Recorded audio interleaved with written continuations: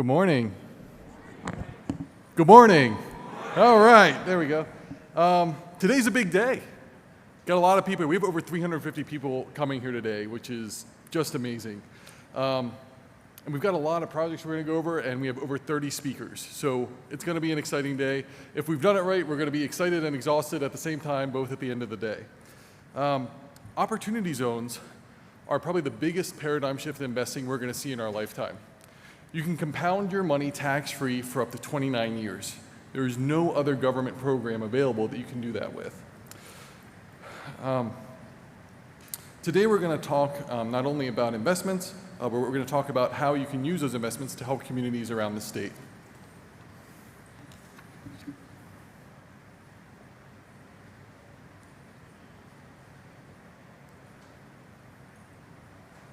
There we go. All right. I want to thank our sponsors, especially our presenting sponsor, Elliott Davis, which I have no affiliation to, though I really wish that I did. And I want to thank Lima One Capital, who's our platinum sponsor. They both, and a couple other of our sponsors, actually sponsored this program before it was even as big as we knew it was going to be, so we really appreciate their early support for this. In order to make this event as impactful as possible, we're actually privately streaming the event live today. So we've given the link to our sponsors and our speakers, and they privately shared it. If you missed something today and you wish you'd heard it again, we are actually recording. We're going to provide you all the link for free at the end of the event, so you can rewatch this over and over again if you feel like.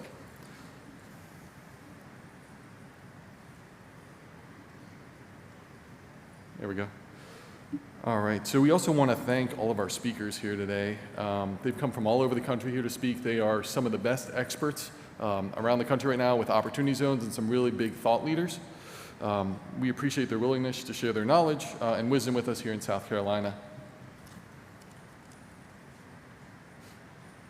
So today I want to talk about summit attendees. I'm going to talk about the South Carolina Opportunity Fund a little bit, and then I want to give us kind of a summit overview. So, as I said, we have over 350 attendees from over 20 states and 63 different cities. What that tells me is that South Carolina is a place where people across the nation are looking to come and invest and do projects. As it stands today, we're probably one of the top 5 states in the country for opportunity zones. We actually have even more things coming down the pipeline from our state level, and you're going to hear more about that later today from Representative Marvin Pendarvis.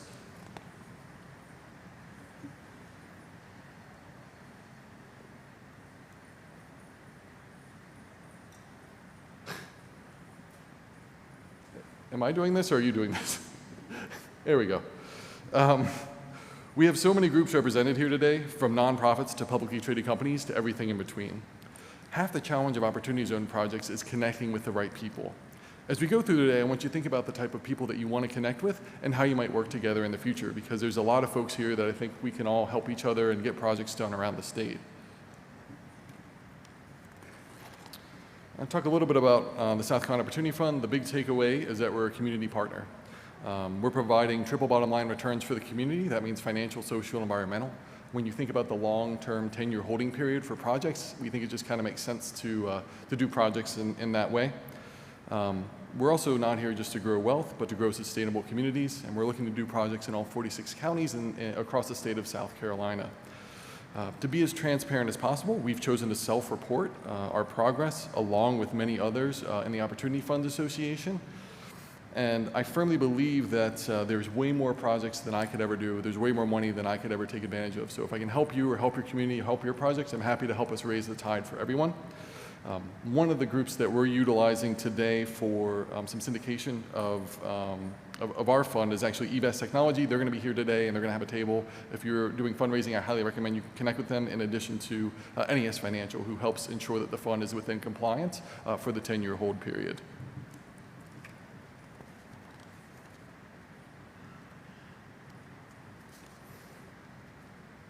So we have a wide range of audience members today. In order to make sure that you meet the right people today, we have over 2 hours of networking scheduled today. We will have a slideshow up during breaks. You probably saw some of the projects. Every one of those projects you saw earlier, there's a person here that represents that project. They're going to be assigned a table number, and if you want to talk to them about that project, you can sit with them. And our thought is you'll sit with them, or we're actually going to have our speakers are going to be at tables too. So project or speaker, you can sit with them, eat lunch for 20 minutes. After about 20 minutes, we're turning into a speed networking event. So you get up, whoever you want to talk to, you connect with them, and we hopefully grow some good networks here at this event. And with that spirit of mind, it's highly encouraged you to introduce yourself to your seatmates, to people at the coffee counter, and kind of everywhere in between. Outside the building, you may have seen as you walked in, we have multiple attractions, including an affordable shipping container home that's, I don't think that particular model, but I think they're building a model. It's 2-bed, 2-bath for under $300 a month in a mortgage payment. They're going to build those right here in Greenville, South Carolina, and we think it's going to be kind of a paradigm shift in how we do affordable housing across the state. And you also saw some electric vehicles and the electric bus. There's some things that municipalities can take advantage of, especially when it comes to mass transit. So we thought it was appropriate to kind of bring something like that and kind of show you some of the things that Opportunity Zones can do for our community. You can also find my contact information and every one of the speakers' contact information in the book you have. So if you need help with anything, let us know. We're happy to here to support you and make things happen across the state of South Carolina.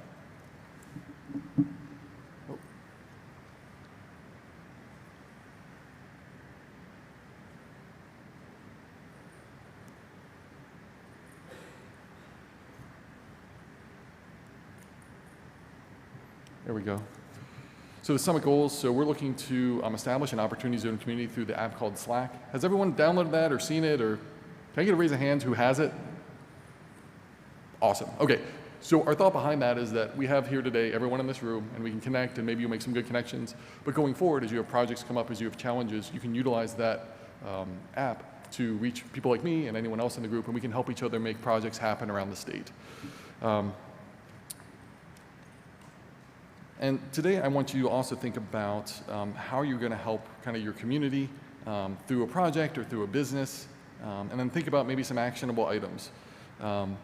Many times we think about things we could do for our community, and we kind of self-reject, and we say, well, that wouldn't work, or there's no way anyone would think that's a good idea. And I really think this is the type of program we should be bringing up some of those kind of ideas and things that maybe you've been thinking about for your community for a while. And I would encourage you all to think about ways that you can help your community in different maybe non-traditional fashions that we can all get behind and support.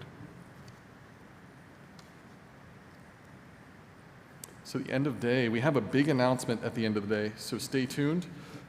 There's also a cold drink waiting for you. We have the Westin Poinsett Hotel. We have a room rented out there, and so we've got free drinks for everyone. So we hope you come by. It'll be from 4 to 6 after the event, so we're really excited about that. So with that being said, we're really excited. We have John Lettieri from the Economic Innovation Group. John is going to come and talk about, they're one of the groups that actually housed the Opportunity Fund idea for a very long time, and they're the ones who helped get it across the line. John is also a native South Carolinian, so we're very lucky to have him here. John?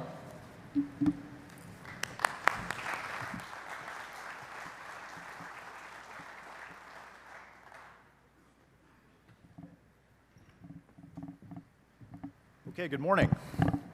They armed me with a new clicker, so hopefully I will succeed where Mark has failed on AV.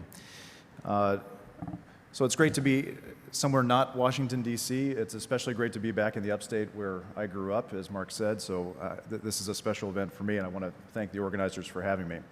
So I'm not an investor. I'm not an entrepreneur. I don't live in an Opportunity Zone community. I'm what people in DC call a wonk, so I bring a wonk's perspective to this issue, research and policy. And so if you'll bear with me, I want to talk, now that we're a year past the zone designations, I want to talk about what we're seeing so far around the country as we go and talk to communities, as we look at the data on what's happening in Opportunity Zones. And I want to talk about what I think needs to happen for this to be a success. How are we going to measure this over time? It's worth starting with the fact that this was a bipartisan initiative. It's worth noting that because it's so rare in this day and age to have, particularly in tax policy, an issue that brings together as wide a spectrum as Opportunity Zones did.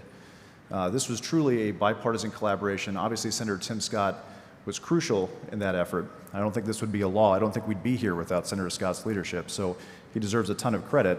But there were nearly 100 co-sponsors of this piece of legislation, ranging from progressives to conservatives, urban, suburban, and rural communities represented. And so it really stood out in the broader tax debate as an issue that did bring together all different sides. It's also worth asking why that was true. And to understand that, we have to look at the communities that have been designated. And frankly, I think every conversation about opportunity zones should begin and end with a conversation about communities.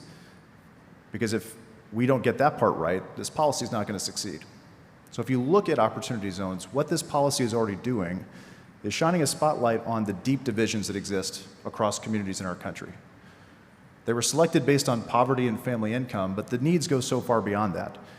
One of the worst statistics, I think, or one of the most indicative of that divide is the life expectancy gap. There's a 3.5-year life expectancy gap between opportunity zone residents and the average community elsewhere. Every indicator we look at, health indicators, poverty, incarceration rates, upward mobility, all of them are deeply divided across this country, but in opportunity zones, we're seeing the evidence of that division and the evidence of the opportunity to do better. And what this amounts to is we are leaving too many of our best minds, too many of our fellow citizens on the sidelines.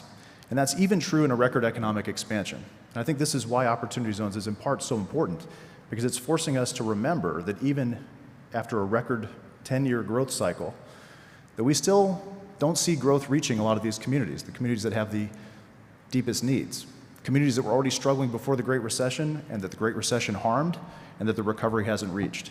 So for many of these communities, the recovery really hasn't started yet. Opportunity zones can be a part of that story if we get it right.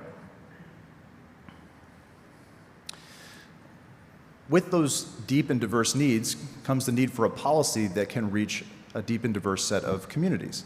And that's one of the things that I think is so special about this policy and where so much of the potential for opportunity zones lies.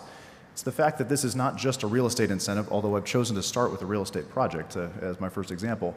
Most of the attention so far has been on real estate, but when you look across the country, we're seeing things like agriculture.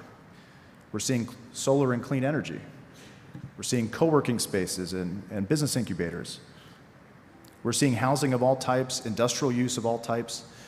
We're seeing this broad and diverse array of challenges that investors are meeting. And I like this project in Cleveland because the developer really captured what is so special about opportunity zones. If you look at this quote, some of our investors are able to invest in this project and take less of a return than they typically would because they have all these tax benefits from opportunity zones. What that means is our capital stack is less stressed for dollars. We're able to take some of the units and charge less for them and still pay back our investors. Opportunity zones made this project in Cleveland more affordable for the local residents. It was tailored more specifically to the community's needs, and they brought in a business to be part of that project as well. It allowed these developers to do more for the community than they could have done without the incentive. That's really very much at the heart of the spirit of this policy. And we're seeing stories like this emerge from around the country. I mentioned entrepreneurs and co-working spaces. We're seeing a number of companies spring up to help develop a local entrepreneurial ecosystem in their communities. One of the big challenges facing distressed areas of the country is a lack of business formation. And that is not a lack of entrepreneurial talent. That's not a lack of capacity. That's a lack of support. It's a lack of capital. It's a lack of resources. The things that many of us take for granted in more prosperous areas, that infrastructure doesn't exist. And so if one of the legacies of opportunity zones can be a stronger entrepreneurial ecosystem where we're tapping into those brain cells that we're leaving on the sidelines now, that would be an incredible legacy for this policy. And we're seeing folks step up to do that today. I took a little tour around Greenville's opportunity zones yesterday, and I have to confess, in the 20 plus years since I lived here, this area's changed a little bit. There's a lot of growth, and that's a great thing to have. One of the challenges that comes with that is affordability. And when I was hearing some of the prices quoted, it started to sound like DC real estate prices. I was shocked. So growth is a great thing. How do we harness that and also ensure that workers, teachers, firemen, police officers, that they can actually live in the communities that they serve? A lot of investors are stepping up now to tackle that challenge in high growth markets, where they're using opportunity zones to build workforce housing.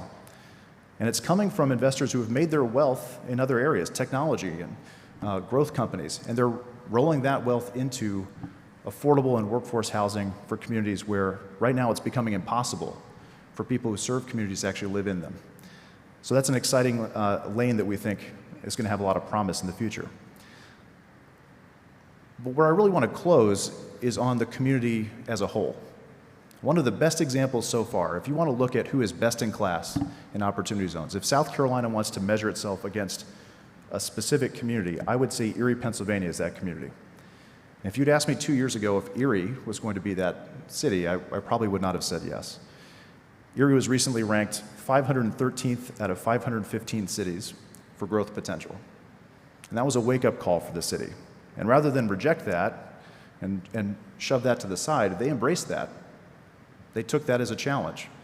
And their city leadership got together, their community foundation, their anchor employers, their university system, the mayor, civic institutions, and they said, we've got to do better. And right in the middle of that attempt to do better, Opportunity Zones was passed.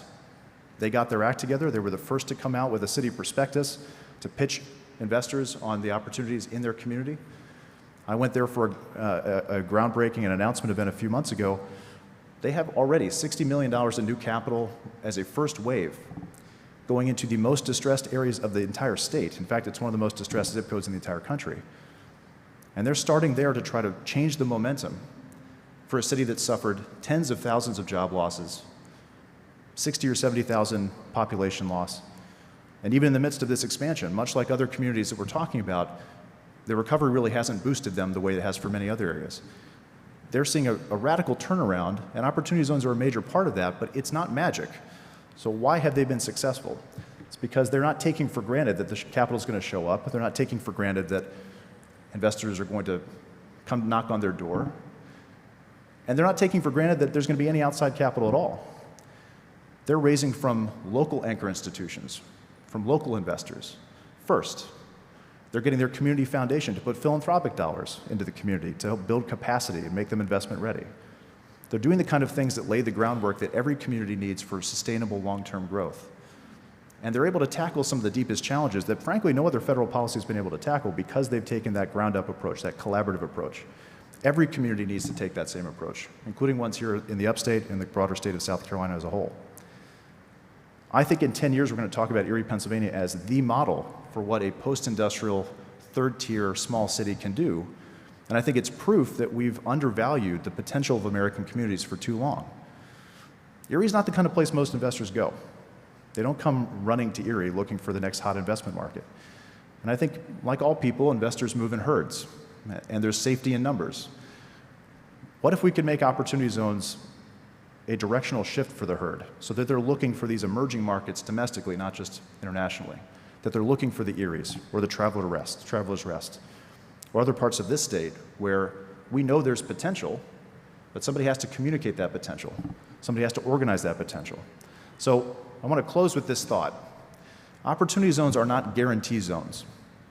Erie understands this. The communities that are doing well with this policy already understand this. It's not a guarantee. If you want to succeed, somebody better have a vision. The local community better be pulling together. We better be thinking about the long-term purpose of this policy. Because some things are prescribed. The federal government sets the tax incentive. The governors designate the zones. Investors have to come up with the capital. The private sector is going to set up the funds. That's the prescribed part. That's the guarantee part. But the outcome is not guaranteed. Are local leaders setting a vision? Are the anchor institutions stepping up and playing a role? Are civic leaders engaged? Are investors actually looking for impact? Going back to that slide about the communities, are they thinking about the communities or just their bottom line? Those are the parts that no one can guarantee in legislation. It's up to the communities to set that vision themselves. And I hope that in 10 years when I come back, hopefully Mark will invite me back for the 10-year anniversary, that we can say that about South Carolina and the upstate in particular, that folks took that approach. Because I think we all know in this room the potential is limitless for this community, for this state, and for states around the country that have not seen the kind of growth that we often hear about at the national level. But to achieve that kind of growth and to have any kind of success with this policy, we've got to take this bottom-up collaborative approach first and foremost. So thank you for having me. I look forward to the rest of this presentation.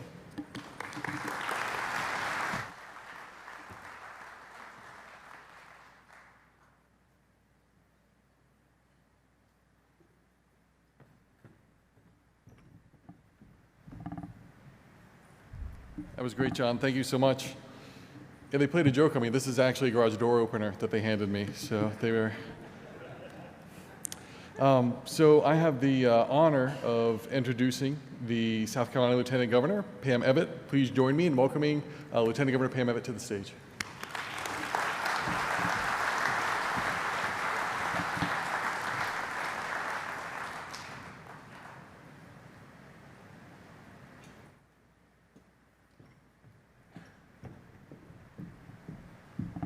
Good morning, everyone.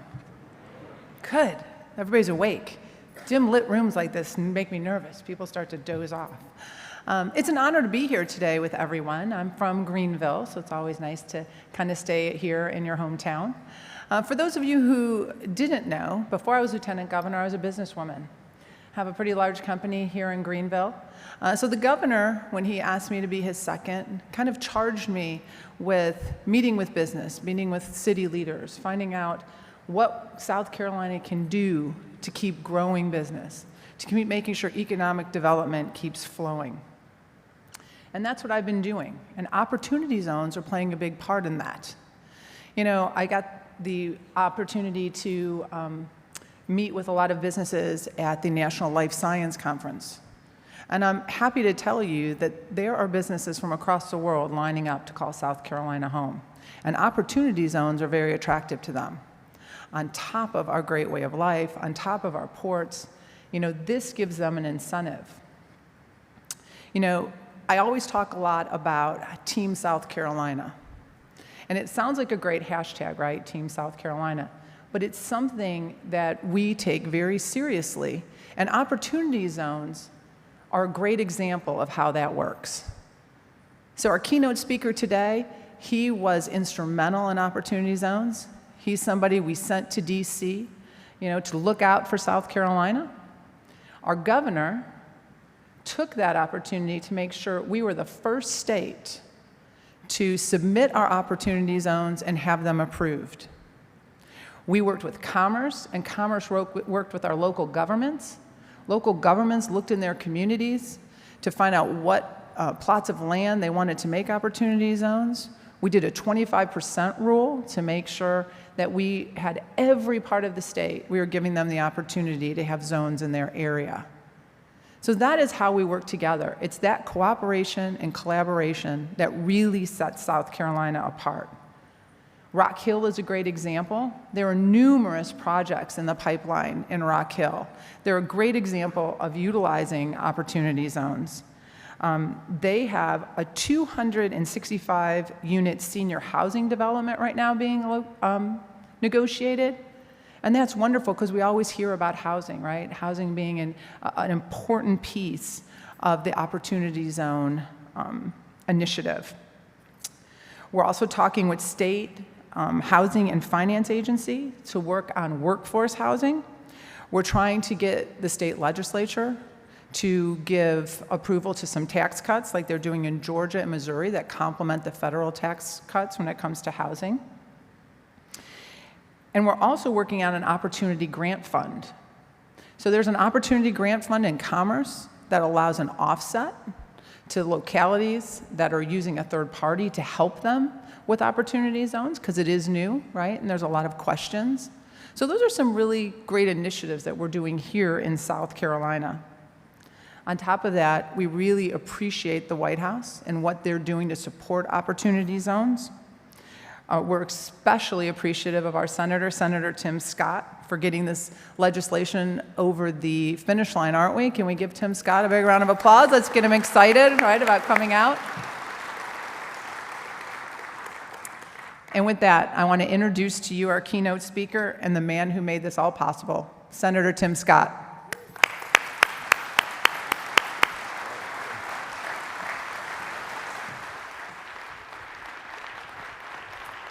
Thank you. God bless. Great job. Good morning. Thank you very much. Thank you. Have a seat. It is always good to come home. That is for sure. How's everybody doing this morning? Blessed and highly favored. Who said that? All right. Praise the Lord. We're going to take up an offering in just a little bit. All right. I'll give this one to the church, not to us. Well, I hope you guys are having a good day. I'm going to come down here for a little bit. Hope that works out fine. Can you guys still see me okay? Excellent.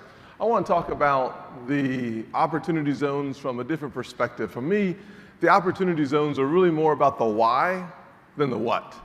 So if you understand the why the opportunity zones are so important to me and to those of us who crafted legislation, it'll be easier to see the what and the how.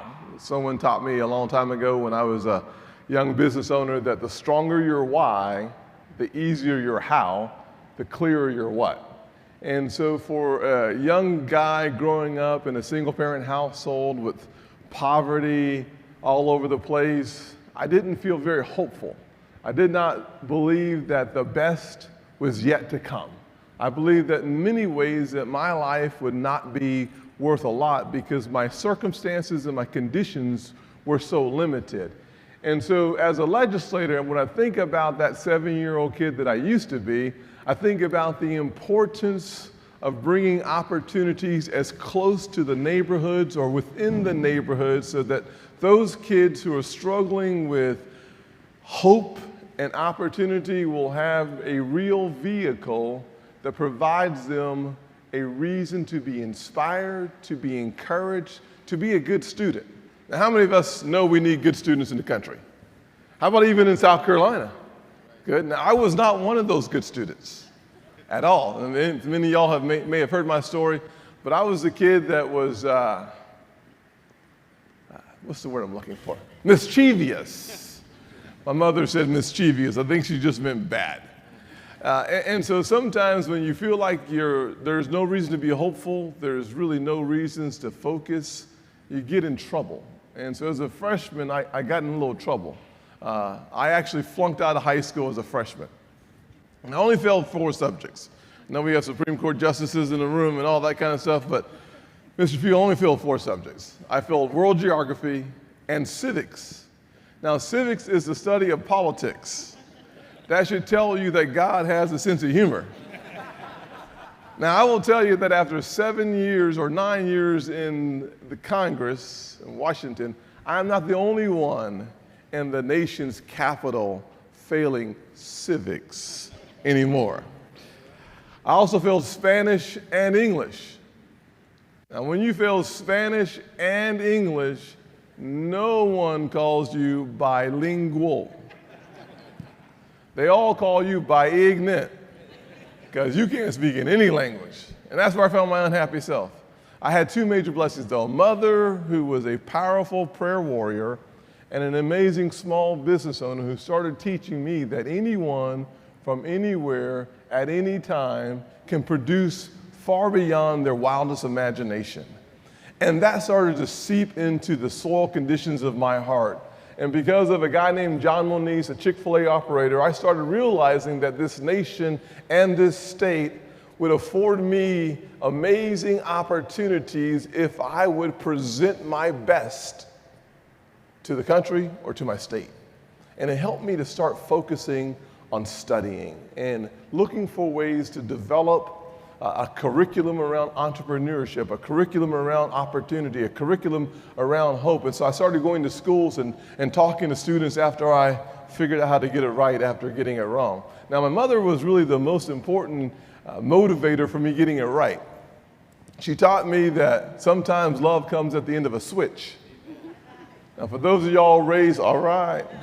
And for those of y'all raised with time out, a switch is a southern apparatus of encouragement. Willow tree. Willow tree, baby, yes. And it is applied from your belt to your ankles. And I was thoroughly encouraged, so that really was really helpful.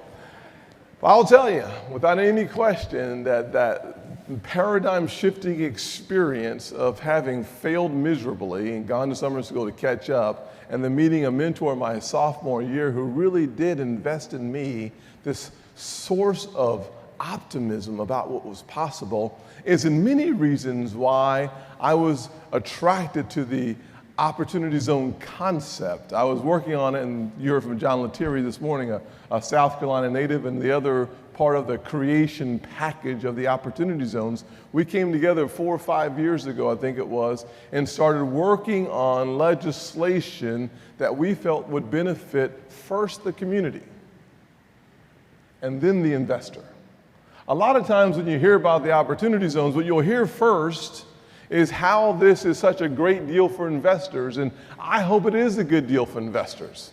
But the design of the legislation is really for the community that is sitting there and has sat there for sometimes generations, at least decades, without any new infusion of capital. And so we wanted to design a system that would attract new capital into places where capital has been fleeing those neighborhoods.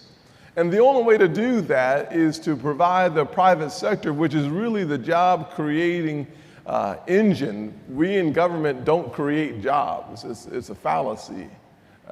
The private sector creates jobs. And so I was hopeful that if we had the right incentive package, we might be able to attract the jobs and the resources into the communities where kids like me with potential that they have yet to be discovered or unearthed would find themselves aligned with those opportunities. And what we see in the opportunity zone legislation is that balance, the equilibrium where by deferring your capital gains tax 7 years, by giving you up to a 15% step up in basis, and by giving you a chance to have zero capital gains tax if you stay in an investment for 10 years, it makes you take a second look at areas of our community that desperately needs the capital.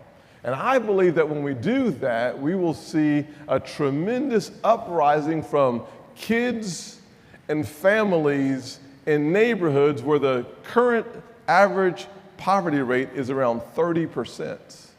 America's poverty rate is around 12%. So we'll be bringing opportunities and resources and jobs into those areas. As an example, in Orangeburg today, in an opportunity zone, an industrial park is looking to create, and they're in the process of creating, hundreds of jobs in the Orangeburg community. I spoke with the president of South Carolina State University, which is contiguous, not in, but contiguous to an opportunity zone. And there's a couple of former NFL players who want to work on housing for schools, and they're looking at bringing those resources to Orangeburg County. Jasper County, they're using an industrial park. A little Jasper County in the house? I can hear all two of y'all. This is awesome. This is great.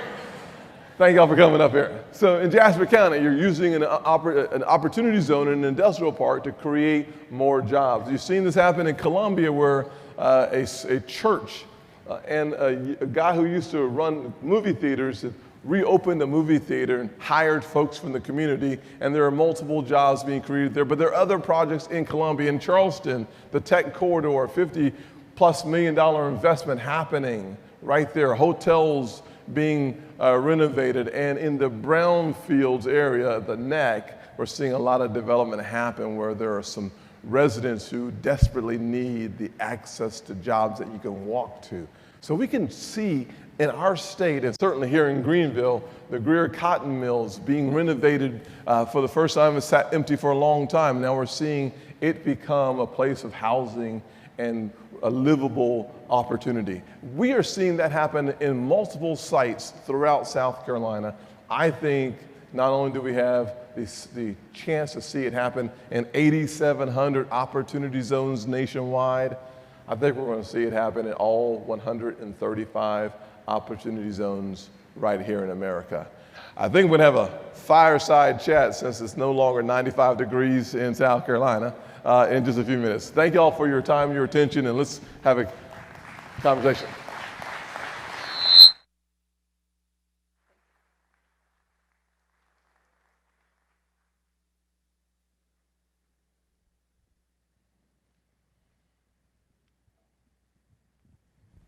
Good morning. Good morning. How are you? Doing very well, thank you. Excellent. My name is Stephanie Yarborough. I'm an economic development attorney at Womble Bond Dickinson. I've had the pleasure of knowing Senator Scott for a long time. We have walked manufacturing facilities together. I'm involved in opportunity zones because I get the call a lot of time from companies that say, I'm physically located within an opportunity zone, so can you please help me go take advantage of that incentive? So we have to back up a little bit and explain that that's not how this works. Right. Can you share with us some examples of wonderful success stories throughout the United States that you've seen created as a result of opportunity zones? Yes, so certainly. I was in Dallas, Texas just recently, and there's a group of investors led by a guy named Ray Washburn, who's doing a $400 million investment, creating more than 2,000 permanent jobs, partnering with one of the largest minority-owned or minority-led construction companies. They do about $2 billion a year. They're going to build housing, retail, I think light industrial, light commercial as well. This is a massive project, but one that is going to be a marvel of the country. There's someone here in the audience from Arizona, Quinn Palomino. Where is Quinn? Over here on the right side, if you're sitting, left side if you're sitting here, who is involved in a number of hotel projects in Arizona and other opportunity zone projects throughout Arizona. She has put together something called Virtua Partners that is working throughout Arizona and I think parts of California and spreading throughout the country in a wave to take advantage of the opportunity zone designation, but having a community focus in her ROI, which is amazing, the type of developers that we have and investors we have coming to the table. Absolutely, absolutely. Have you seen other states and specific communities within states enact policies or legislation to enhance what's already available just by virtue of being in an opportunity zone to make it even more substantive for the state? Yeah, so I would say that the couple states, Maryland has done a pretty good job. They're one of the leading states in the country of having the governor and the lieutenant governor. Lieutenant Governor Rutherford and I had a call and then a conference where I interviewed him about some of the ways that Maryland is incenting entrepreneurs and investors to take a second look at the state.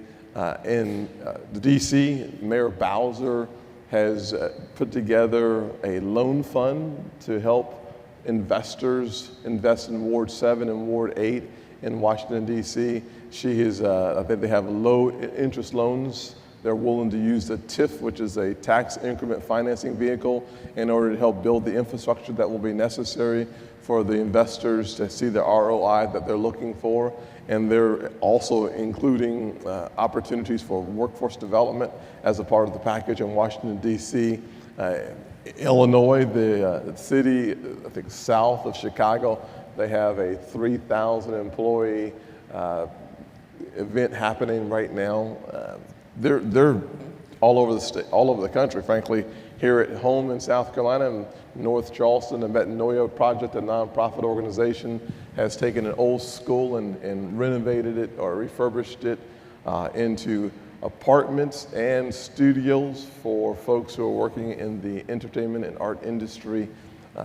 Mayor White here, Knox White, is working on a project where he has created incentives on, I forgot the number of acres, but $75 million project near the water, Riverside, that is going to be a fantastic approach of having mixed housing where you have affluent folks living in condos to workforce development housing to affordable housing, all within the same footprint. So there are incentives in each of these projects, and there's a coordination or collaboration from density issues to TIF agreements to states providing low interest loans as well. So there is that combination, but as important as that, we have the federal government led today by the chairman of the committee is Ben Carson, who is taking 13 different agencies and looking for ways to synergize the resources of the federal government to bring those to bear within those opportunity zones where the poverty rate is too high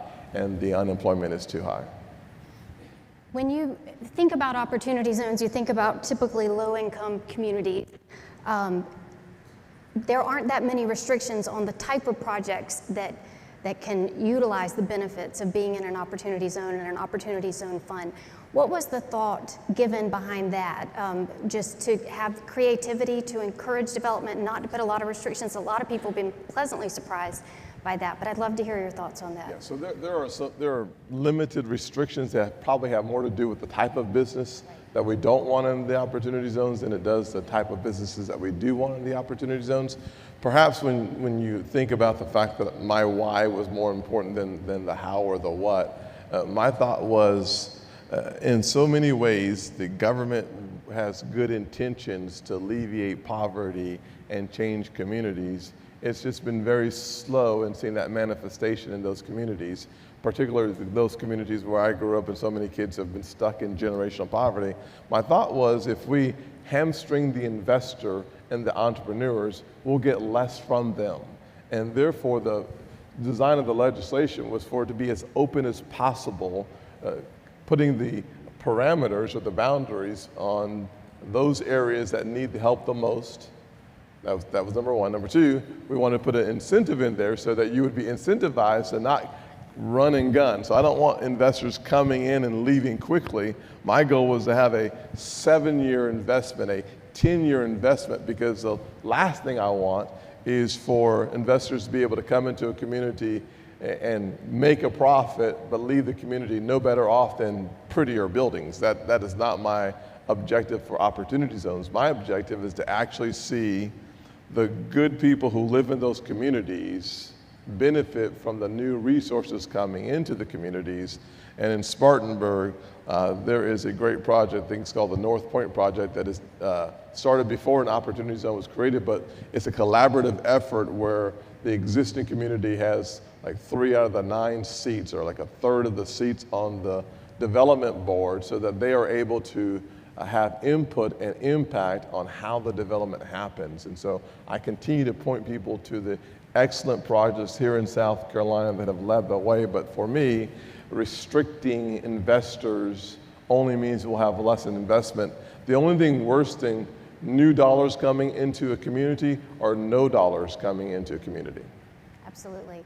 What are some of the, now that we're about 2 years in, what are some of the unintended consequences, both positive and negative, that we've seen coming out of the Opportunity Zone legislation? Yeah, so the negative consequence, which is something that I'm going to have to work on, is that part of the design of the legislation was to make the boundaries as clear and the rules as simple to follow as possible.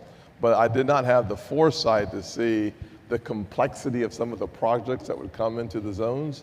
And so when you think about a $400 million project, the investment horizon, the time to get the capital, invest the capital, it's short.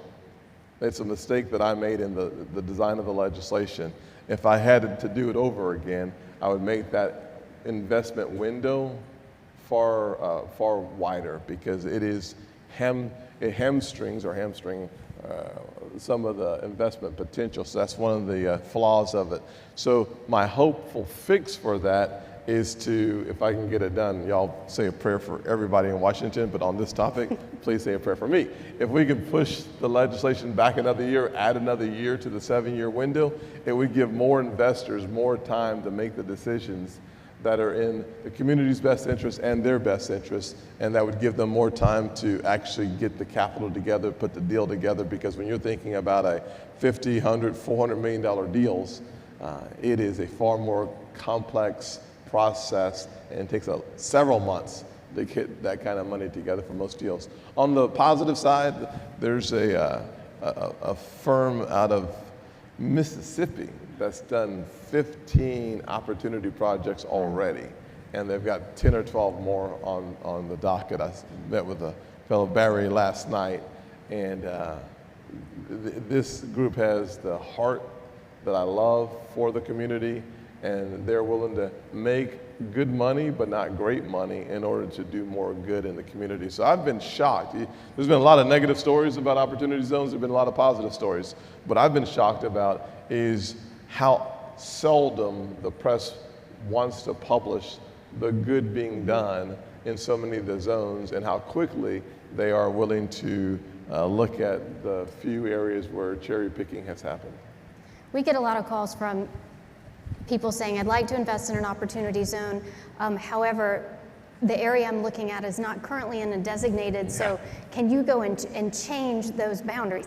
Do you think there will be a mechanism in the future to revisit those designated opportunity zones to possibly change that on a going forward basis? That's one of the questions I get a lot too, Stephanie, is can we change? I mean, the opportunity zones are great, but did you know you left this one spot in a donut hole? I was like, I didn't leave this spot, actually, but the answer is no.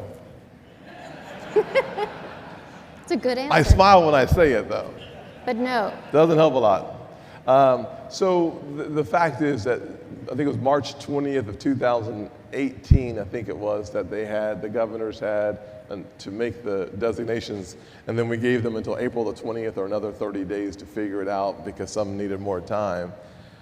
And they were locked in. So what the challenge is that the 8,700 zones represent about 25% of the potential zones around the country. Each governor was restricted to only 25% of their new market tax credit areas that are designated as distressed communities. So it's a limited approach. We had hoped, and I still hope, that this will be the first iteration of opportunity zones. And the facts are that as we move forward from a legislative standpoint, we'll have another chance, another bite at the apple in a few years once we prove that opportunity zones are good for the community, good for the investors, good for America. That's going to happen. And as that happens, I think we'll have a bipartisan coalition that will be willing to make a couple of changes to it, to include the reporting requirements. I think it's incredibly important that we know who's doing what where and why. That reporting requirement that we had to strip out because we used a vehicle of reconciliation, which basically means you can't have the reporting requirements that did not fit into the technical definition of the vehicle of reconciliation. Said differently, we need to get back to a place where we understand and appreciate who's investing, where they're investing, what the response is, what the return is, what the benefit to the community is. I want everyone to be able to see in plain sight what the opportunity zone legislation means to the community as well as the investors. If we have that kind of transparency, it's certainly easier for us to resell part two. Sure. I was working on a project in a lesser developed part of South Carolina, and a manufacturing facility had closed down. And the new potential owners came to town, and there were people lining the streets outside the facility holding resumes. And the owner of the company walked around and collected them. Yeah. And I said, what are you going to do with those? And he said, they'll be the very first people I hire. Awesome. And it was in an area that needed it. So, absolutely. And so many times, certain areas within our state, within our communities, don't have a chance to compete for jobs, and we know jobs support families.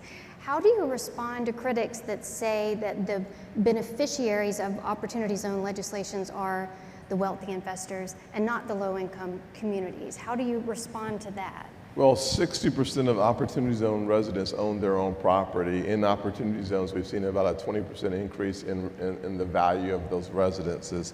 And so if you think about the wealth gap in our country, the most important asset that one owns in America today is the home they live in. And so when you see the increase in home values, you're actually seeing the increase in one's net worth. So I'd start there. The second thing I'd say is that the only way for us to see wages go up in the most impoverished areas is to bring more entrepreneurs into those areas. And frankly, what we've seen inside opportunity zones is about a 6 to 8% wage increase. You have to take that with a grain of salt, because in America we are now celebrating a 3% wage growth, which is fantastic. We haven't seen a 3% wage growth in more than a decade, and we've seen it quarter over quarter after quarter. More importantly than the 3% wage growth is if you take a look at the Bureau of Economic Analysis, BEA, you'll see that the bottom 20% earners have seen a 5% wage growth in this current economy. So when I talk about a 6 to 8% wage growth within the opportunity zones where the jobs are today, that outstrips even the best numbers we've seen in more than a decade. So if we can continue to provide more jobs in those areas, it makes it easier for folks living in low-income communities to have jobs that they can walk to, that they can get to, where transportation and other obstacles are not in their way. So it is a piece of legislation. There is no panacea to poverty.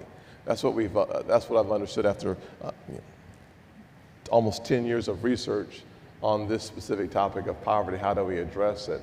I think we need an all hands-on-deck approach to government sources of trying to keep folks comfortable or moving forward is just ineffective in and of itself. We have to find a way to attract the private sector back into communities where the needs are really high. And if you're going to do that, the investor needs to make a return on their income or on their investment. And at the same time, the jobs that they're creating are the most likely jobs that will employ the folks who are living in the communities. Here's another, I think, important stat as I think this through a little bit.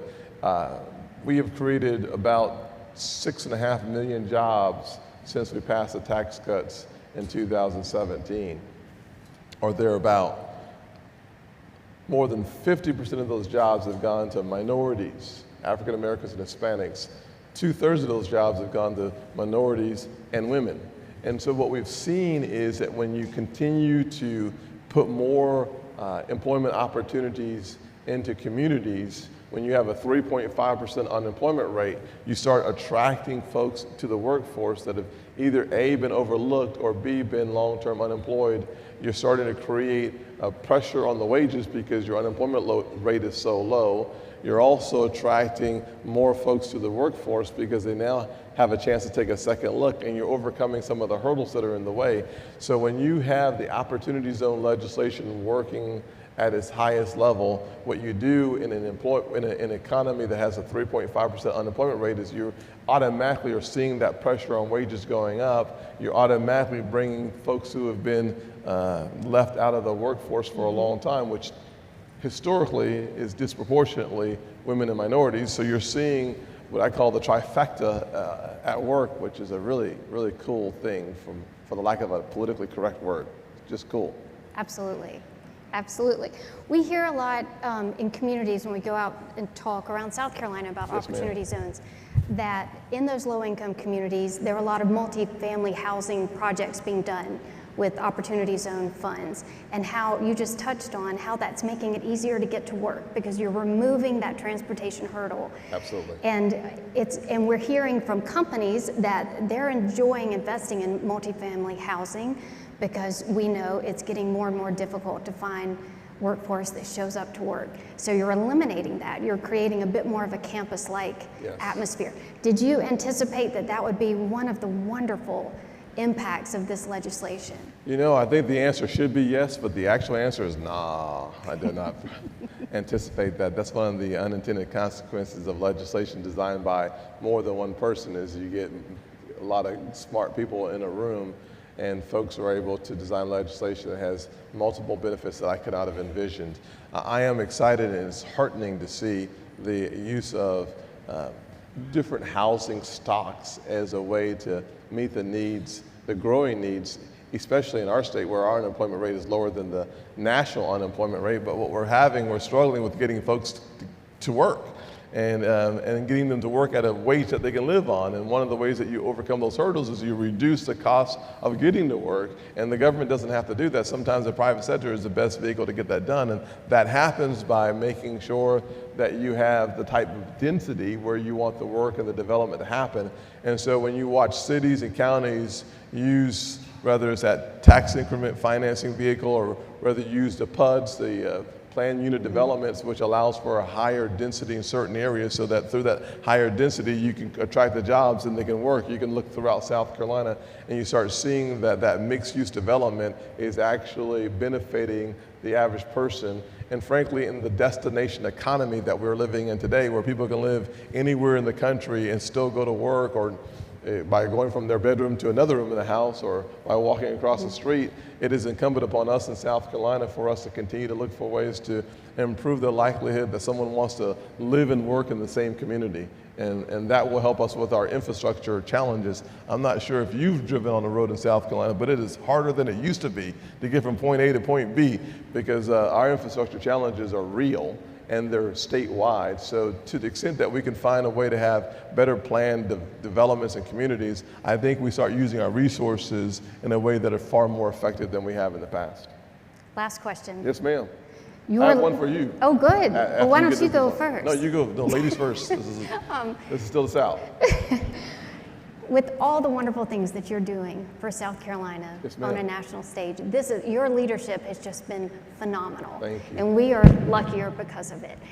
Of all the many things you could choose, how did we get lucky enough that you chose this area to put your time and your passion and your energy into? Wow, that's a good question. Honestly, I have been so blessed to have a second chance at life that so often too few people have the privilege of maximizing their potential in a place where the people that love them the most see more in them than they can themselves.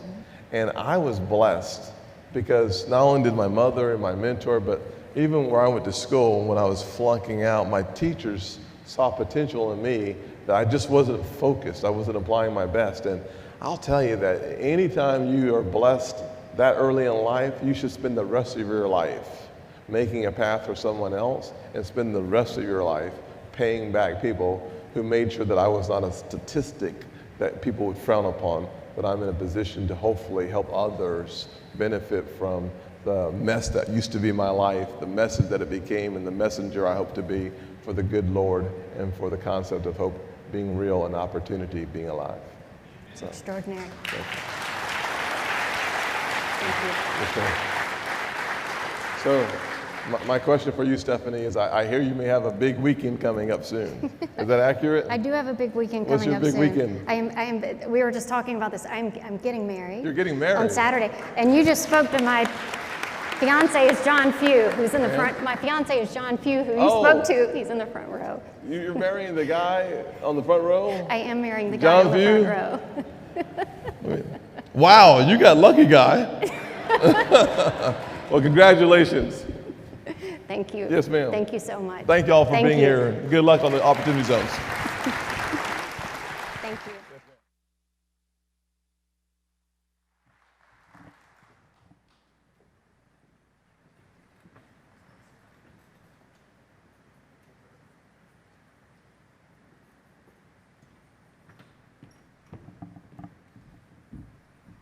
All right, that was quite a fireside chat.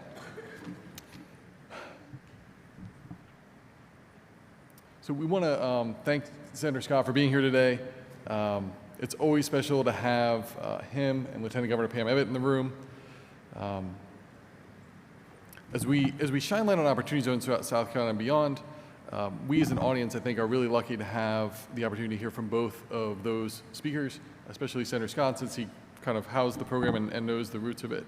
At this time, I want to invite Andrew Shook, Head of Commercial Lending at Lima One Capital, onto the stage. Andrew?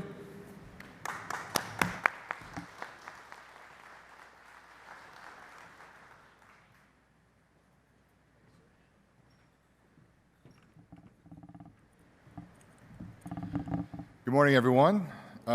This is a little bit of a tough follow. I'm not used to following someone as distinguished as Senator Scott, and asking a math nerd to follow a professional orator is a bit of a tough one, but I'll see what I can't do here. Opportunity zones are obviously very exciting, and we're honored and privileged to be here to kind of share a debt capital provider's perspective onto opportunity zones. Lima One Capital, hopefully most of you know, certainly those of you that are from Greenville or South Carolina, Lima One is located right here, excuse me, in Greenville. We have about 150 employees.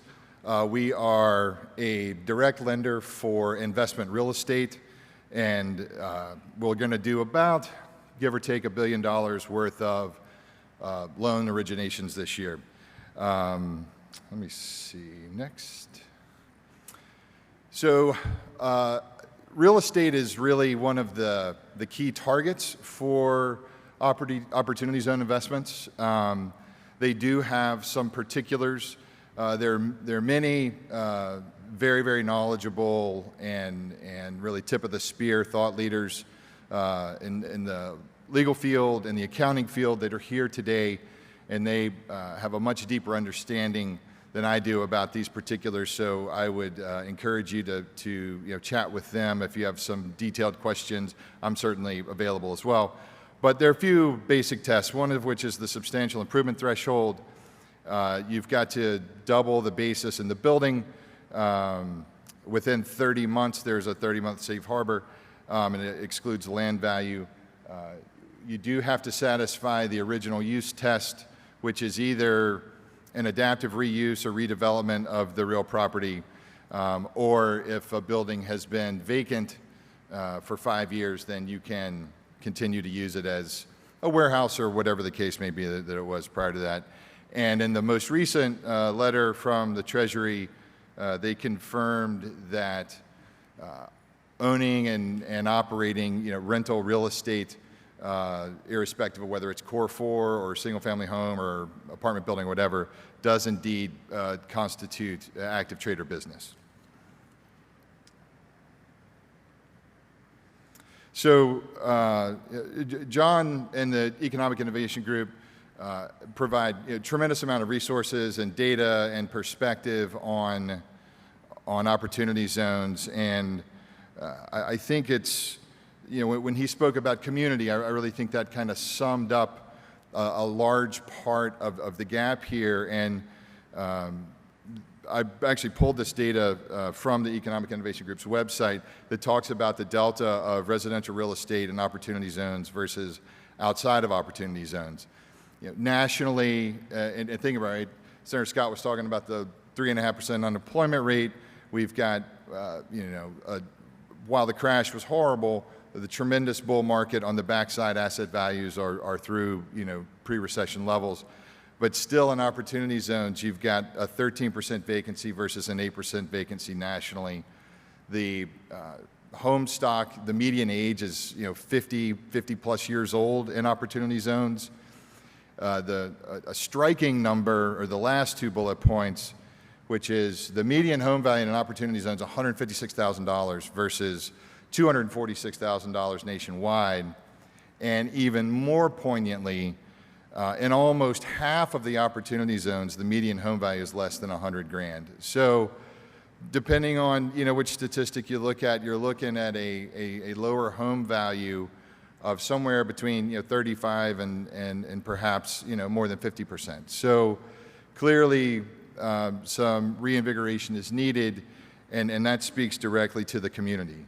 And this is exactly the kind of capital that Lima One Capital provides.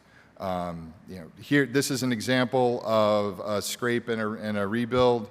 As you can see, a tremendous improvement. In a more modest example, but also without a doubt, more frequent example is rehab of a property that is shown in these two pictures here. So, I hope, in summary, that you can see that whether it's warehouses, office buildings, office space, incubators, all of those places need employees that live in the community, that live close by, that have safe, clean, reasonably priced places to live. And the impact on the community is tremendous, as you can see by those couple of examples. And we are, as a firm, committed to providing financing, for investment real estate. So, thank you very much.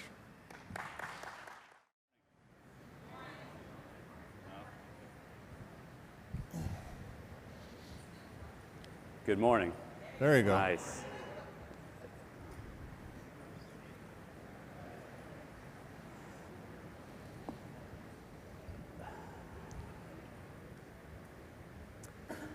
As Mark said, my name is Corey Willett. I'm a shareholder with Elliott Davis. We're a business advisory firm headquartered here in Greenville, South Carolina. I'm in our real estate practice and have been leading the firm's initiative on opportunity zones for the past year and a half. So I'm really going to look at this from a tax perspective over the next 30 minutes, and I know we have a broad range of attendees, some who have probably new to opportunity zones, some who have been dealing with it for a year and a half as well. So want to give everyone, make sure everyone has a base understanding of the tax benefits, and hopefully everyone's comfortable. If you have a question, we're willing to take questions, so if you're comfortable asking, please ask away. We've got an iPad up here with the Slack app open, so if you want to ask a question via that method, I'll try to monitor that.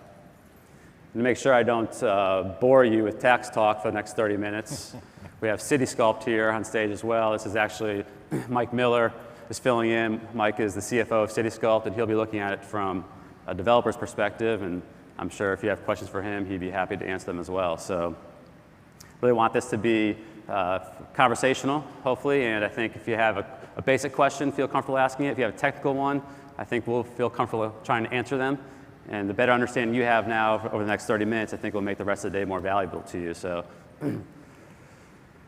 opportunity zones. What's we know it's a tax incentive to drive investment into low-income communities. So, what is that tax incentive that's built into the program?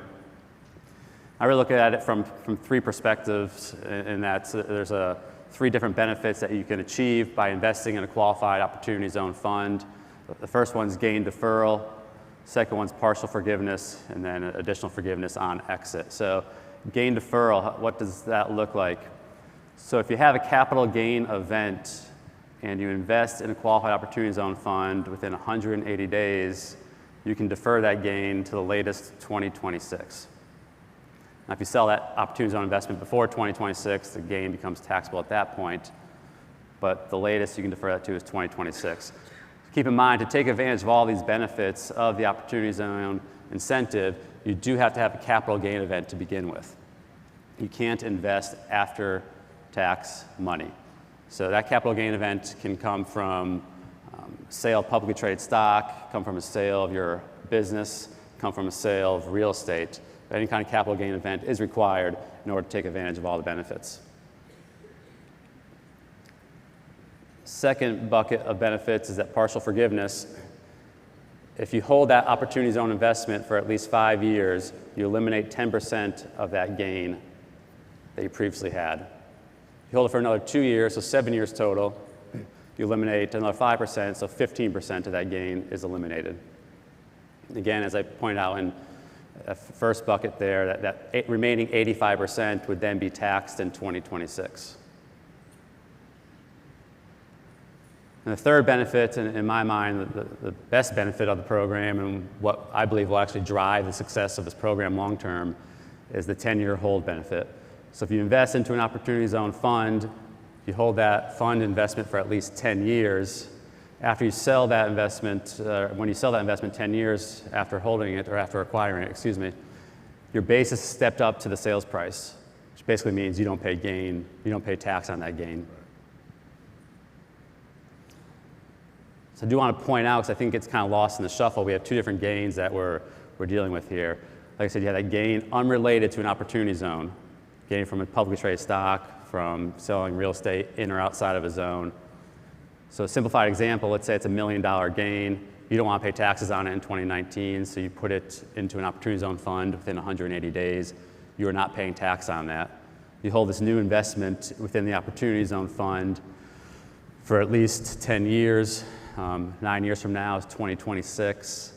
You'll pay taxes at that point on 85% of that million, so it's $850,000 of gain that's getting taxed.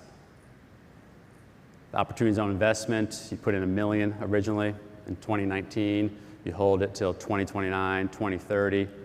Hopefully that asset that you invested in has appreciated since your initial investment. That $1 million hopefully grows to $2 million, $3 million, $4 million. That appreciation from $1 million to your exit price is fully tax-free. There are some nuances built into all those, but like I said, won't get into the details unless, of course, anyone has any questions about that. So for the next couple of minutes, I want to look at this from two perspectives, one from the investor who has the capital gain event, and then the other perspective from the fund who's taking in equity and developing assets or businesses within the zone. So as I pointed out, you have to have a capital gain event. Do want to note that you don't have to defer, or you don't have to reinvest the entire gain. You could choose to reinvest a portion of it. So if you reinvest 75% of your gain into the fund, and 75% is deferred, 25% is taxed. One other item to point out on that is to defer 100% of the gain, you only need to reinvest the gain amount, not 100% of your proceeds. So if you sell real estate for $1 million, say your basis in that was $600,000, you have $400,000 of gain, you don't want to pay tax on any of it. You don't need to reinvest the $1 million, you can just reinvest the gain of $400,000. So your basis for that principal of $600,000, you can take off the table and do with it, invest it somewhere else, spend it, whatever you wish, but you can still defer 100% of the gain by only reinvesting the gain amount. A third requirement from an investor's perspective is it must be reinvested within 180 days. So you can take receipt of that cash from the initial gain, hold on to it for up to 180 days. At that point, you need to get it into a qualified opportunity zone fund. At 180 days, you think that would be straightforward, but it's tax law, so of course it's not. The 180-day measurement period starts, depending on how that gain was initiated, starts at different points possibly. If you sell stock in your portfolio that you hold directly, you have 180 days for when that transaction occurred that generated the gain. If you happen to hold investments through a partnership, whether it's real estate held in a partnership or stock in a family limited partnership, you have 180 days from the year end of that partnership. So typically you have a calendar year tax-paying partnership. So you, the partner, would have 180 days from 12/31 year end. The reason for that is sometimes, depending on what your ownership is in the partnership, you might not know what your gain amount is until you get that K-1 at year end. So they've deferred that window of 180 days to year end, hopefully allow you to get from your CPA, your tax preparer, that K-1, maybe March timeframe. At that point, still have 3 months to reinvest it, so 180 days from year end. One thing I've seen that's kind of caused a hiccup on this one unintentionally is typically in a real estate deal, if you sell your main asset, there's no need to keep the partnership open. So I've seen some people who have sold the asset maybe in March, February timeframe. They think they have 180 days from 12/31 when the partnership year ends, but they go ahead and liquidate in June, not thinking, hey, that June liquidation of the partnership starts the 180-day clock. So something to be aware of there. Looking at this from the Qualified Opportunity Fund and how this is executed once they receive equity from investors. So Qualified Opportunity Fund, that term there kind of scares a lot of people away. They think, a fund, I need to look to a third party, I need to look to a governmental entity for a fund to invest in, but any taxpayer can create their own fund like they would any other LLC or partnership. Like Senator Tim Scott said earlier this morning, the plan was to keep this program as simple as possible, which is almost laughable when I get into the law, but the intent is to keep the barrier to entry low, and that they don't want to get governmental entities involved to manage the fund. They do want any taxpayer to be able to create their own fund, and that is the case. So with your initial tax return, you file some additional paperwork to self-certify that your partnership or corporation is a fund. So in addition to that, the fund itself, to be qualifying, right, you want to be a qualified opportunity fund, you don't want to just be a fund, you have to hold at least 90% of your assets in qualified opportunity zone property. So what is qualified opportunity zone property? It can be qualified opportunity zone stock, qualified opportunity zone partnership interest, or qualified opportunity zone business property. So it all seems pretty redundant, but I'll try to explain the difference here.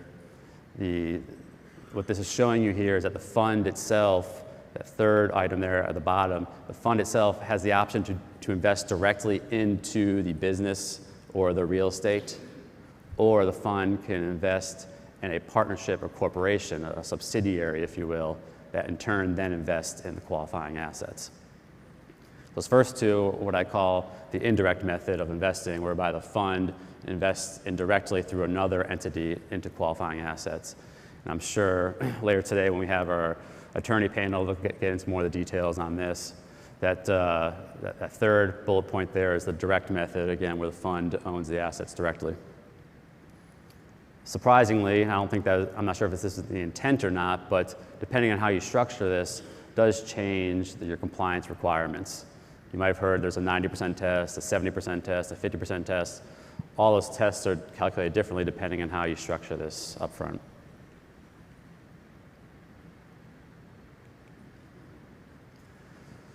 We jump back. So to be a qualified opportunity zone stock or partnership interest, number one and number two there, you have to invest in a qualified opportunity zone business. All right, so at the end of the day, the assets need to be qualifying. It's just layering down from a fund down to a subsidiary, down to the actual assets and what those are. And here are some of the tests that go along with that. You have 70% of the tangible property must be in a qualified opportunity zone, or excuse me, in an opportunity zone, obviously, right? At least half the income must be derived from an active trade or business within the zone. Less than 5% of your assets can be financial instruments. So you can't you can't become a day trader sitting in a zone and forego capital gains tax. It needs to be tangible, real assets, not financial securities. And it can't be what they call a sin business, which those businesses listed down at the bottom, if you can read it, were taken from the New Markets Tax Credits section of the tax code, and they just piggybacked off that. The property that's held by the qualified opportunity zone business, there's a couple of requirements here. Just touch on them high level.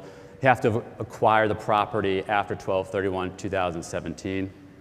So if you are a business owner or a landowner that owned property in the zone prior to 12/31/17, there might be some benefits you can get. It'll be a little more difficult. You have to get a little creative in the structuring, but just generally speaking, you would not qualify. During substantially all the fund's holding period, all the assets must be used in the opportunity zone. And then that third requirement is an OR requirement.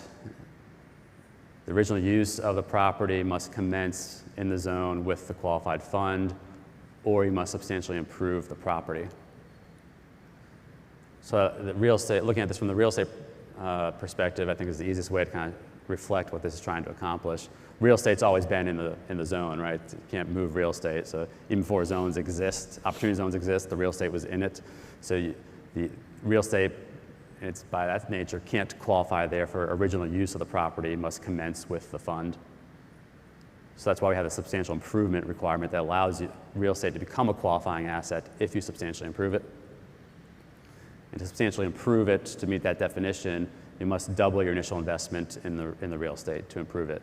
Or if it's an existing business that has assets, you must double the initial cost of the assets you're acquiring for them to be considered improved. Now, if you're a new business that's never been in operations and you're opening up in the opportunity zone, you don't have to worry about that substantial improvement requirement because the original use begins with the fund in the zone. Or if you're an existing business that's outside the zone, you pick up and move your assets into the zone, then you possibly don't need to substantially improve those either. So that's the tax perspective. I'm going to turn over here to Mike, and he can talk about what Citysculp's doing in the opportunity zone space, talk about it from a real estate developer's perspective, and talk about a project here in Greenville. Where's the up there? That one? Okay. Yeah. Good morning, everyone.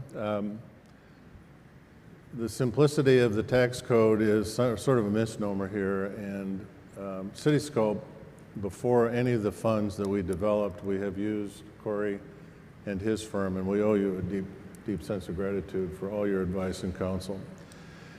It really comes down to a couple things. First is that no two taxpayers are alike, and no two funds are alike. So seeking qualified tax counsel is essential as you think about opportunity zone formation and opportunity zone execution. Citysculp has been around for quite some time in the Charlotte area, doing projects in both North Carolina and South Carolina. And our tagline and our brand imaging has been shaping cities and improving lives. And the Opportunity Zone legislation that came out in 2017 is reflective of what we have done in the past, of a great deal of urban infill projects that takes a great deal of vision, a great deal of courage to execute, but we have been building multifamily, retail, office buildings in what currently look like opportunity zones, but at the time we're not. We've petitioned the government to go back and recertify them, but that's, as Senator Scott said, the rules are pretty firm and not going to change. We offer lots of asset classes that range from multifamily to student housing, senior housing, retail, and certainly office buildings. Our Opportunity Zone investments currently are we have about 15 to 20 at any given time. We're looking at Opportunity Zone investments. For our Opportunity Zone target areas, we're looking at market rate multifamily. We're looking at impact rate multifamily, which would include an element of affordable housing, as well as municipal projects. Many municipalities and governmental entities are looking at using their investments that they have in opportunity zones to leverage new projects, whether they range from parking facilities, water treatment facilities, and using that private-public partnership to draw outside capital to get some of their projects completed. This is a pretty busy chart, but there's a couple of things to consider as you're looking at investing in Opportunity Zone funds. And I really want to go to bullet number 7. Again, these are very complicated matters that require both legal and tax consultation to really understand the impact that you will receive as you make these investments in Qualified Opportunity Zone funds. And also the experience, number 2, the bullet point number 2 is experience with Opportunity Zone funds and fund development. And again, firms like Elliott Davis and Corey have been instrumental in providing that tax foundation in terms of rolling out these Opportunity Zone funds. Currently, we have 2 funds right here in Greenville, South Carolina, Fund 1 and Fund 2. Fund 1 is a development project that includes an existing office building that's often referred to in Greenville as the AGFA building. It's a building we own. And associated with that, Fund number 1 is that existing office building, as well as a 263-unit multifamily complex with a parking facility that's embedded in it. And that's about a $72 million project. And within that, within the multifamily, there is a workforce housing component that has about 22% of the units allocated to workforce housing. A couple of things about that particular multifamily project: it is built on currently vacant land, so we're not displacing any homeowners. And it's also providing workforce housing to the Central Business District of Greenville, which we think is an enormous addition to the landscape of the Central Business District. And it also addresses something that Senator Scott talked about, which was the transportation hurdle that many of these projects have. And this is really 2 blocks off of Main and McBee.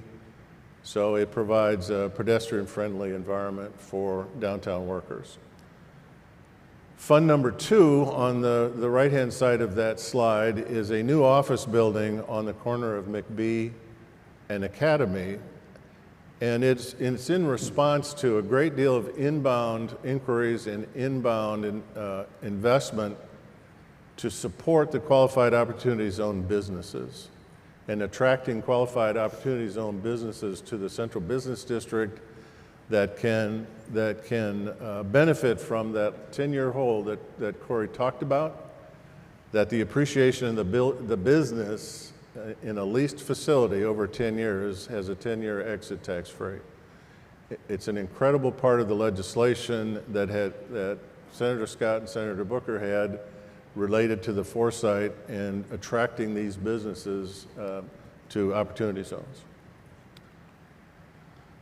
Probably can't see that, but it's on the corner of McBee and Academy here in Greenville, if you're familiar with the area. It it's going to be a live here, work here environment. We're about 1/8 of a mile off the Swamp Rabbit Trail, and we are 2 blocks from the new proposed convention center that's going to be along the Reedy River. We can talk a little bit about the after-tax model, but again, no two taxpayers are alike. And generally, from a project level to an after-tax level, there's somewhere between 1.5% to 3% uplift in terms of internal rates of return. You will see other, and again, it really depends on who the taxpayer is and how the fund is structured. Now, you may go back to that slide and just kind of jump in for a moment. So typically when investors are looking at their investment options, they look at IRR, and typically that's as a pre-tax IRR. Here we have an Opportunity Zone program that's a tax benefit, so we're stuck with trying to force a after-tax benefit into what typically has been a pre-tax IRR calculation. I've discovered over the past years multiple ways kind of to try to slice that up and reflect that in a model. So the project level IRR here, 13.2, and after tax, 14.7. Typically after tax IRR is less than your pre-tax.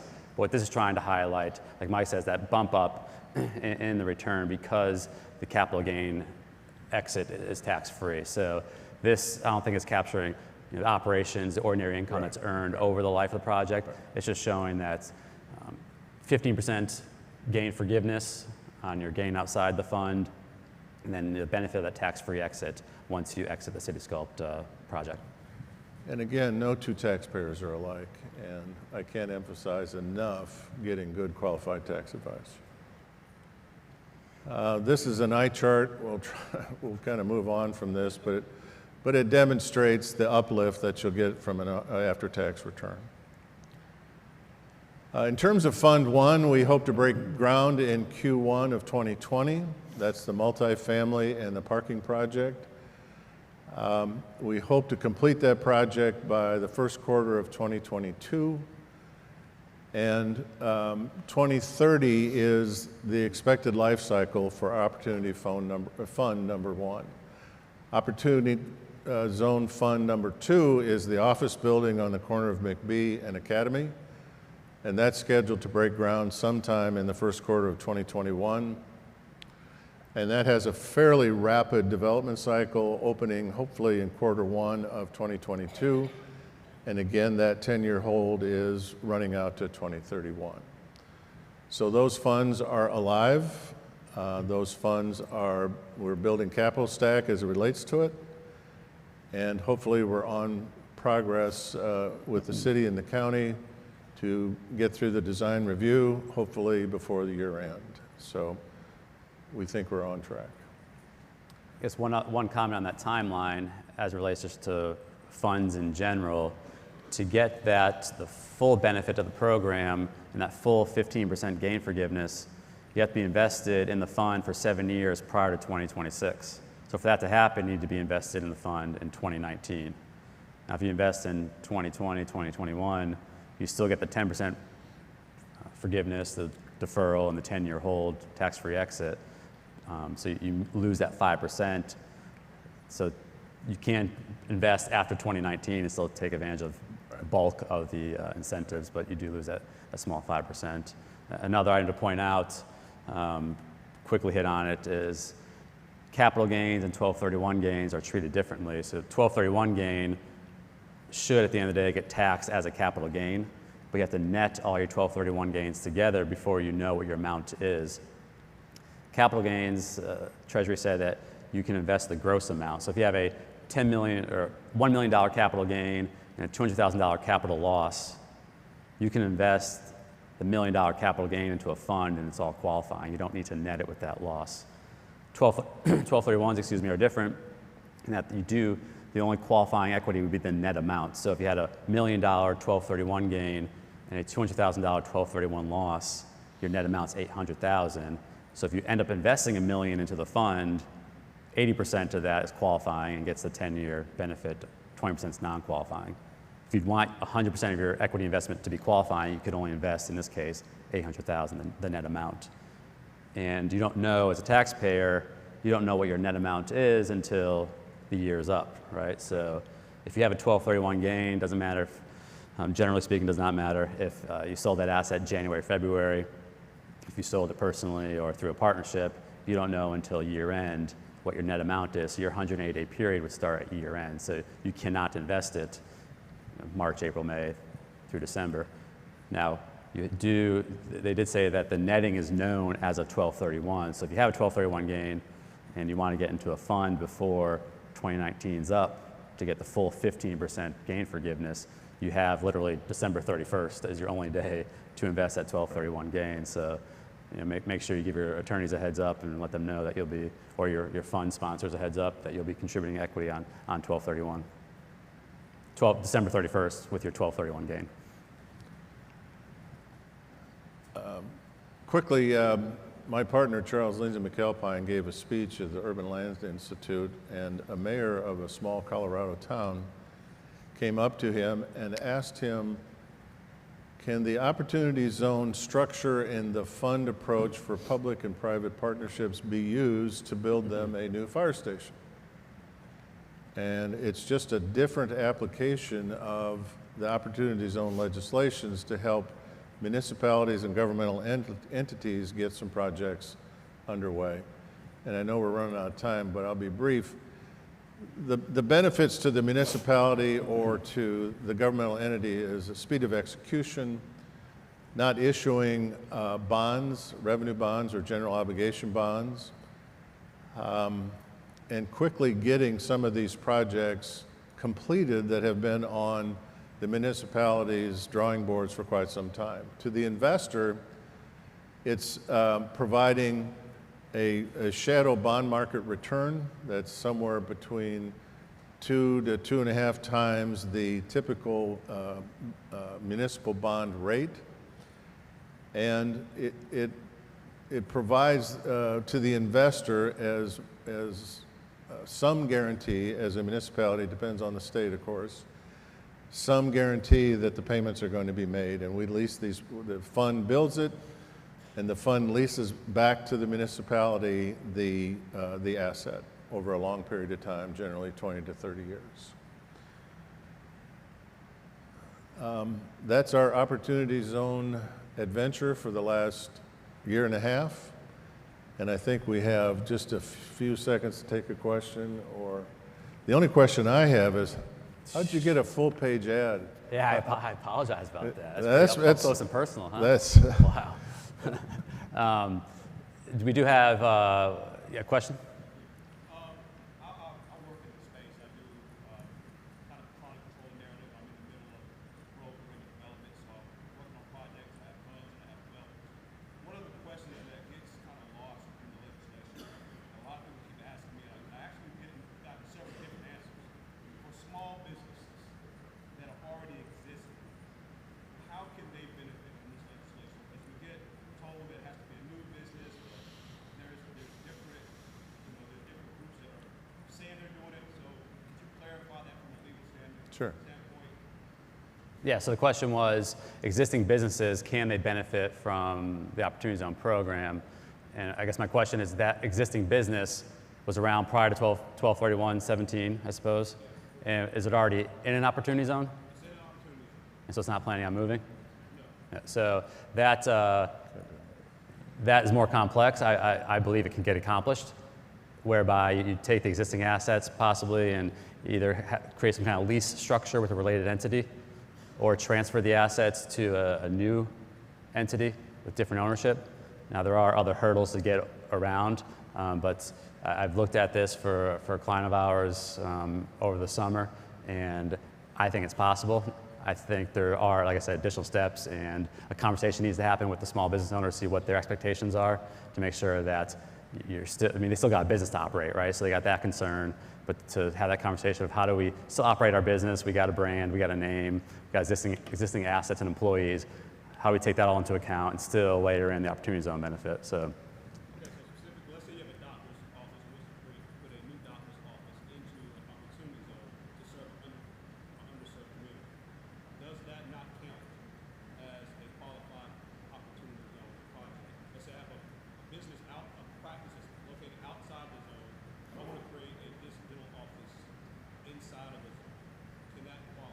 So you have an existing medical practice outside the zone. Can we create a medical practice in the zone?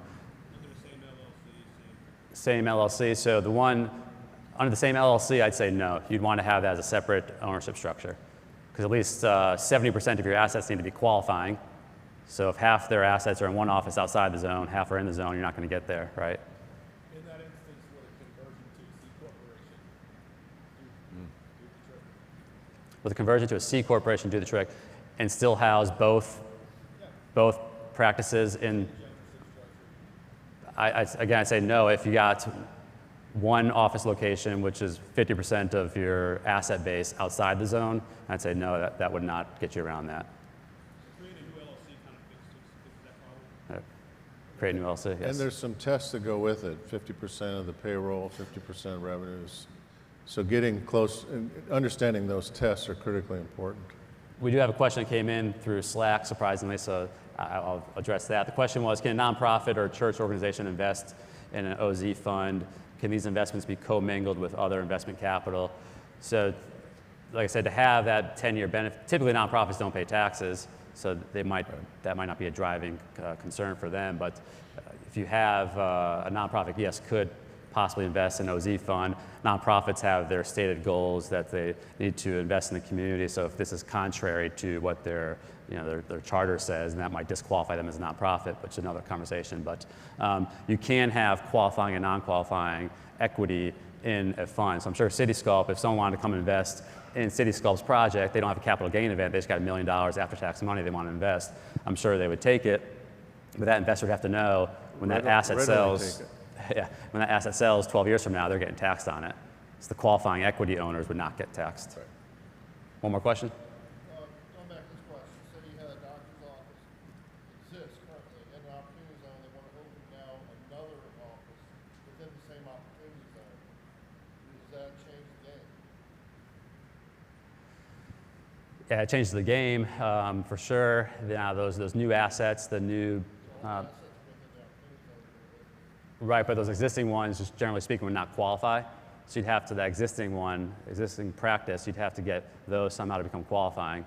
Now, if the new office has a lot more assets, higher value, higher cost, because only 30% or only 70% of your assets need to be qualifying. Now, as that new building is a nice fancy building with a lot of new medical equipment, that gets you above that threshold where 70% of the asset base is in the new facility and only 30% is in the old, and these are non-qualifying, you can possibly get there in that way. But if that's not likely, you're back to the 50-50, then you'd have to look to, I think, to peel off the ownership into a different LLC. The spirit and the intent of the legislation was to be an attraction to bring businesses in. To bring new businesses, right. Right. So I'd love to take more questions. I think we probably got to get the next panel on here. So I know I'll be here all day. I'm sure Mike will as well. So happy to answer questions during lunch or during one of our networking breaks. Thank you.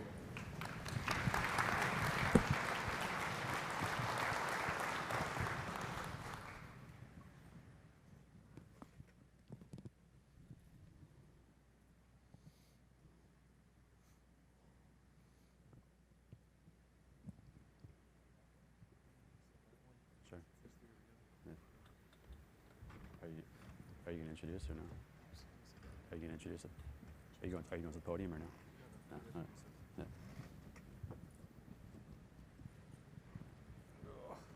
I'm back.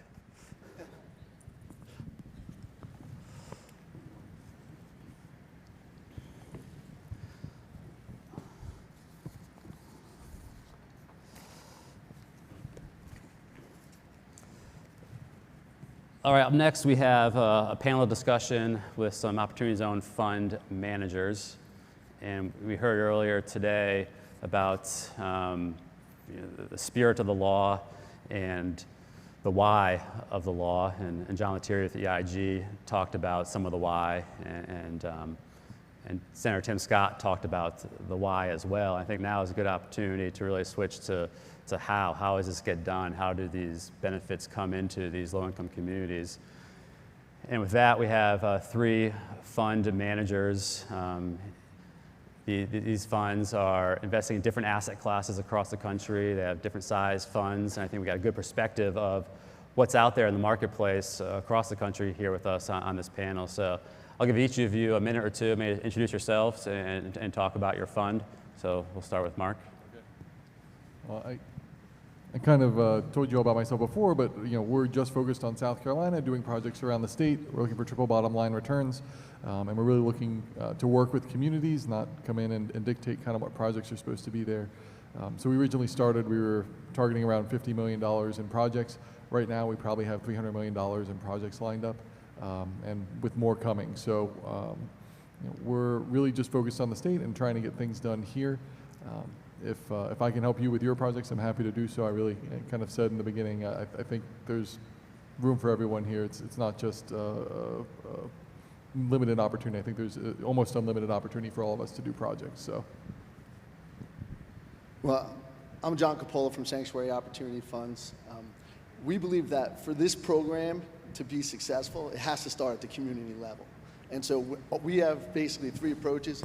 We have our first fund, which is Charleston O Fund. That fund, obviously, it focuses on Charleston, South Carolina, and investments in those opportunity zones. I'm from there, I live there, I invest there, and I know the community, and I want to make that community, and this program prosper, for the people in those areas. So that's a very critical standpoint that we want to focus on, and being from there and focused on that particular tract, I think is very important. Secondly, we have a philanthropic opportunity fund. This fund is 100% based on social impact. We don't care about return on investment.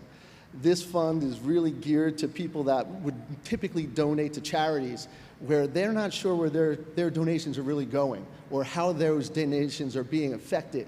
Are they really getting to the people that need it? By them actually investing into our philanthropic opportunity fund, they are now able to know for sure that their dollars are, one, coming back into the community, and two, they actually get their money back in 10 years when we go ahead and liquidate the asset. So it's definitely a very good program where you could actually give back to the community and actually get your money back. And lastly, we have a consulting arm which basically helps developers, other high net individuals that want to be involved in an opportunity fund but really do not have the capabilities and the knowledge to setting it up and controlling it for the next 10 years. Even if you are a developer and your exit strategy is 3 years from now, you could set up that project within an opportunity fund, and then you can actually sell those interests down the road. So we work with developers in order to enable them to do that as well.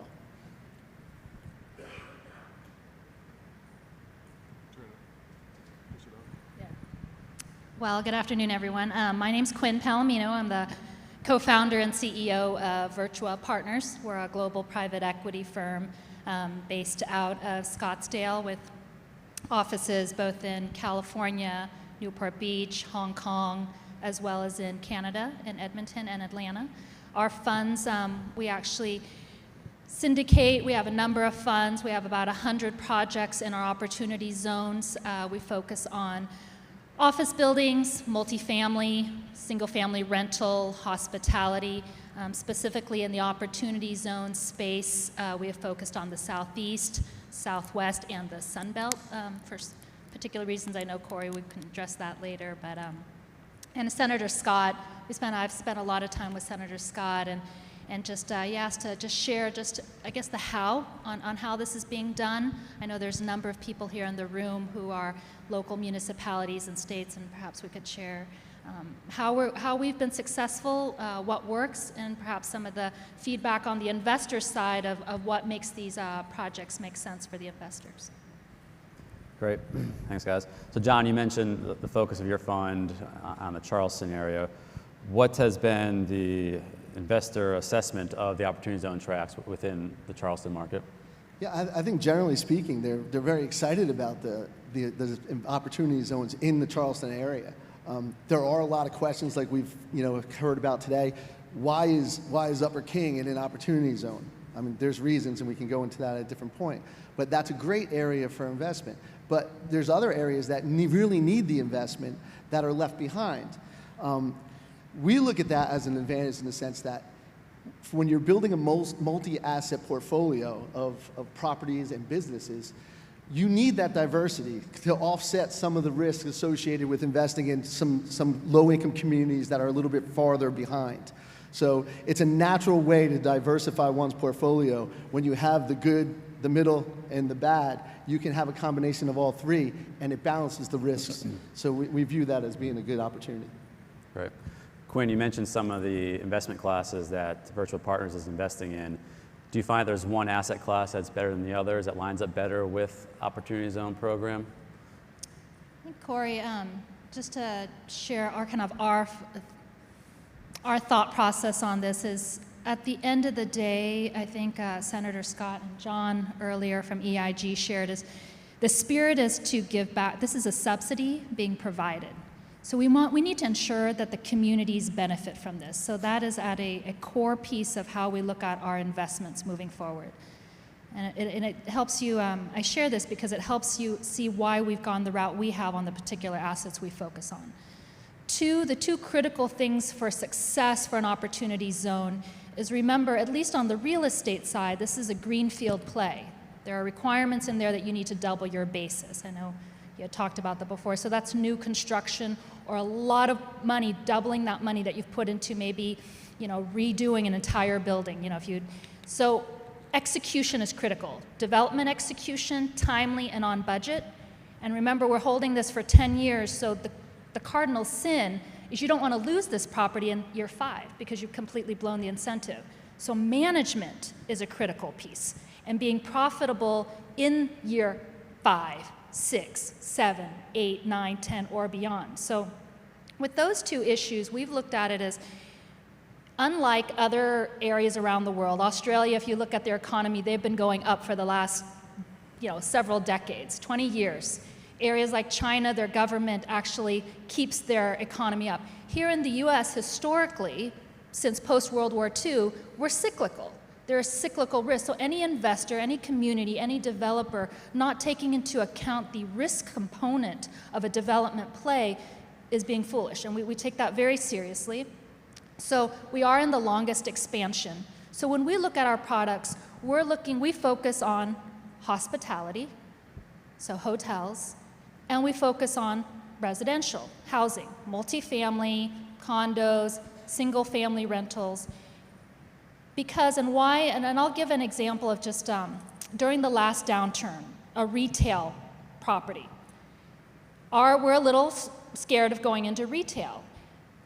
Everyone has seen during the last 2008, during the last Great Recession, you saw buildings, it was overnight.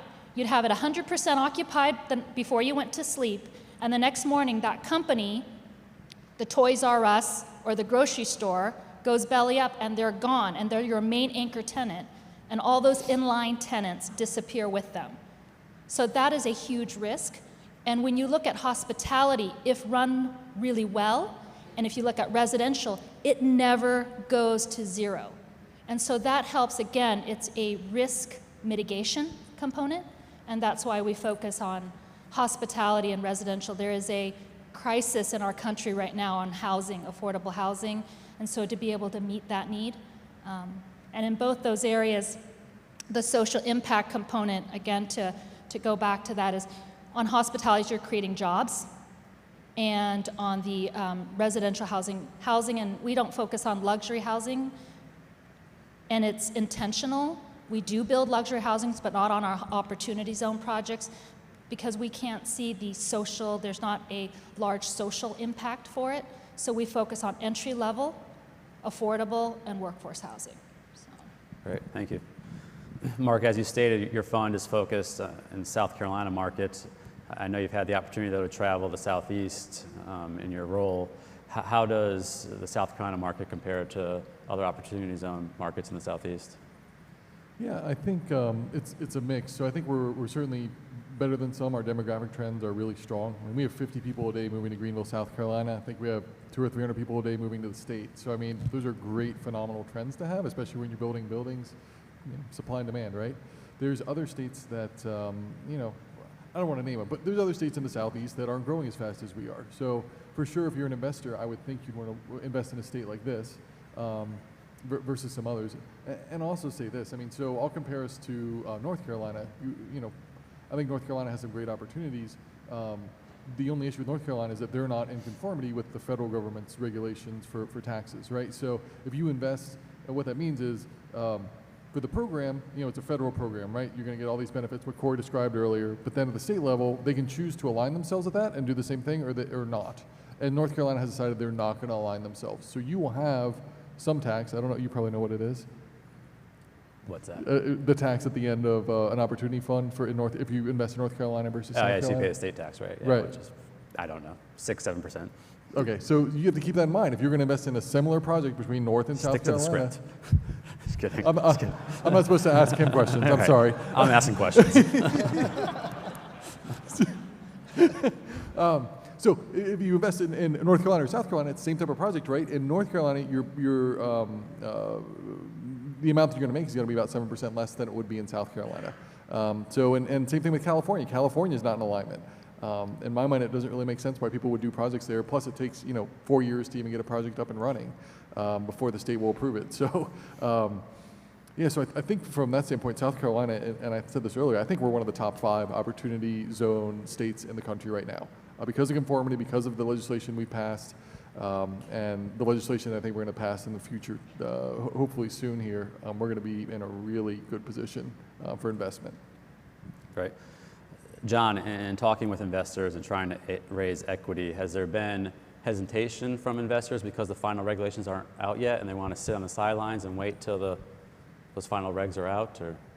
I mean, yeah, obviously there's been hesitation. The delay in getting the final regulations out is definitely hampered, but as Quinn states, I mean, she's doing it. So the bottom line is I think it comes more down to the centers of influence of people who go to you, when you go to your financial advisor or your accountant, and they're not up to date on what this program or what this initiative is truly able to accomplish for you in your particular situation, that's not a good thing. So we spend a lot of our time on educating CPAs that aren't as up to date as Corey and his firm. Educating everyone from financial advisors to anyone that would go to another person that they rely on advice for. I'm a registered investment advisor, in another business that I own. So we tell our clients all the time, this is an opportunity that you have to take part of. This is something when you have a capital gain in a stock, most people here are invested in stocks. Probably 90% of their assets are in stocks if they have an invested portfolio. Only a small fraction of that is in real estate. After 11 years of a bull market and the global economy slowly creeping down and coming towards recession, if not already in recession globally, that's going to affect the United States. It's going to affect your stock portfolios. You could take advantage of that right now, liquidate some of your gains that you obviously have because we've had an 11-year bull market, and take those capital gains and invest them into this program. And as a fiduciary, as someone who has your best interest at heart when I give advice, that's what you need to do. Thanks, John. So Quinn, Virtua Partners is a global firm, and you come to South Carolina from Arizona. You mentioned that you're focusing on the Southeast and the Sun Belt. Why those markets? Why not the larger markets of New York, DC, Chicago? Well, it goes back to both investors, community, and I think the best way to look at this is for a successful project, there's no point in running a race if you don't get to the finish line. There's just no point. And Senator Scott and I have talked about this quite a bit. We want to be able to get to the end of this and see the fruits of all this labor. And when you do that, it's important, how do you eliminate the risk and address all the issues that may become problems so that you don't get to the finish line.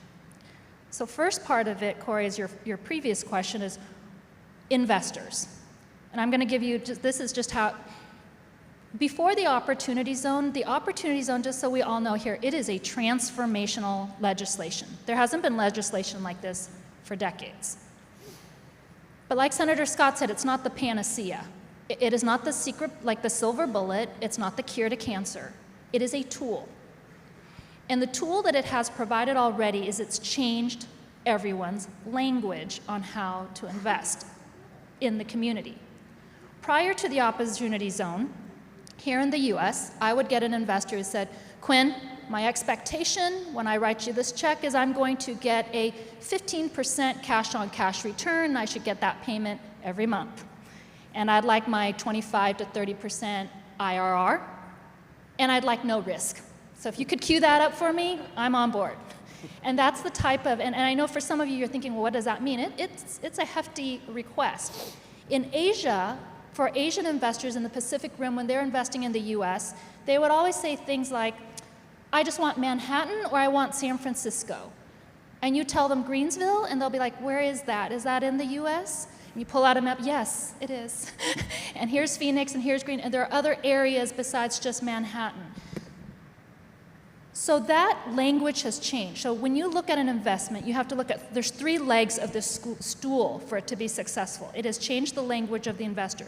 Many of our ultra high net worth investors and institutions, they have a very genuine heart for philanthropy. They do. And I know it's hard. Sometimes you read the New York Times, you know, we were cited in an article. Some people don't think that, they think that if there's a lot of money, somehow you don't care. I'm a first-generation Vietnamese. I was born in Saigon, came here after the war, and grew up at a refugee camp just here in Fort Chaffee, Arkansas, here in the South. So if anyone knows that this country is a country and being able to be around the world, this is an incredible country that gives incredible opportunities. And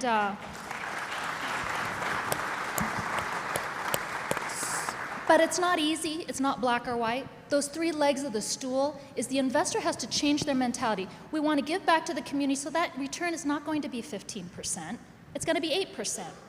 And as long as it's a decent return, people are actually, they said, okay, I'm giving back to the community and it's a decent return because, Quinn, I have a responsibility to my heirs and to the kids and the grandkids, to the shareholders. So that adjusts that conversation. And it doesn't have to be Manhattan. It can be here in South Carolina. The second component, which is why this makes sense, is the local municipalities.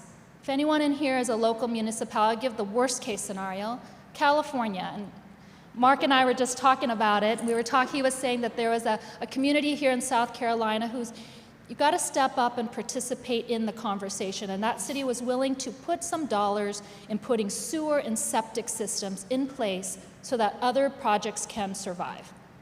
I heard that and I thought, thank you. Because if the investors are going to shrink back some of their returns, and a city can step in and provide some type of subsidy, Senator Scott explained the TIF fee, well then that's where the language has turned.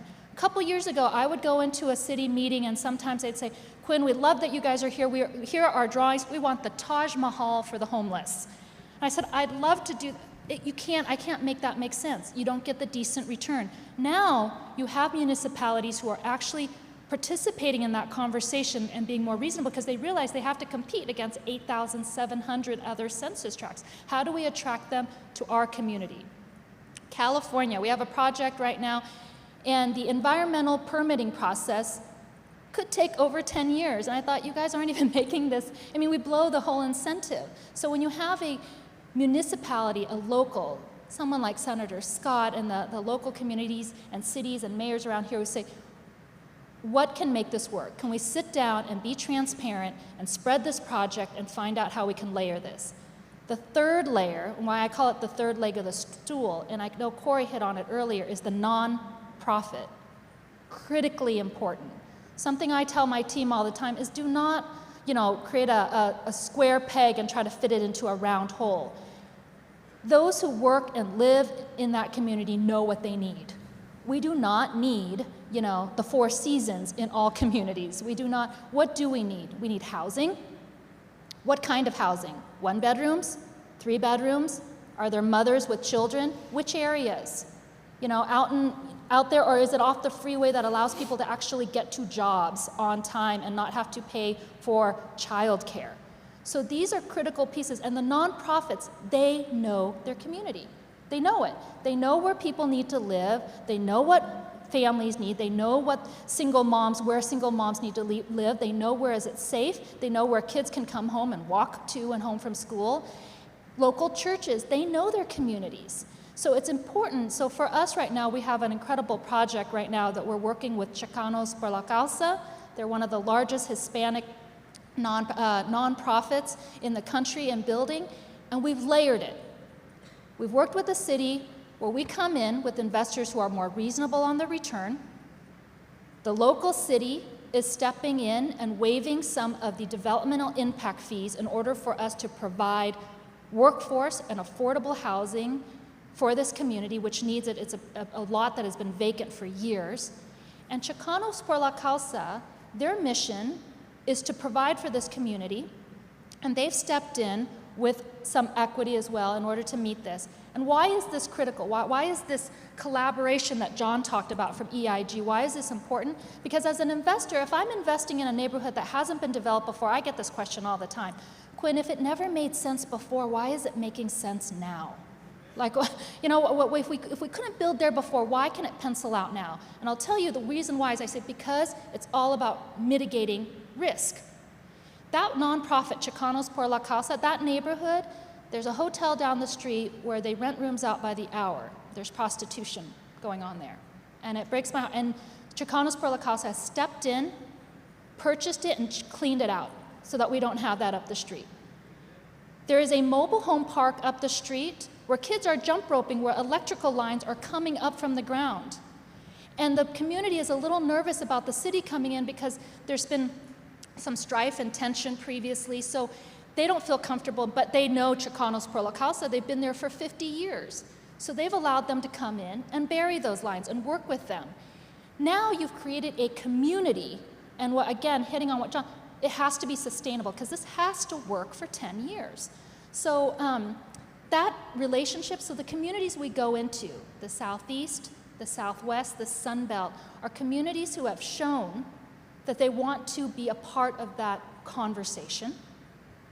There's also, if you're in development, you also know that we're always mitigating risk. There's acts of God. There's certain areas that are weather delays. I mean, I'll just give you, in Canada, there's only a very small window of time that we can develop our properties in Canada. So with the weather that we have here, makes it much more easy because it's all about execution. You want to make sure you execute that property, you get it built, you get it open, you get it stabilized, and you're actually giving back to the community. So that's a key piece on why the areas, acts of God, labor, there's an incredible talented labor pool here that makes it easy for us to staff up, and material shortages, issues, acts of God, weather, and just the, not only the nonprofit community, but also the municipalities. That collaboration which allows our projects here to get done on time, on budget, and giving back to the community. So, great, thank you. Long answered, Corey, but there's a lot of different components. That's great, that come yeah, into absolutely, it. understand that for sure. You hit on a lot of the social impact of the program and what the intent is ultimately of this program from a social perspective. And we know that this next question is for anyone here. We all know that the social impact reporting is not required, as the senator mentioned earlier today. Despite it not being required, do you guys plan on your funds having social impact reporting? Yes. Yeah, absolutely. I'm working on this. I know Shay might be still in the, and I've been working, I know I've shared it with the Wall Street Journal and the New York Times and recently, and I know I get a chance to give some feedback to the teams in DC. For us, I know we can't change the world in our projects, a little piece at a time. During the last, when we had stimulus money coming in from the federal government in the early 2000s, what I saw were jobs created, but there was no pathway. I mean, there was a job that was to really just sweep, and that would count as a job created. And that was a little heartbreaking to see. So this time around, when we saw the opportunity zone, we followed the legislation that was coming through in 2017, we jumped on board. We actually built out our own metrics that we want to, all of our projects have to meet our metrics. So on our hospitality, we actually manage, we have 3,000 employees here in the US, over 140 hotel properties across 31 states. And what we found, and over the years, we found that the type of people you see coming in at front desk and housekeeping, they were hardworking, and there's an incredible talent pool there, but not all of them are fortunate enough to have gone off to college. And we found many of them found themselves in dead-end jobs. So we created an extensive training program because people need to have hope. They need to be able to go home and tell their family what they do and be proud of it. So not only do we need to create jobs, so when we measure on our hospitality and our workforce development component, we measure number of jobs, we measure quality of jobs, so we measure salaries to make sure that it is a living wage and there's an opportunity. And lastly, we measure pathway to the middle class. People have to have a road to the middle class. They need to be able to go home and tell their families and their kids, I'm proud of what I do. Over 50% of our management is groomed from within. And I tell our shareholders, it is unbelievable. What is good, being a good neighbor is good business. In a hotel, did you know that if that water main breaks at 3 a.m., they're not going to be able to reach me. And you need someone who's actually needed to be there at least 3 years to solve that problem seamlessly. You know, our retention rate is, in the industry and hospitality, the turnover rate is 71%. Our turnover rate is 24%. It matters. And it hits, and that allows that, it benefits the investors. But what it does also is, we've got to measure, again, on workforce development, number of jobs, quality of jobs, and there's got to be a training that employers need to provide so that people can move from housekeeping to supervisor, to manager, to general manager, to regional manager. On the housing component, we're not, luxury housings are beautiful.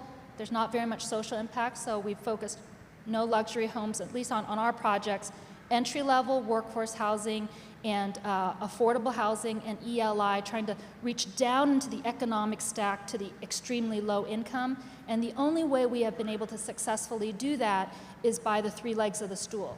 We open full conversations with cities and municipalities and say, look, 10%, 25% of these need to be for affordable housing. That means the rent costs.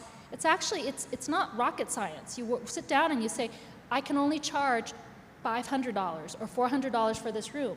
This is what can I save on the permitting side or the subsidy, city subsidy side?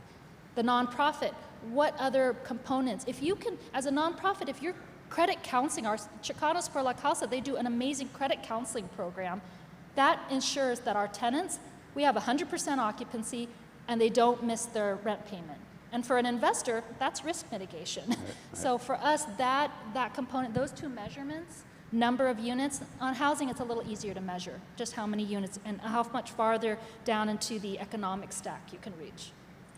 Great, thank you. So it sounds like, and we heard it here, that all 3 fund managers stated that they'll be reporting the social impact of their funds investments, and I think it's a great example for other fund managers out there, and hopefully you know, that social impact reporting, although not required, will snowball and all funds will do that. So we are out of time at this point, so we will wrap up this panel discussion. I'm sure it'll be available throughout the day to answer any further questions. Thank you. Hello, hello. After lunch, welcome back. So it's nice to be here. I've had such a great day. Learned lots of stuff. I've sat in a lot of these meetings and conversations, and every time I learned something new.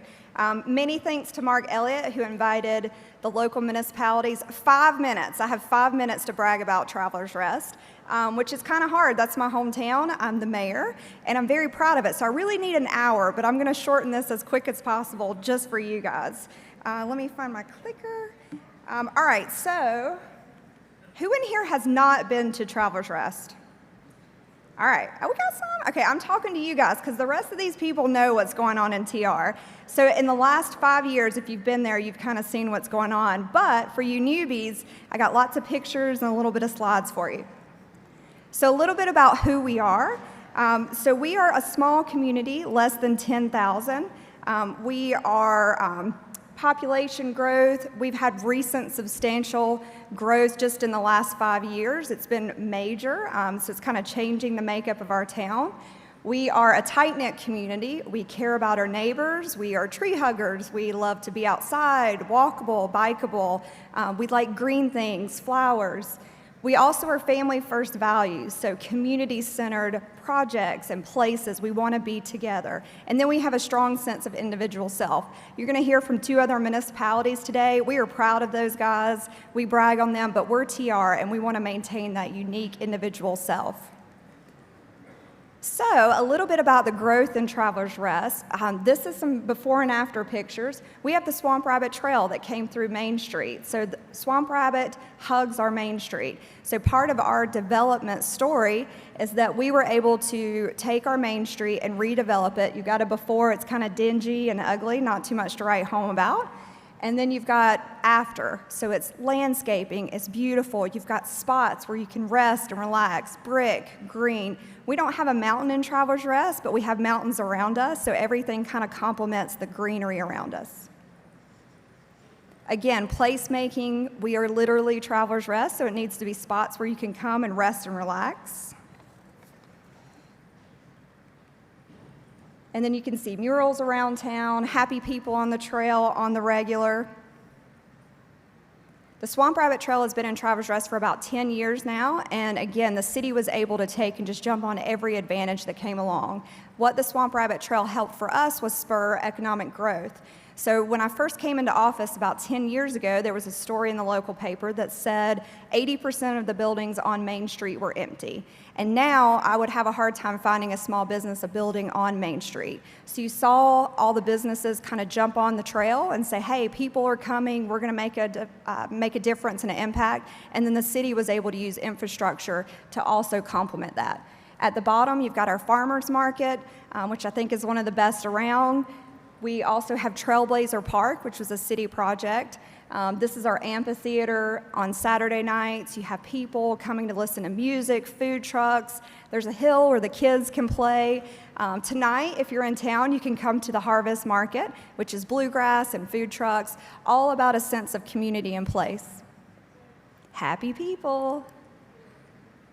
This is our farmers market. We also used to have fire department on one side of town and the police department on the other. So we were able to bring all those municipal services to one spot, which is Trailblazer Park. Show you some pretty pictures of our fire department, police department, city hall. Again, places where people can sit and relax, and it fits the landscape of the area. Trailblazer Park has become the hub of the city. And also Furman University, got to give a shout out to them. They kind of upped our IQ points just a little bit when we annexed them in about 4 years ago. And they're a great partner to the city. Okay, so what's next? We're an opportunity zone. We want to be that partner that everybody's talking about today, the one that wants to see good things come to our community, but also long-term focus and community focus. So we're all about plans in Travelers Rest. None of us are in local government or promised a job every 4 years. So we want to make sure we have plans set in place to continue long term. So we have a downtown master plan that we worked on this year that is great. I encourage you to go. It's got lots of statistics and things in Travelers Rest that we're kind of dreaming up. And then we have a comprehensive plan. Most of those plans all sit around 4 cornerstones of Travelers Rest. So these are the things that we want for our town. Smart growth. So we realize we're a small town and we want to maintain that character, but we're going to grow. So how can we do it in a healthy and sustainable way? Connectivity. Everything needs to be bikeable, walkable. You need to connect to the trail if you can. We want to still feel like we're part of a community even as we're growing. And then arts and culture. We have a very unique art scene. We also have a strong heritage from our area, and we want to maintain those, all the while keeping that small town character. And that's the filter in which we make decisions at a local government level. What's next? I thought this would be interesting. So our Main Street's filled up. So we have plans for Poinsett Highway. It's basically a corridor that we're going to let mirror Main Street, so an extension of Main Street.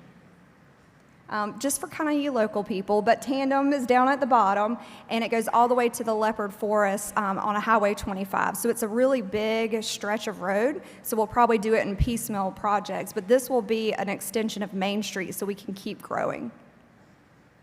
These pictures look very familiar to the Main Street that I showed you at the very beginning, so this is what Poinsett looks like now, and then we have plans for, again, adding to the bikeable, walkable feel to it. And then residential living, downtown living.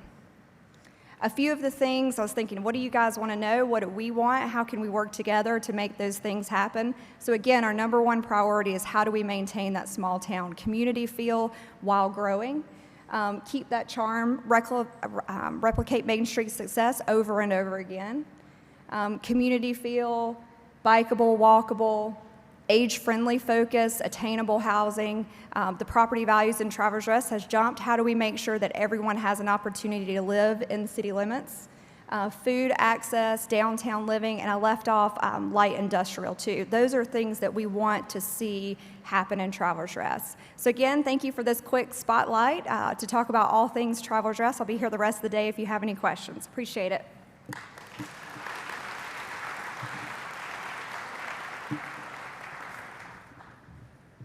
Please welcome Ashley Bell, moderator for the Opportunity Zone Business Deals and Best Practices panel.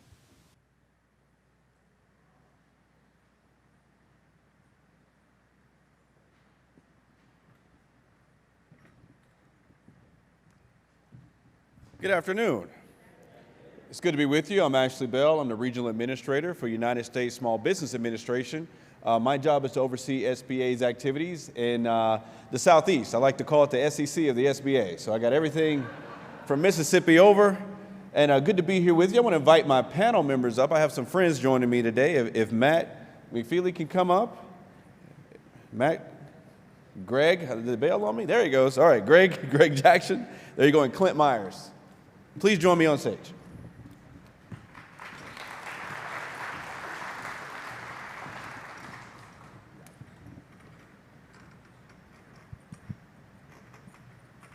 Well, thank you, gentlemen, for being here today. And all of you have phenomenal backgrounds that are so interesting. And what we want to talk about today is get everyone to understand where business meets opportunity zones, not just real estate, but small businesses and businesses in general. And we want to also understand some of the great work that you've done. And I think we're going to start with Matt, because Matt has the notoriety of doing the first in the nation Opportunity Zone deal ever. So Matt, tell us, you were the first, and now we're all trying to replicate some of that success. So tell us, what were the ingredients in you becoming the first person to do an OZ deal in the nation? Yeah, I wasn't even aware it was the very first, but That's what I'll I was take told. it. So this particular deal, it's with a healthcare technology company called Cadre Health, based here in Greenville. And I think the ingredients were right to make that happen quickly, in that we were acquiring another business. And like through the fund and through the ability to kind of just put together the pieces for that, in that we bought a healthcare staffing company. It's a pretty asset-light business, so it kind of met all the criteria. And then the existing owners reinvested a portion of the gains that they got from the sale of that company. So we just kind of put those pieces together. It worked really well for Opportunity Zone, and they were already located in a zone for that. So that's kind of how it happened quickly, and they're growing and doing well. So. Excellent. Thank you for that. Mm-hmm. And just to bring everybody in, introduce Clint from Rise of the Rest. Tell us a little bit about your background and some of the deals that you see focused in the real estate sector. So Rise of the Rest is a fund series backed by Revolution, which is an investment firm owned by Steve Case. And the thesis of Rise of the Rest is that when we look across the U.S., the vast majority of venture capital and real estate capital goes to three cities: New York, Boston, the Bay Area. And we see that as a disconnect between where that capital goes and where the talent and the people are. And so that's a market inefficiency we seek to correct by investing in early stage companies and real estate in those other cities. So Steve developed this thesis about 4 years ago. And so as part of the strategy, we invest in companies, we invest in real estate, but we also really focus on helping cities bring the ecosystems together, because we see that if you go to a place like Boston, which is home for me, there's a very clear path for starting a new company. If you move to Boston and you want to start a company, it's pretty clear where you go and who you talk to. And the path from going to step A to B to C is really well worn. A lot of people have done it, and there's a lot of people that'll help you do it.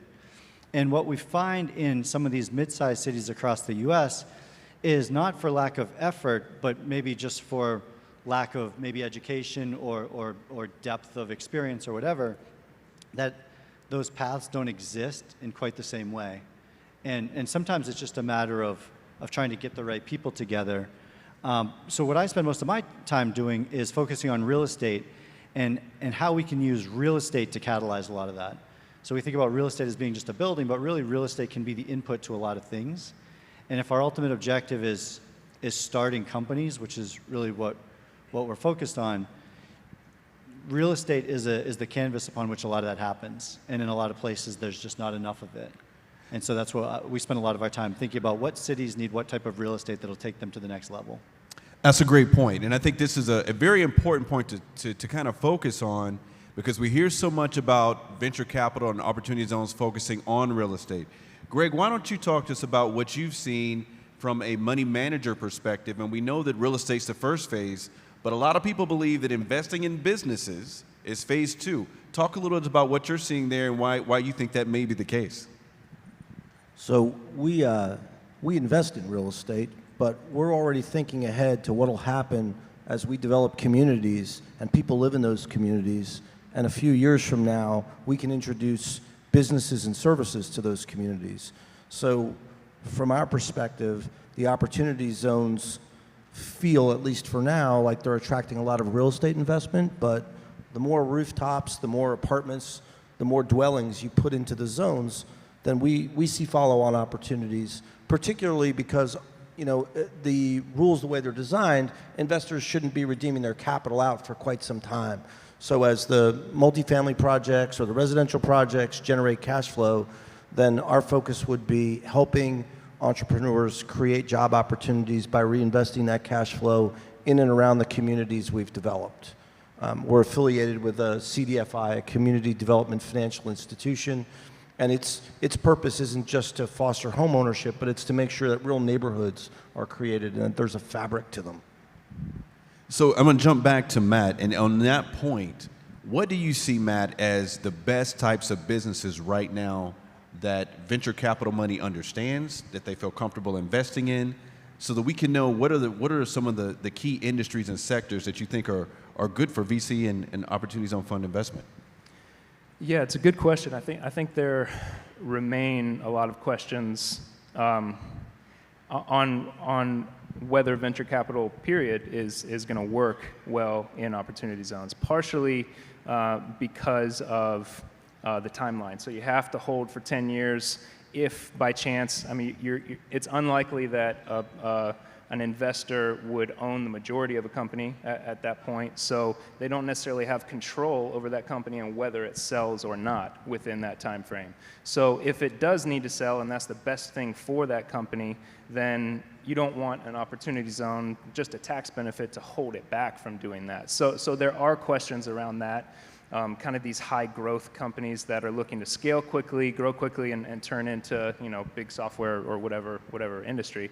I think that it can happen, but I think that there's probably some ways that you would structure something like that to have different options. So you can sell and just pay the capital gains if the price is right, all those things. But I think where it works extremely well is for a grocery store, local companies that you're investing into, maybe the neighbors of a real estate project that you're doing, the people in the community, which is, I think, how really the whole program is designed. Something you want to be around for 10 years and still see that growth, and then invest into those companies and hopefully some others around the fringes that are higher growth too. So I have a lot of questions about that still, of how that would work, but I think there are some options there. But I think you hit on a great point. Opportunity zones are built to be bottom up. The solutions start locally. So Clint, talk us a little bit about what you were saying earlier about that ecosystem, about what should cities be thinking about? What should these communities be thinking about to create this sort of just the right nesting for these sorts of small businesses, so people from these communities can start businesses or move into these communities, and these are people who want to be there for longer than 10 years and aren't looking at the clock? Well, I'll start with an example of what not to do, which was conveniently given to us, I think, earlier this year, when you had this big Amazon 2 discussion. So the traditional approach for economic development seems to be that you put a ton of time and effort into drawing something that's already established, like what Amazon was bringing. And that's probably a city-changing event, unless you're New York, in which case maybe it's not. What we think is that's not the right approach. That what you should do is take all the time and energy, and in a lot of cities that frankly had no chance, put in a ton of good work behind that Amazon request. We think the better approach is that's a very top-down, like trying to go whale hunting. And we think the opposite is what you should be doing, which is go back in time and say, how do you get Amazon to start here? If it's 1997, what needs to be in place for Amazon to start here, or for Microsoft to start here, or for Facebook to start here? And put those pieces in place, because that's ultimately going to have, it's going to be cheaper in the front end, and it's going to have huge knock-on effects, because what you find in the ecosystems that really work well, they do have specific things in place. One thing they do have in place is that there is a single place in the city where entrepreneurialism, that's ground zero for entrepreneurialism. And some cities, even mid-sized cities, have really gotten this right. I think Durham's one, where Durham's a mid-sized city. It's probably just a little bit bigger than Greenville. I know exactly where to go if I want to start a company in Durham, and I know exactly who to talk to, because one of the large families in Durham got together with the city and did it 15 years ago. So there's a innovation district, American Underground. It's great. It doesn't make any money, I don't think, but it's great, and it creates all these knock-on effects. So I think you can look around and say, what are some other cities that have done that's really important? Ultimately, I think what you're trying to solve is this filter-down effect of having a couple big exits where you've got a strong angel network that can fund seed stage capital. Because I think that becomes a hole in the market where, you know, if there's a good company in Greenville that's got a large valuation, I think capital will come find it. What's harder is the earlier stage, where in the cities that are really doing well, and I think about places like Indianapolis. There's a company that had a big exit to Salesforce, an Indianapolis-based company. Now the founders and the owners of that company then set up their own venture capital fund, and they're focusing on regional companies because that big exit flowed down to the bottom up.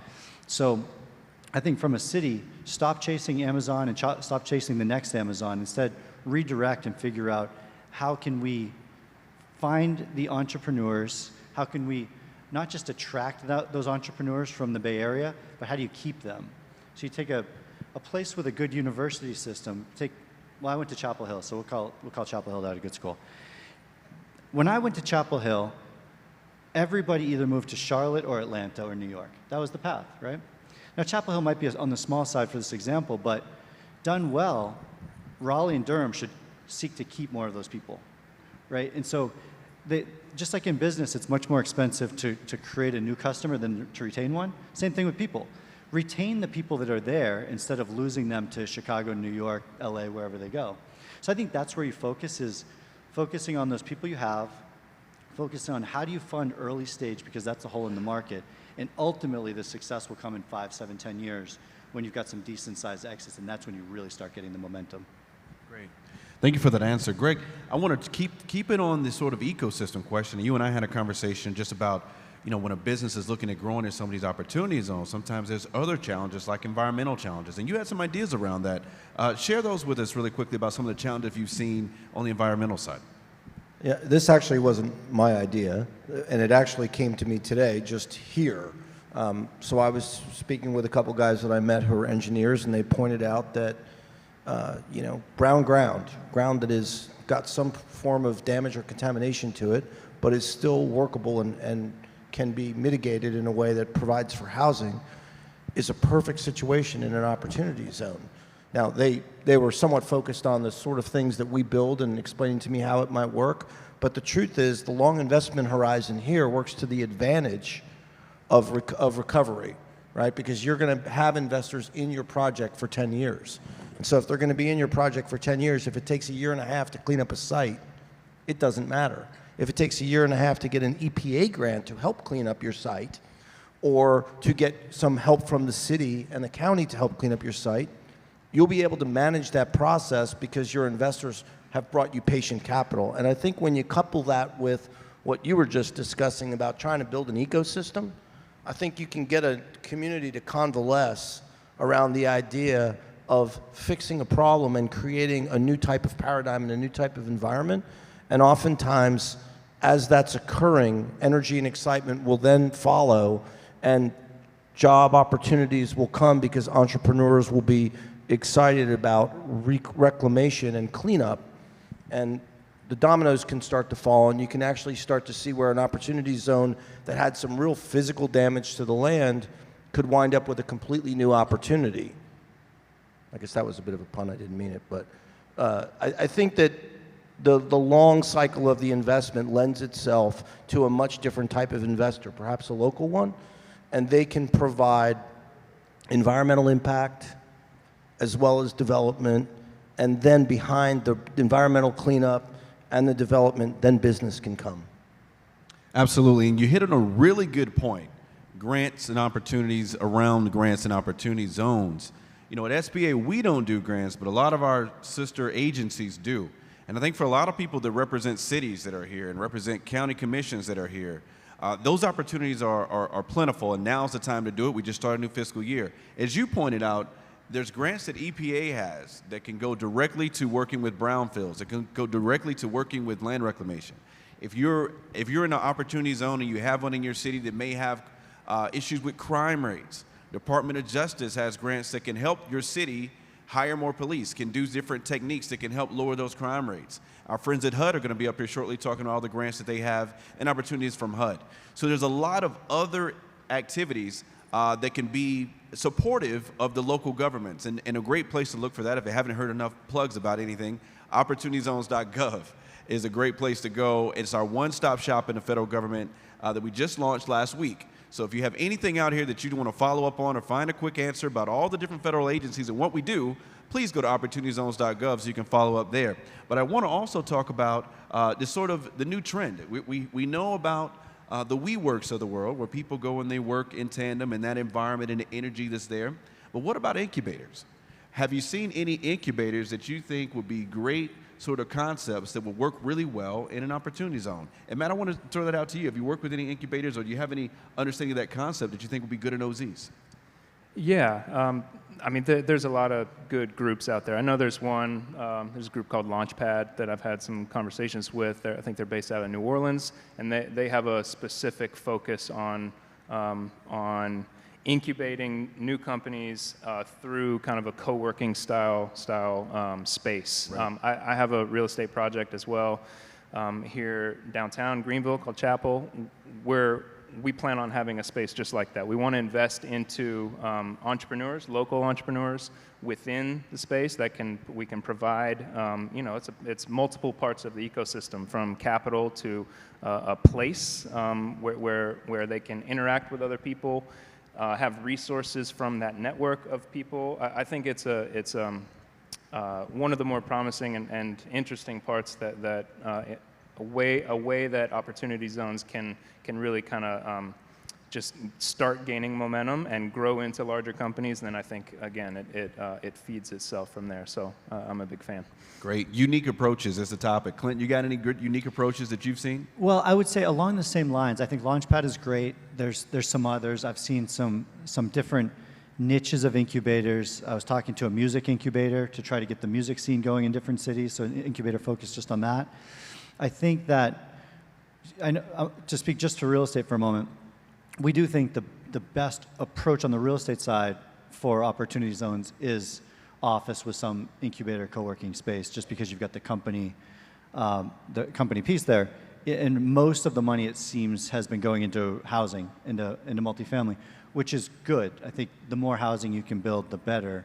But really, to get the program to where we all hope it's going to go, I think the work that's being done happens in offices, right? To create those companies happens in offices.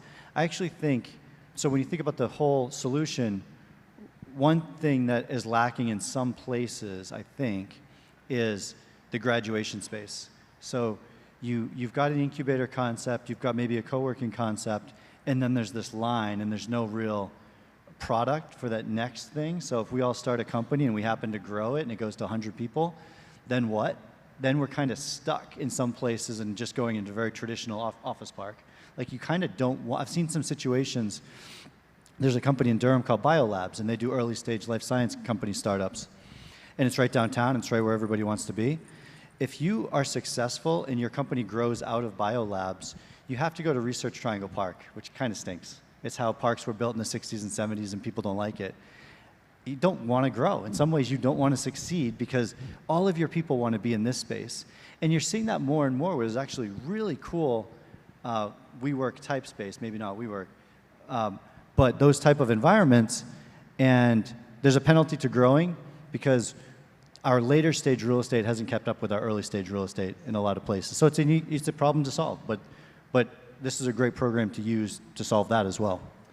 And just on that note, that's one of the limitations of opportunity zones in general, because if you have taken money as a company at opportunity zone gains, and you then grow and there's nowhere to be, which is, I think, the whole point of your firm, you have to have a place to move into that is in a zone, or you have to move cities or all those things. So we need as many of those as we can get. Yeah, so I think we look at it a little differently. So, we're spending a lot of time with focus on projects where there's one phase that we won't develop till later. And there's a lot of reasons for that. Some are around the tax rules, right? Because at some point, if you start generating cash, your opportunity zone business could have too much cash, and you have to either dividend that cash back or you've got to reinvest it into the opportunity zone again. So to your point about, sort of stages, if as an entrepreneur you can have patient capital, 10-year capital, and you can build the WeWork type space or the initial, what you call the incubator space first, and then take a portion of your land that maybe you'd normally be in a hurry to develop, well, you can wait and then create that second stage space when you've got a couple tenants that have become successful, and then you can actually build a suit for them, which is a lower risk proposition as a developer. We think that's really smart, and we think that communities, so for those people out here that work for townships and cities in which there are zones, as a developer, what would really excite us and would make it easier to do would be to pre-approve that staging and phasing, so that we would have some certainty that when it is time to build that office building with individual large offices for the 3 companies that have been successful, it's already approved as part of our plan, but we've got 2 or 3 years before we have to hit the trigger on it so that we can use the income from the first stages to either prove out more financing or to support the cash flow necessary to grow. And again, then we're talking about creating a vibrant community now that's growing with itself. And I can't emphasize enough that my background as an investor tells me that if I've got to have my money someplace for 10 years, if I can add on to what I already know as opposed to having to go learn something else in another opportunity zone or in a non-opportunity zone, I'm excited. I understand my surroundings now. I've got success to deal with. And so I think that's the key. And as a developer, when you look at these things, you try to figure out there's the 3 acres over here that don't make sense today, but they might make sense 5 years in. And that's the luxury that the legislation produces, is you can actually plan like that. That's a great point. Let's talk a little bit about some best practices you've seen at the local level. I can think about some of the cities are doing just all sorts of different things to draw attention to their OZs and to make business and doing deals in OZs even easier. I look at the city of Jacksonville, Florida, for example. Jacksonville passed city ordinances that came out and said, if you purchase a property in one of our opportunity zones, no property taxes for 7 years. And that's a big deal for a lot of people. They come out and say no business license fees if you're going to come in and you're going to start a business in an OZ. All these are things that cities are doing around here to be more competitive, because it is a competitive marketplace. What have you seen at the local level as far as incentives or any sorts of perks that you've seen have been eye-catching for you or for small businesses? Anybody want to take a shot at it? So our first project is in a town called Monticello, New York. It's up in the Catskill Mountains, pretty rural area. And we're building 300 apartments up there in an opportunity zone. And there's some, like I said, was referencing earlier, there's some potential for add-on retail and other opportunities. The town wasn't really in a position, nor was the county, they're just not big enough to think about any sort of institutionalized programs. But I will tell you that I felt like every time we went up there, the red carpet was rolled out. Our zoning change requests were pretty modest, but they were actioned really quickly. I think people understand that timing is of the essence because of the deadlines that are created. And so in a lot of ways, I think that 30-month window creates a sense of urgency with government, that they understand there's kind of a, we have to help you get this done.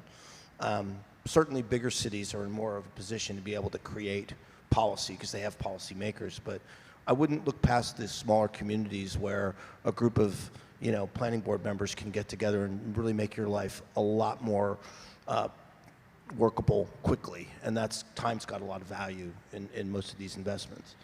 Yeah, I would agree. Timing's huge for developers. You're trying to get to where you can go vertical as quickly as possible. It has struck me that money, like everything, flows downhill, and it's going to go to where the path is easiest. And I have seen a great disparity across cities.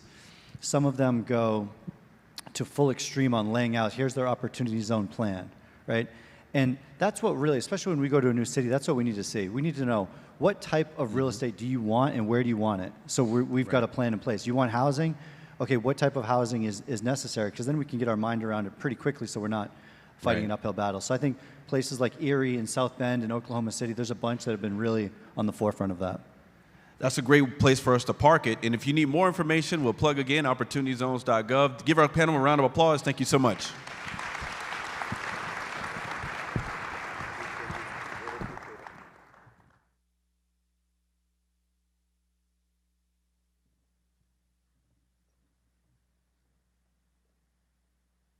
Please welcome Michael Williamson, City of Greenville's Community Development Project Manager.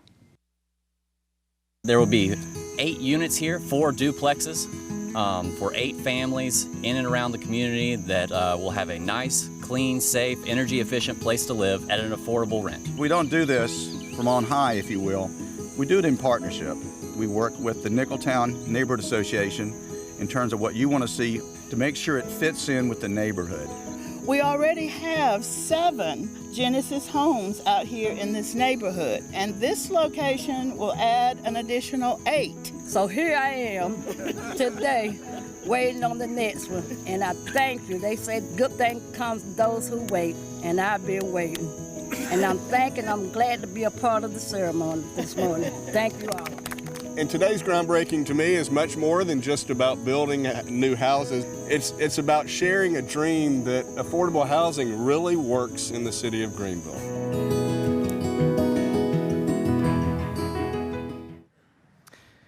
Good afternoon, everyone. Welcome to Greenville. My name is Michael Williamson. I'm the Community Development Project Manager for the City of Greenville.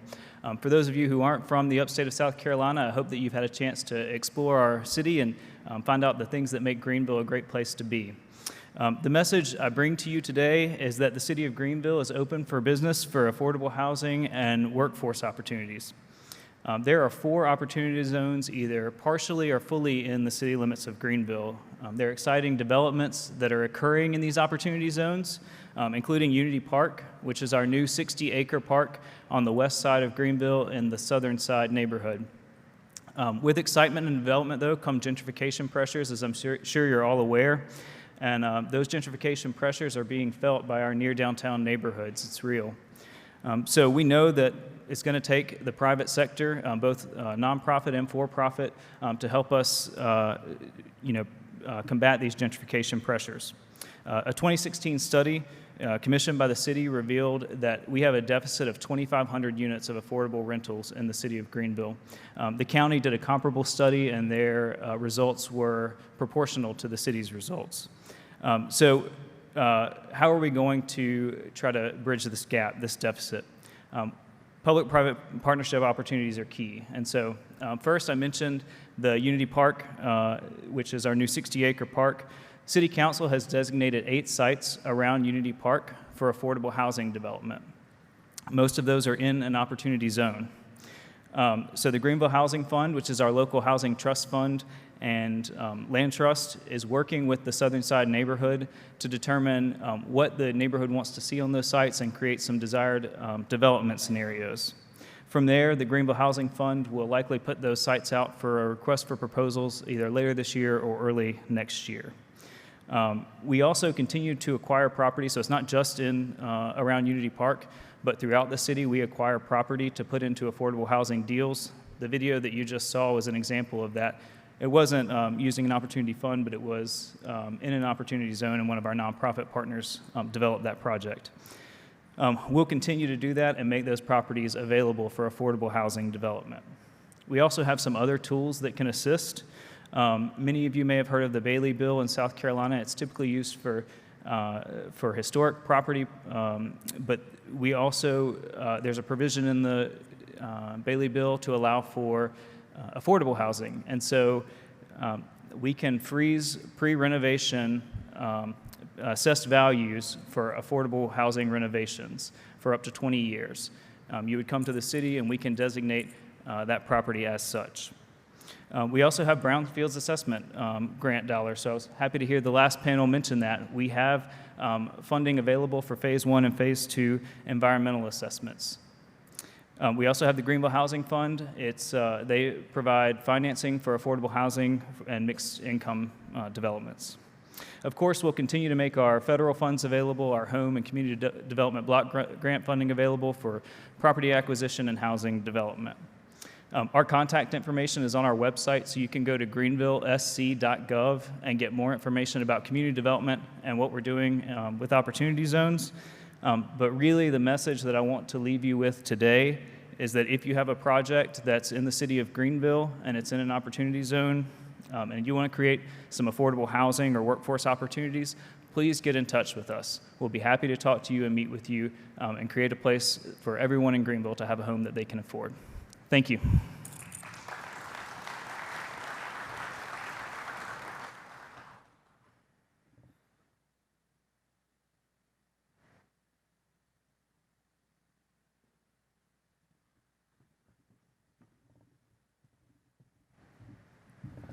All right, well, thank you so much, Michael. We really appreciate you stopping by, giving us that information. Greenville has got some great opportunity zones, and the city is really a great partner if you are looking to do projects there.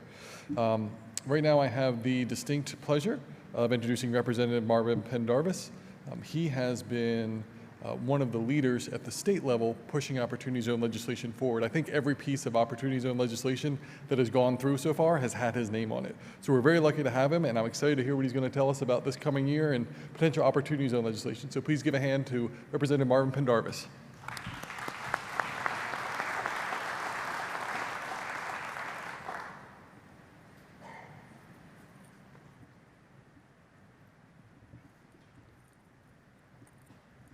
Good afternoon, everyone. My name is Marvin Pendarvis, and I represent House District 113. And for those who don't know, 113 covers Charleston County. So I'm in North Charleston, but it goes into Charleston County and Dorchester County as well. And so what I'm here to discuss is something that we touched on earlier, if you all recall Senator Tim Scott's presentation. And it's how we can use opportunity zones, what it's doing on the federal level, but to supercharge them in a way and to ensure that on a state level we're giving investors as much incentive as possible to make sure that they benefit the communities. One of the things that I've learned in my research, I represent a district where about a third of my district is in an opportunity zone. And one of the questions that I'm asked often, and even through my research and conversations with people who are experts in the field, is how do we make sure that opportunity zones are not the fast track to gentrification? Or to put it otherwise, how do we make sure we're not subsidizing displacement? And one of the things that I've realized that we could do is, as a state, is push forward legislation that makes sure that we take that into account, that ensures that we're working with investors, but more importantly, we're having that community buy-in that you all heard so much earlier as far as what kind of stake the investors are having in these projects. And so what we've done over the time that I've been in office, I introduced some legislation earlier this year, House Bill 3186, dealing with that, and I'll touch on it a little bit later. But I want to start off by just talking about generally opportunity zones. Now, I think there's a clicker up here. Yep. So many of you probably already know what opportunity zones are, which is why you're here.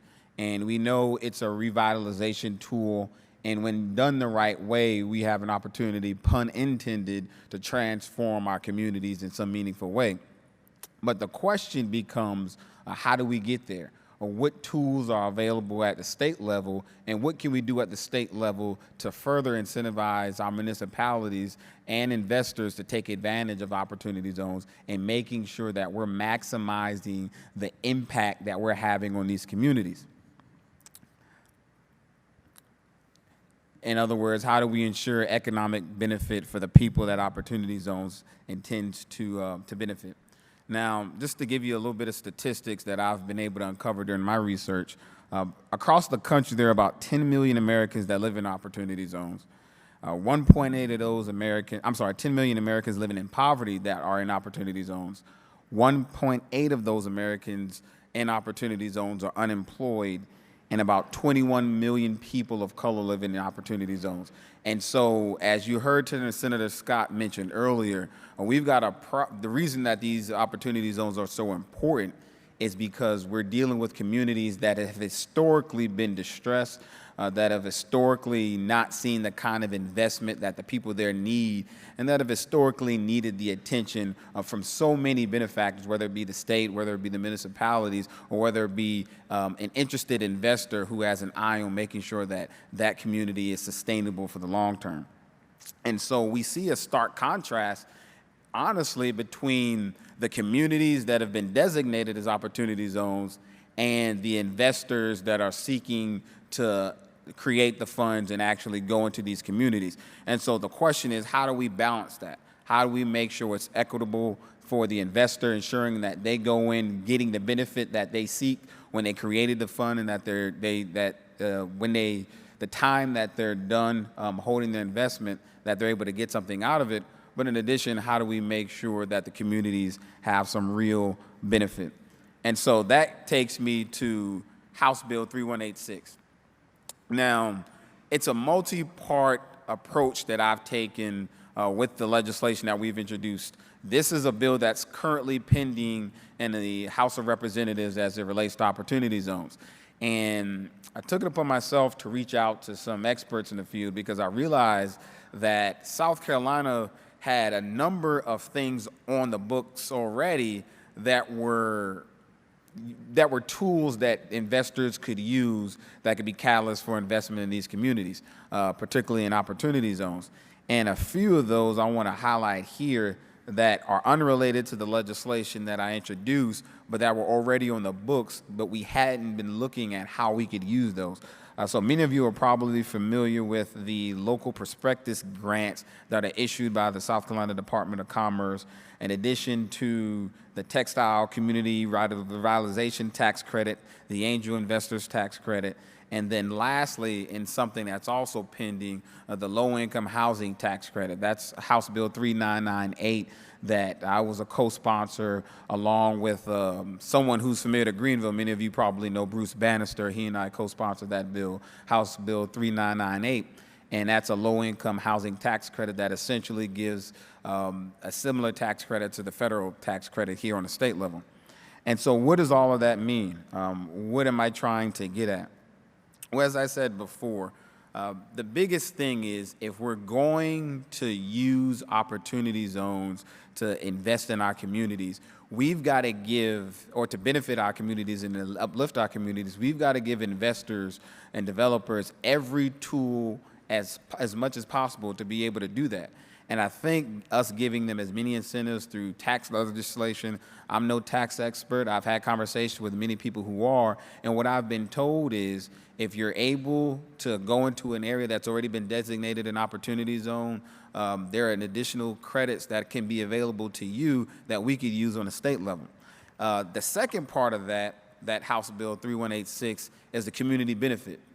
Now, many of you have already heard the conversation with our esteemed panelists that have been before me, and there was a constant theme that resonated through each of their conversations, which said that many of them want to do projects, many of them want to go into communities, but they want to make sure they're doing it in a way that the community benefits, that the people who live there recognize that this investor is not coming in to further displace, but comes in with an eye toward doing something that's mutually beneficial for all parties involved. That can be done, but it takes thought, and it's going to take our state to recognize it. And it's not a novel concept. You heard Senator Scott talk about it earlier. There are a number of states that are already doing this across the country. Maryland is one of them. In fact, Maryland is probably the one that's a leader, if I would say, across the country in how they've used opportunity zones. Governor Hogan there essentially used the word supercharge in his state address, talking about what he wanted to do with opportunity zones. And so that prompted me to have a conversation with Governor McMaster and members of his administration, talking about what we can do as a state. If South Carolina is winning, let's make sure that we use every tool in our toolkit to make sure that investors are doing everything that they can to truly impact these communities, to truly lift it. If we say a rising tide lifts all boats, let's make sure that we're making that tide as best as possible. Let's make sure that we're giving every tool that's available. And so what I've learned through my research in Maryland, as you saw, some of the things that they're doing that's successful, they're using strategic plans to address affordable housing, the loan financing, work development in the form of jobs based on incentives. You heard conversations about tax increment financing, TIFs, something that local municipalities often use. There are a number of approaches that states across the entire country are using in order to do that. And one of the ones that I think is as I said, Maryland is doing it, Virginia, West Virginia, Alabama. There are a number of states that are doing good things. And so I think we have a unique opportunity in South Carolina to follow the lead, to follow the model of states that have been successful in this, but really be a leader in enacting meaningful legislation that's truly going to benefit these communities. I've always been one to believe that if we truly, progress doesn't come because we wish for it. It comes because we work for it. And in order for us to get there, we've got to put in the work, and we've got to surround ourselves with the people that are going to do the work and to be able to make sure we enact meaningful legislation. And so that's what I'm hoping to do by this, to give you a little bit of an outline about what's going to be pre-filed this December. We've got a pre-filing date of December 11th, which will be when legislation for the 2020 session will be filed in order for us to be able to take it up on January the 13th when we come back. And I used the bill that I referenced earlier, House Bill 3186, but we went back to the drawing board and really looked at what can we do to make it a comprehensive approach to address housing, to address jobs, to address the food deserts that are in these opportunity zones, and to make sure there's transparency and accountability. Those are the important things. Those are what came up in conversations with not only investors, but also members of the community, in addition to other state leaders across the country that have examined the issue and that have taken it upon them to do something about it.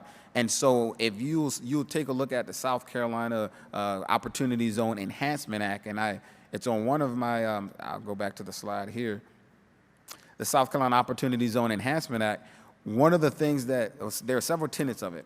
It addresses housing in the sense that we're going to look at the low-income housing tax credit, a bill that's currently on there, but taking it a step further for those who invest in opportunity zones.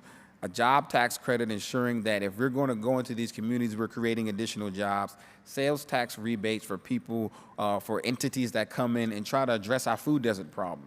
One of the things that have come up in my research, that many of these opportunity zones, you've got, they're within miles, and in some instances, especially in my district, of the nearest grocer. And so, the research has been evident about the impact that the lack of food can have on a community. I think this is a real good chance for us to do something about it and also benefit our communities and make sure that we're still taking care of the spirit of the law. And then there's grant programs. We've got to make sure that we're able to put funding into this, programs that are going to help people get jobs, programs that are make sure that we address housing, programs that are going to be comprehensive in nature and addressing what we believe are many of the issues that lead to poverty in the opportunity zones. And then lastly, and one of the things that the governor really liked as far as our presentation that we gave to them on what we wanted to do is the task force. What has been successful in the many states, particularly the District of Columbia, Maryland, Virginia, Alabama, that have taken this on, is they've created a task force that essentially is comprised of elected leaders, people in commerce in that particular state, and different investors looking at what the states can do in order to really come up with a program that's going to be beneficial for the state, looking at it as a holistic approach, getting all the parties together, coming up with a database to keep track of these projects. That's the direction that we're going. That's the direction that this legislation can take us. And I'm hoping, and I'm very optimistic about our opportunity to be able to put this in place in 2020.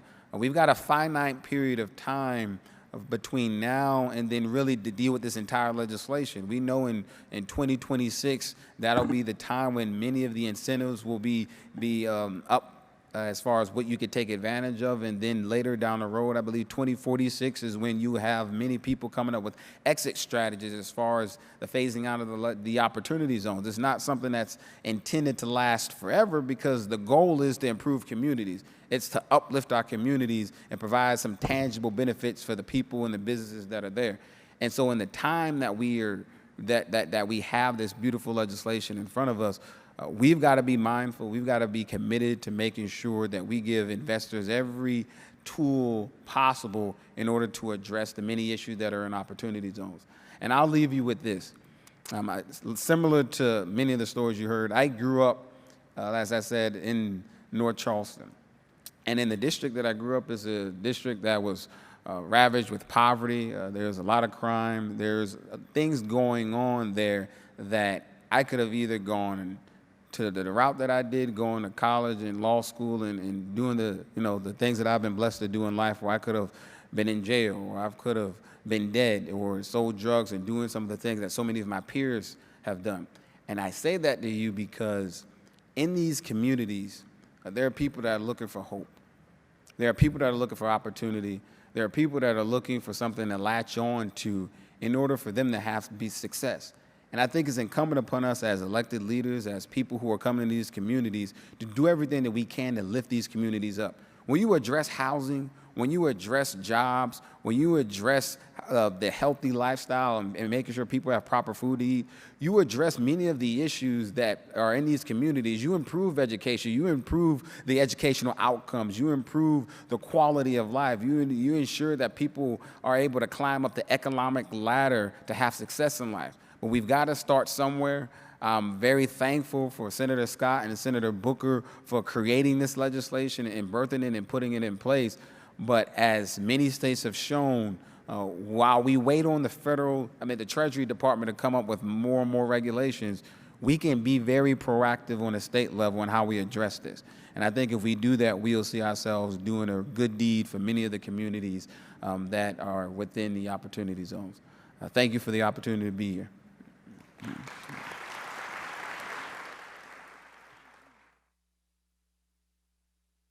Please welcome Brady Mixel, moderator for the Opportunity Zone Municipality Trends and Best Practices panel.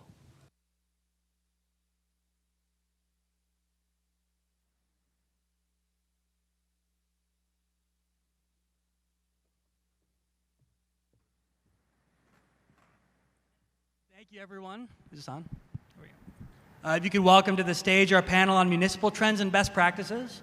We have Ben Siegel, Jeannie Bonds, and Denise Cleveland-Leggett.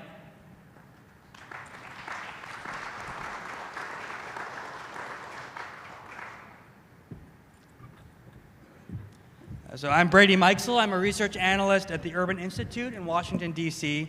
My research focuses on community and economic development, and a large chunk of that time in the past couple of years has been spent around opportunity zones. Most recently, I published with my colleagues Brett Theodos and Cody Evans a paper. It's a guide for governors on how to use state policy to maximize community benefit in their respective opportunity zones, and spotlighting South Carolina as a case study of that. So after the past 2 years of zone selection, Treasury draft rules, and general education of the public and relevant actors, investment is finally beginning to flow into the nation's opportunity zones, including the 135 in South Carolina. Given how open-ended the opportunity zone incentive is at the federal level, local governments have a clear role to play in leveraging policy and planning to maximize the new tool's benefits and minimize any potential harms in their communities. The extent to which these localized efforts are successful could very well determine the ultimate impact of the opportunity zone incentive, and it's a question we'll dive headlong into today. So that's why I'm so thrilled to be here with such an exciting and distinguished panel. So I'd like to give a couple minutes for each panelist to introduce themselves, starting with Jeannie. Great.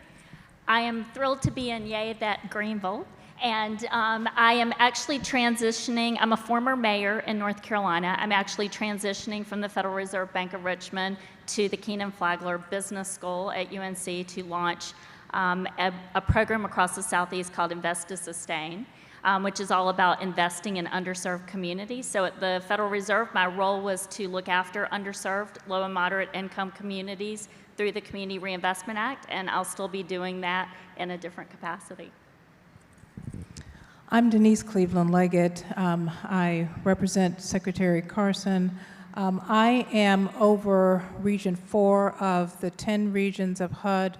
Region 4 is the largest of the 10. It comprises the entire Southeast plus Puerto Rico and the Virgin Islands. And I can assure you I've been to every one of the states and those 2 islands multiple times. I am honored to be here because the Secretary also wears the hat of Secretary of HUD, but he also is over the Opportunity and Revitalization Council. He was appointed by the President. And I've had the privilege to see many things in the Opportunity Zones. I'm looking forward to talking about them.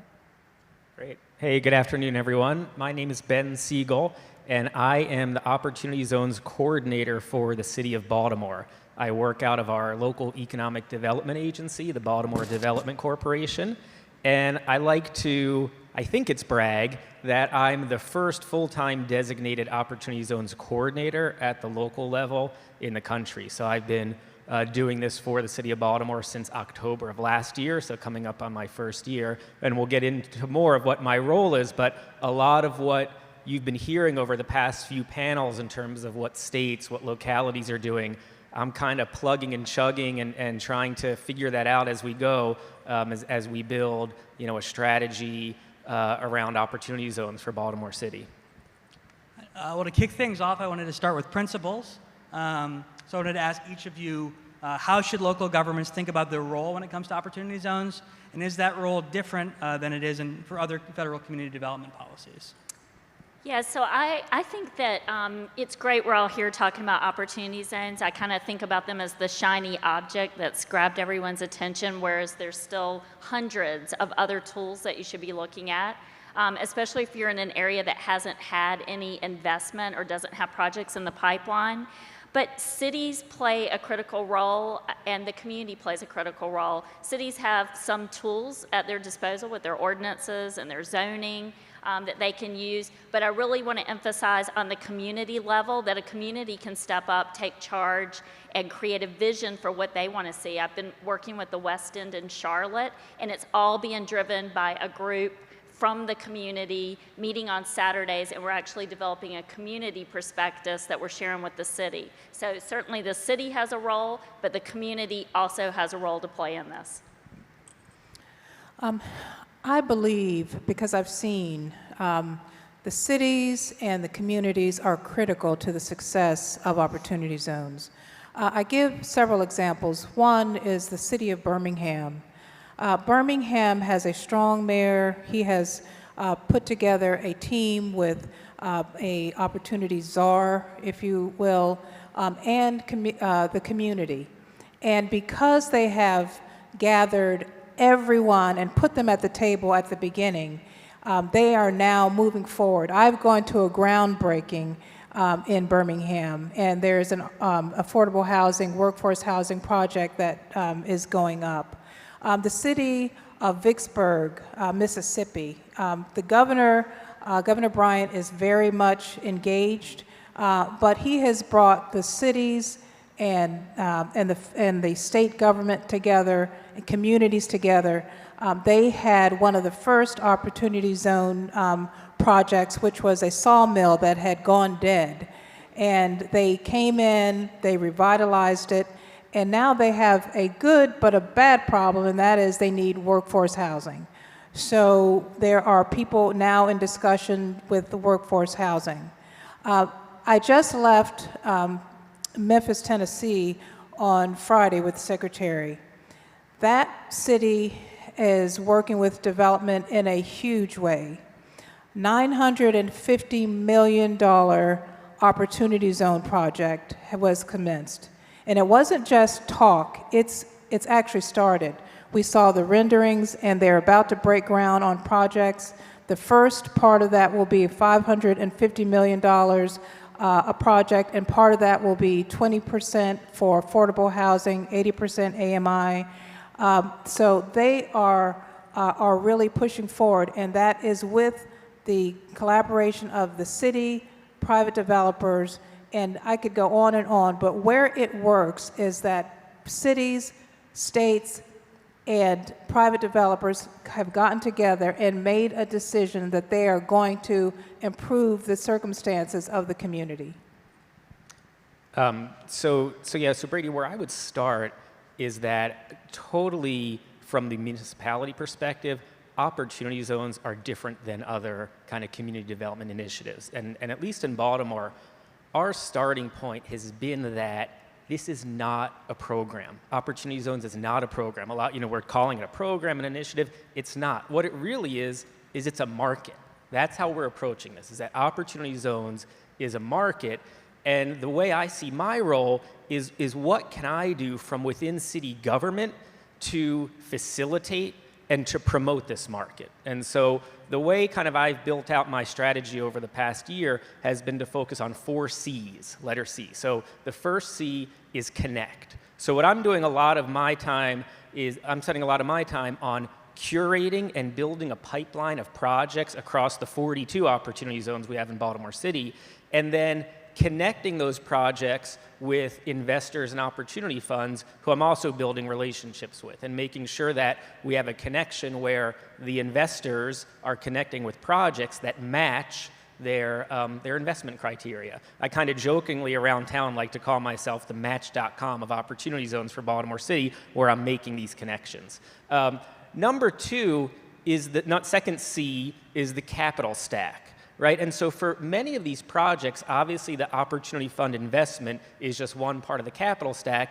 With many of the projects, investors, project sponsors are coming in with their other, sources of financing. But in many other cases, we need to plug gaps. We need to find other forms of affordable capital that can especially help boost some of the returns that the opportunity fund investors are doing, are looking for. So a big part of my role is to not necessarily do the deals, but to make sure the funds and the project sponsors are aware of state tax credits that are available, are aware of other low-interest loans or debt vehicles that we have access to either from within the city or with some of our banking partners. The third C is conditions. And we heard about this a little bit before, but wanting to make sure that from the city's perspective, we're doing everything we can to fast-track permitting, fast-track approvals, make sure that the infrastructure is well developed. Just a simple example, are the main roads going through some of the opportunity zones, are the potholes filled? Are these good places where, investment will, feel happy and want to attract to? And then finally, the fourth C is community. Right, and that's making sure we're working very closely with our community leaders, with our community organizations to build out that pipeline of projects that the community is behind and supportive of, and then also to make sure that we have opportunity zone projects that the community is going to benefit from, local residents, local businesses, and then finally from a community perspective, we're tracking investments, we're tracking impact, and we're being transparent about those. So, Jeannie, you've been burning a lot of shoe leather going across the region, talking with communities about opportunity zones. What are the most promising examples you've seen so far of local government involvement? So I've been basically across 5 states, Maryland, West Virginia, Virginia, North and South Carolina, and DC.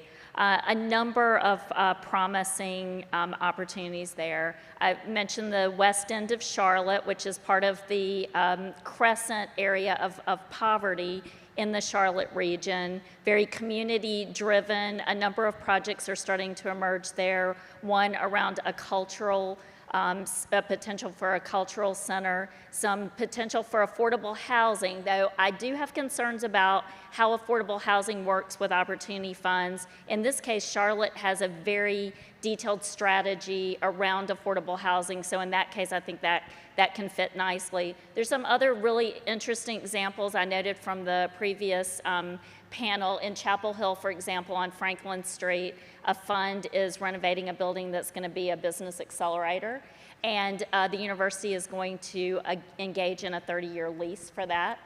So an interesting arrangement. Rock Hill, South Carolina, with a lot of development in a corridor they have, and an opportunity fund doing a deal with the city on a parking deck to serve some of that development. And then there's a few emerging examples in some rural areas, which I think are some of the more difficult ones, but really a wide range of both business and real estate, and then some potential for the affordable housing, but in most cases I've seen the housing really mixed with commercial and retail. Denise, what can the federal government do to support municipal OZ strategies? And when we think about this sort of bottom-up approach that relies on community creativity to foster priorities, how can the federal government act as a partner, and what can a municipality expect out of HUD or other agencies in this role? Well, one of the positive things of Secretary Carson's role as the head of the Revitalization Council, there are a number of federal agencies that are part of this council, and they have identified more than 160 federal programs that will increase investments in opportunity zones through grants and grant preferences. HUD also has a number of different incentives. Our website is www.opportunityzones.hud.gov, and you can find specific incentives on that program or on that website.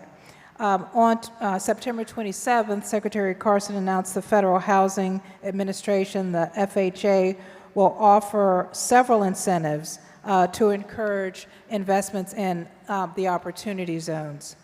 Some of the other incentives circle around some of the loans that HUD provides. So not just through FHA, are there incentives there. There are priority incentives to Section 232 applications, and those are loans dealing with financing nursing homes and the similar facilities. FHA Section 242 program ensures mortgages for acute care hospital facilities, ranging from large facilities to small rural critical access facilities, hospitals. The 232 program, again, provides mortgage insurance on loans that help finance insurance in nursing homes and assisted living facilities. And there are a number of other programs that are outlined on the website.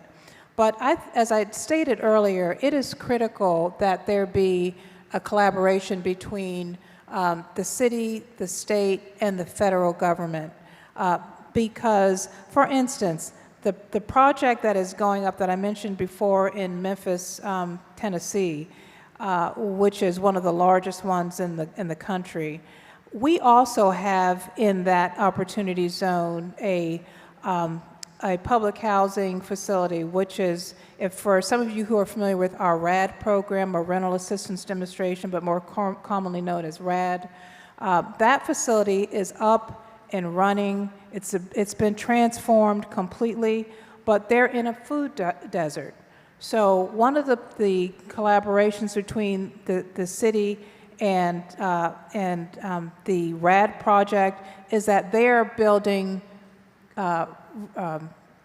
they're providing food and grocery stores in their development.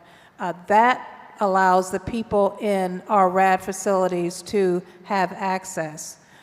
Again, in other cities like Atlanta, they have Invest Atlanta, collaboration between the city and the federal government on providing housing. They are looking to provide housing. There had been, as was just mentioned, there had been early on some individuals who felt with doing opportunity zones, they couldn't quite figure out the return on investment for affordable housing. But through hard work, through effort of individuals, through cities and developers, several of these entities have now come up with a plan for affordable housing. Not all of them, but some of them. And the discussion has to be had, and more importantly, the desire has to be there.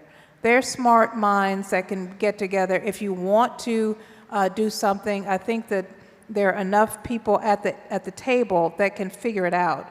And there are many who have figured it out. But there will continue to be an effort on providing affordable housing. It's so important to us because 380,000 of our residents that are in the opportunity zones are receiving vouchers. 340,000 of those individuals are receiving project-based vouchers in our multifamily units. So housing becomes a critical portion of the discussion, and the discussion has to be had with municipalities, with the federal government, and with private developers. So Ben, you talk frequently in your job with investors and developers looking to put together opportunity zone deals in Baltimore. What are these actors looking to the municipality for in their role as a partner? Yeah, that's a good question. And I just want to say, we recognize that we have a number of tools at the local level that we can harness and put into use here. And I like to kind of think of the tools that we can bring to the table for investors, developers, and businesses in kind of two categories. We've got like our soft power tools and our hard power tools. So like on the soft power side, I would not discount the role of information. I think it was Clint on the last panel talking about how when they go into a city, having a partner on the other side with the city who can say, here are the types of projects that we're prioritizing in our opportunity zones that we're looking for investment in, whether it's workforce housing, whether it's mixed-use real estate, whether it's operating businesses.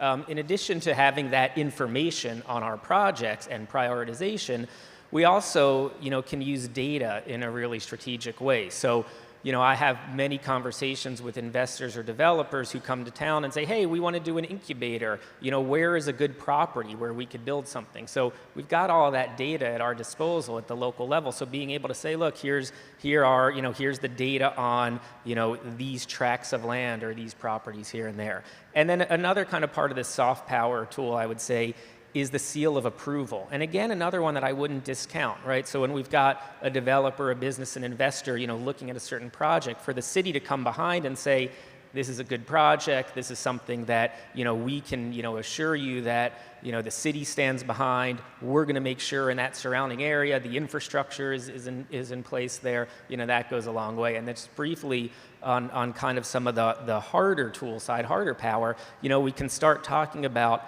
some of our public assets and some actual money that we can put on the table. So from a public asset standpoint, we in Baltimore, at least, and many municipalities are like this, we have city-owned properties that we're looking to dispossess, right? So disposition of properties that, funds or developers or businesses want to come in and purchase within opportunity zones that, we can unload at, kind of a good deal.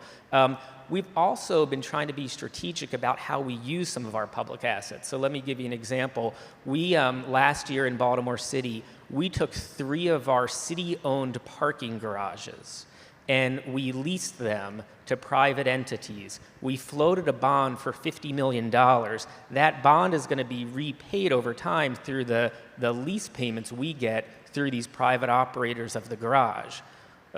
We're taking that $50 million and we've created a low-interest community development loan fund that we're pairing with opportunity zone investments. And so we're able to work with opportunity funds and say, look, if you've got a gap in the project, we can bring in this low-interest debt that can help it get over the finish line. And then I'll just add finally, and we heard about this before, we're being as strategic as we possibly can on tax increment financing zones, TIFs. on pilots, payment in lieu of taxes, and other resources we can bring to the table in the form of state tax credits, local tax credits, to again, put additional capital into these projects to help them get over the finish line. So I'm going to open this question up to the group, but I thought Jeannie made a good point earlier that we're not just talking about local government, we're also talking about communities. So what can a local government do to ensure that the residents of their opportunity zones do have voice and power over the development that's occurring in their community? Yeah, so I think that's key. Some cities and counties that are doing that well are making sure that people are brought in to explain to landowners, how does this affect your land if you live in a zone? What types of decisions could you be faced with if you're a business owner in that zone? If that community is suffering from lack of workforce development or lack of broadband, having those conversations, regular conversations to keep the community in touch with the city, in touch with the investors. And a lot of the investors are doing this as well. It's not just the cities that are doing it, but making sure the community stays involved. A lot of communities are figuring out ways to negotiate with the investors and the funds with community benefits agreements, like you would see with financial institutions in mergers. So keeping them in place at the beginning and all through it so that the people in that community can make wise decisions for themselves so that you can unlock other opportunities like how to finance workforce, how to finance broadband. Think about all these tools that are out there and how they can mix and match. I think the cities that are doing that well are putting the community first and keeping them engaged throughout the process. I absolutely agree with what Jeannie has said. The cities that I have seen work with the communities have been extremely successful. Birmingham is a shining example of a city that's done that. From the commencement of the Opportunity Zone discussion, not only did they did Mayor Woodfin put someone in charge of the Opportunity Zones, a czar, but he immediately engaged the community. And because they've engaged the community, they have very little to no resistance to the Opportunity Zones. You've had people out there who have been protesting, well, it's only going to benefit the wealthy. Well, those cities that are smart enough to engage the community and to utilize their voice from the beginning are the most successful. We at HUD truly believe in the voice of the community. We cannot, because we serve so many people who are affected within the opportunity zones, I think it's critical that their voices be heard. And they know, it was said earlier, they know what their community needs. They know that they don't have certain educational opportunities. They know that they don't have shopping choices. They know that they don't have workforce opportunities.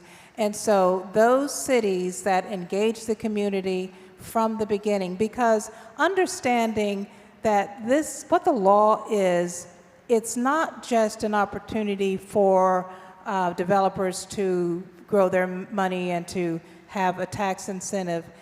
The primary focus, as you heard Senator Scott, the developer of that legislation, is to create an opportunity for the people in those communities who have been neglected, who have been ignored, who have been minimalized.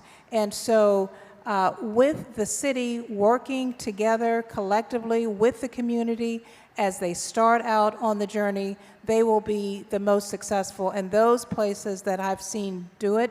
One last thing, in Miami, or of course I've been to Miami Opportunity Zones too, but in Memphis, with that large development, they are looking towards workforce development as well.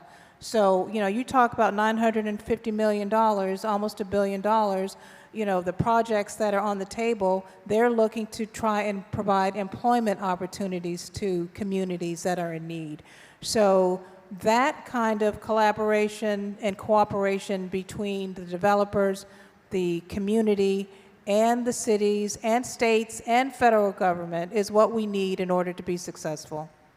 Yeah, I'll just add a couple specific things that we're trying to do in Baltimore. So one is I'm focusing a lot of my time on doing community engagement, and that kind of looks a couple of different ways. So one is I'm regularly doing community workshops. So I'll partner with one of the CDCs or nonprofits or neighborhood associations in a kind of a cluster of opportunity zones, and we'll do a workshop in the neighborhood that's part informational, really trying to break down the myths and barriers on what opportunity zones are, but also we workshop projects. So we talk through, some of the projects in the community that the community wants to see happen. What do they look like in the opportunity zones context? And I invite to these meetings our professional folks in the city, the accountants, the lawyers, the experts on opportunity zones who are coming out, pro bono and responding and saying, hey, that project, might work if you can kind of get the returns to look like this. So that's one. And through that process, we're obviously helping to build out our pipeline, as I mentioned before, of projects that the community is behind and the community supports. And then kind of a final piece on this end, we're very focused on the aspect of how can we use opportunity zones to build wealth within communities, not just have wealth be kind of taken out of communities. And so I've been working with a number of community groups, nonprofits, looking at innovative ways where maybe they could create their own funds or sidecar funds. We've been doing some crowdsourcing program modeling in Baltimore, so some of those models are exciting. And then I'll just kind of add the community benefits agreements aspect. So it's been mentioned some of the state legislation in Maryland. One of the pieces of the legislation we have is that if an opportunity zone project does a community benefits agreement and it's receiving state tax credits already for that project, there's a bump up in those tax credits of as much as 10% or more if they do a community benefits agreement. So we're kind of taking that and running with it, where every project that we're working with in Baltimore, we're talking to the project sponsors and the investors from day one about doing a community benefits agreement for local hiring, local procurement, kind of affordable housing set aside. And then the last piece, and kind of this has come up a few times today, there's kind of, a lot of question marks about displacement, about gentrification, and that's something we're very focused on in Baltimore. We don't want to, turn investment or development away, but we want to make sure that that development is done in a way where the community can benefit. And one of the just kind of most important strategies here is making sure that we've got a plan in place where we're increasing the stock of affordable housing in these neighborhoods where we're seeing investment. We do have an affordable housing trust fund in Baltimore City, and we're making sure we use that in a way where we're targeting, the opportunity zone neighborhoods that are getting new investments. Well, that brings us to time, but thank you to these panelists for a great discussion, and I know the conversation around what municipalities and towns and counties can be doing around opportunity zones will continue far past this panel. Thank you. Please welcome Quinn Palomino from Virtua Partners.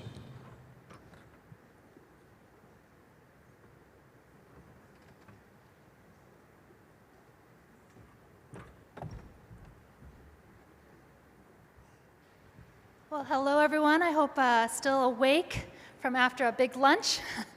And I have the great pleasure right now to introduce our Congressman William Timmons. And I just want to, earlier today, you heard Senator Scott, who's a dear friend, share the why, the spirit behind the legislation. Now, I think something I'd like to share about Congressman Timmons. The hope during lunch, many of you said it is so nice to hear of the potential hope here for our country, how we can reach out to our communities.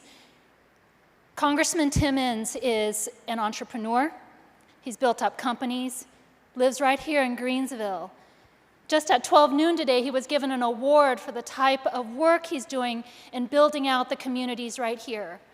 So it is an incredible, to have him represent South Carolina back in DC.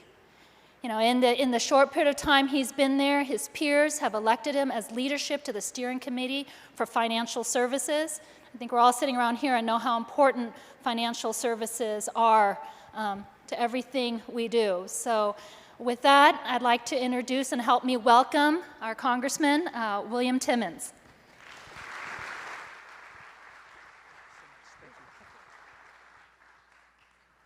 Hey, good afternoon. I have a lot of friends here, so it's an honor and a privilege to be before you, and it's an even bigger honor to serve the 4th Congressional District in Washington.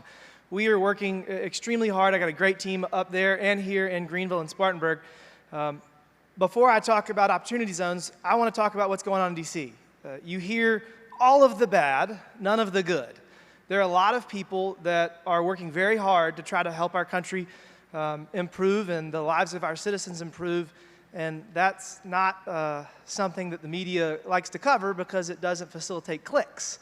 So while there's a lot of chaos in Washington, 10% on either side are very loud and they get covered, but the 80% in the middle, Republicans and Democrats, are working hard to steer our country in the right direction. I'm on the Modernization of Congress Committee, which is really, it embodies everything about why I ran for office. I ran for office because as a prosecutor and as a small business owner, I was frustrated with government.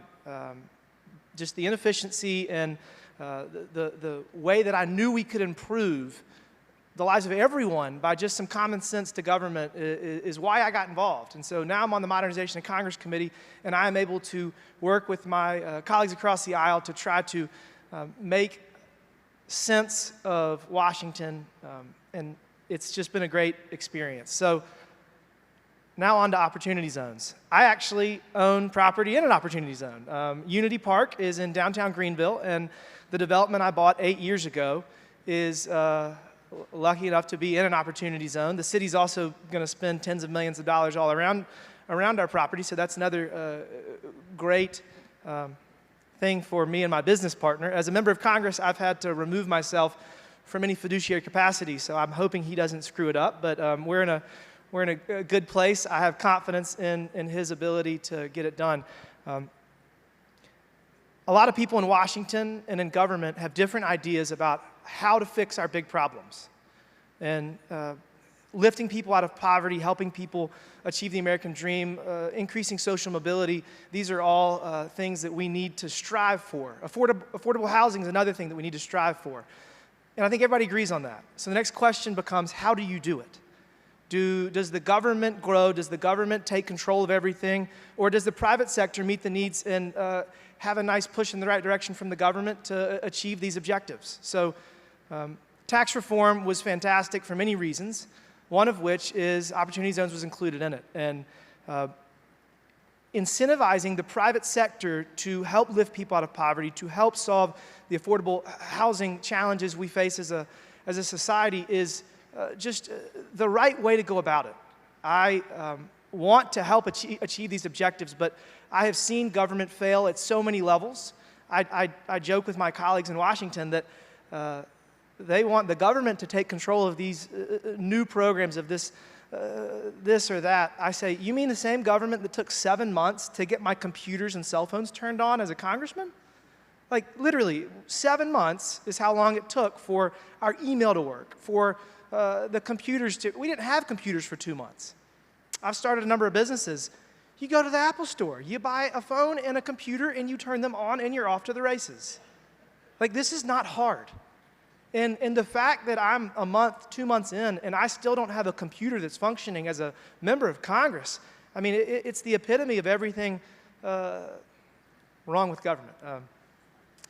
So last but not least, the federal government is trying to help solve these problems. The state government, the county, the city, they all want to provide social mobility, to lift people out of poverty, to provide affordable housing to people that are being pushed out of the neighborhoods they've lived in all of their lives because demographics, because population growth, because Greenville is growing so fast, and that's a great thing, but the adverse impact of that on those that can avoid at least is inappropriate, and we must do whatever we can to help mitigate that and to help enable them to continue living their life and pursuing the American dream. And so we need to focus on how we do that.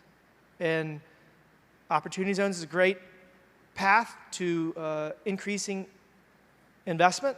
We've got a lot of affordable housing opportunities coming up with the city of Greenville, with the county. A lot of people don't know how to achieve it. The question is, does the developer take the whole burden? A lot of people in Columbia want the developer to have the burden. And you just mandate 20% of whatever new development is required to have affordable housing. And all that's going to do, the developer's still going to make money. It's going to be harder. He's going to increase the fees. He charges the other 80%, and that's not right. If this is a priority, which it should be, and it is, everyone should be part of the solution. And again, Opportunity Zone is a great example. So the question is, what's the next step for affordable housing? And I'm just pushing conversations that involve market-based solutions, that involve incentives, carrots, and not sticks. We don't want to regulate our way to the objective. We want to incentivize the private sector to pursue the behavior that we want and do so in a responsible way and be the best stewards of our tax dollars as possible. So I'm working hard in DC, and it's an honor to serve you. And if I could ever be of service, my cell phone number's everywhere. I'd love to meet with anybody that has any ideas on legislation or on policy. I'm always available. If you ever tell me that you couldn't get a hold of me, I'm going to call you out on it because everyone else calls me. You should too. Please reach out if I can ever be of service, and thank you for letting me speak to you today, and thank you for your interest in Opportunity Zones.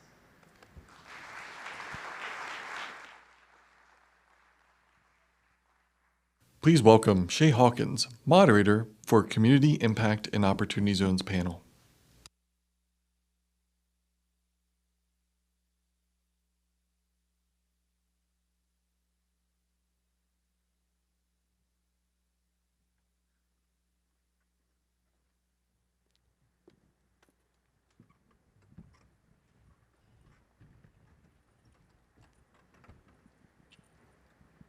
Got a nice workout coming up there. I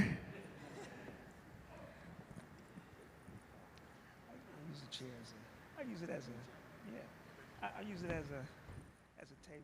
Okay. All right, good. Well, welcome. We have 30 minutes to discuss what is probably the most important aspect of this Opportunity Zones policy. And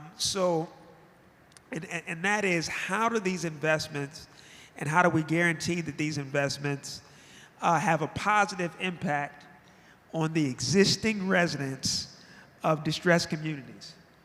Positive impact on the existing residents of distressed communities.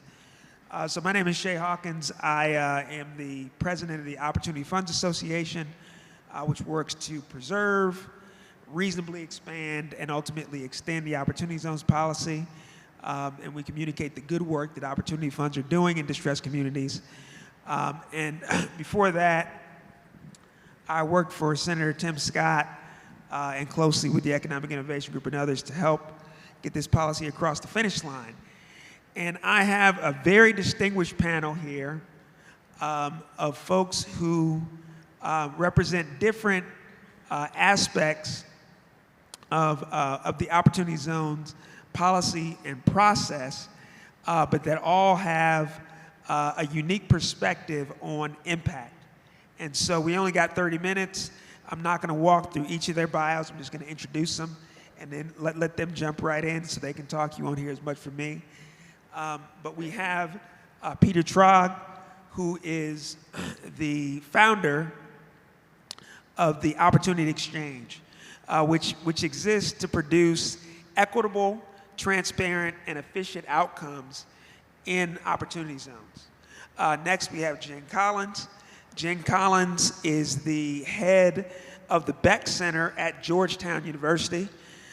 They were a critical part of creating the first workable standard in terms of a voluntary impact framework. And so that's going to be really key going forward, amongst folks like the folks at Virtua and the folks at SC Opportunity Funds that say, look, we want to step forward and be on the forefront of reporting and transparency. How do we do that? And then finally, we've got George Ashton from LISC. George is a longtime sort of serial entrepreneur himself, And the folks at LISC brought him in to really spearhead this policy, which is oriented towards entrepreneurs. And so, you know, George, I mentioned you last, but just tell us a little bit about how LISC is approaching impact and opportunity zones. Happy to do so. So LISC is a national CDFI by corporate structure, a nonprofit. We have been investing in underserved communities all over the country for about 40 years now. We've done about 20 billion of investments between tax credits, LIHTC and new markets, pre-development debt on projects, construction debt as well, and now some equity investing also. So we really are an investor in the space. We just started an office. We have 35 offices across the country, soon to be 37. We just started an office here in Greenville, and our executive director is somewhere around here, Julie, The community reinvestment. there waving her hand. And what we try to do in each of these communities is bring some of the national resources, whether it's HUD 4 grants, HUD Section 4 grants, or grants and program work, the tax credit stuff, and the other types of capital into these areas to really try to create impact and change for these communities. And so, having done that for a long time, when Opportunity Zone legislation dropped, we were obviously asking the question, how can we utilize this new tool to affect that same change? And so we've been doing a lot in the space. We have some equity investment funds that we're deploying around the country on behalf of banks or private high net worth individuals or NBA players and otherwise that we're working on as well. And then we, on the project side, have a few programs to do pre-development grant funding to projects in a few cities around the country that are really projects that are focused on impact in these zones. And then we've also done some thought leadership with a playbook that we launched online as well. So there's more, but that's just a little bit of what we've been doing in Opportunity Zones. So Jen, can you tell us a little bit about the Beck Center and your work with Opportunity Zones? I mean, I know obviously, you know, the Beck Center has kind of a broad portfolio, but tell us a little bit about your work around Opportunity Zones. Yeah, happy to. So we are, the Beck Center for Social Impact and Innovation, like our namesake suggests, is we are a center that exists to drive impact and create and incubate new ideas. We really focus on systems change nationwide. We have two bodies of work, data and digital side, and then a fair finance initiative. So our fair finance initiative takes a look at the systems and structures undergirding capitalism that perpetuate inequity across our country. Our Opportunity Zones team fits within that, and the work of our team is really to support the original intention of the legislation, which is to really promote positive social outcomes in these neighborhoods. So I have the best job in the world. I have a national lens on the Opportunity Zone landscape. I am a hub for Opportunity Zone conversation for anybody who's socially minded and really wants to drive positive social outcomes in these neighborhoods. So I'm grateful to be flanked by the three of you who make me look good, because you do what I think about. So it's always great. But we're really a think tank that does. We're a nonprofit that sits on Georgetown's campus, so we put together intergenerational teams to do the work that I just described. Excellent. Now, Peter, one thing that's kind of unique about the Opportunity Exchange, if I understand it correctly, that was structured pretty much around this policy. So it's an organization that was built around this. And so I find that, you know, very interesting, because it's almost like you wouldn't have a job if I didn't do my job well. That's a joke. Neither would I. Yeah, many of us Thank you, here. Shay. But tell us a little bit about the Opportunity Exchange and how you guys approach this, how you guys produce these equitable, transparent, and efficient outcomes. Yeah, happy to. And echoing the other folks on the stage here, really honored to be up here. And excited to share a little bit about the Opportunity Exchange and the work we do with you all here today. The way that we got started doing this work prior to creating the Opportunity Exchange, I was working in community and economic development in Northeast Ohio. We're a Cleveland-based company. doing a role not dissimilar from that which Ben was describing on the previous panel, working to help connect the dots between communities in Northeast Ohio, investors, and the project sponsors that are within them. And it was really clear, two things were abundantly clear as a result of that work. One was that there's a ton of energy about the potential of this program, right? We have a couple hundred people in the room here today as evidence of that, but no matter where along those three legs of the stool you sit, whether you're a community leader, whether you're a developer, a business owner, whether you're an investor, ton of energy about what's going on here, which is great. The other thing, though, is that there's a lot of questions about how to take the next step, right? How do people get more involved? And given that this incentive exists, what should we be doing now? And a lot of those questions, kind of initially, especially oriented around how do we get connected, right? As a city or a state, what should we be doing to identify projects in our community and get the word out about those? As a developer, what do I need to put together? How do I talk about the work that I'm doing in general, but also from an impact perspective? As an investor, great, I'd love to think about investing in Cleveland. Where should I go to understand how to get connected? Answering those questions at the core of what the Opportunity Exchange does, where we partner with cities, states across the country to help showcase their kind of pipeline of Opportunity Zone projects, and in so doing, execute against this impact mission, which is at the core of kind of why we're on the stage here. We think about this question in two ways. One is by working directly with communities to help them showcase and advance projects that meet the objectives and long-term development goals of their community. We believe that's a strategy for influencing outcomes in the Opportunity Zone space, and a way to help really highlight and lift up projects that kind of are very closely aligned with the direction that the communities we work in want to go. The other is following the leadership of Jen and her work in particular, but is really believing in the importance of transparent data collection and impact reporting. So through a lot of the thought leadership from the Beck Center and others, with like their OZ framework and their suggested impact reporting guidelines, we've really embraced that and adopted that into the work that we do, such that we provide really clear data and reporting back to the communities that we work with around the types of projects we see in their community. We have kind of the ability for folks who use the platform to really clearly communicate their impact objectives in alignment with the framework, which I'm sure Jen, you'll talk more about. And so it's kind of through these different channels that we really try to hope to be helpful players and a tool that folks can use to advance this impact mission. So what role do you think, I mean, we're here, in South Carolina, there's a lot of folks here that we've heard from, in state government or who are involved in local government. What role does state and local government have in ensuring that the existing residents of distressed communities benefit from this policy? Okay, I'll start. So we actually put together a playbook that I mentioned before aimed at community stakeholders. And really what I want to talk about is how we came to the notion we needed to do that. We had a number of cities calling us because we have offices in all these locations saying like how should we get involved? Economic development departments typically calling us to say, hey, listen, we want investment in our town.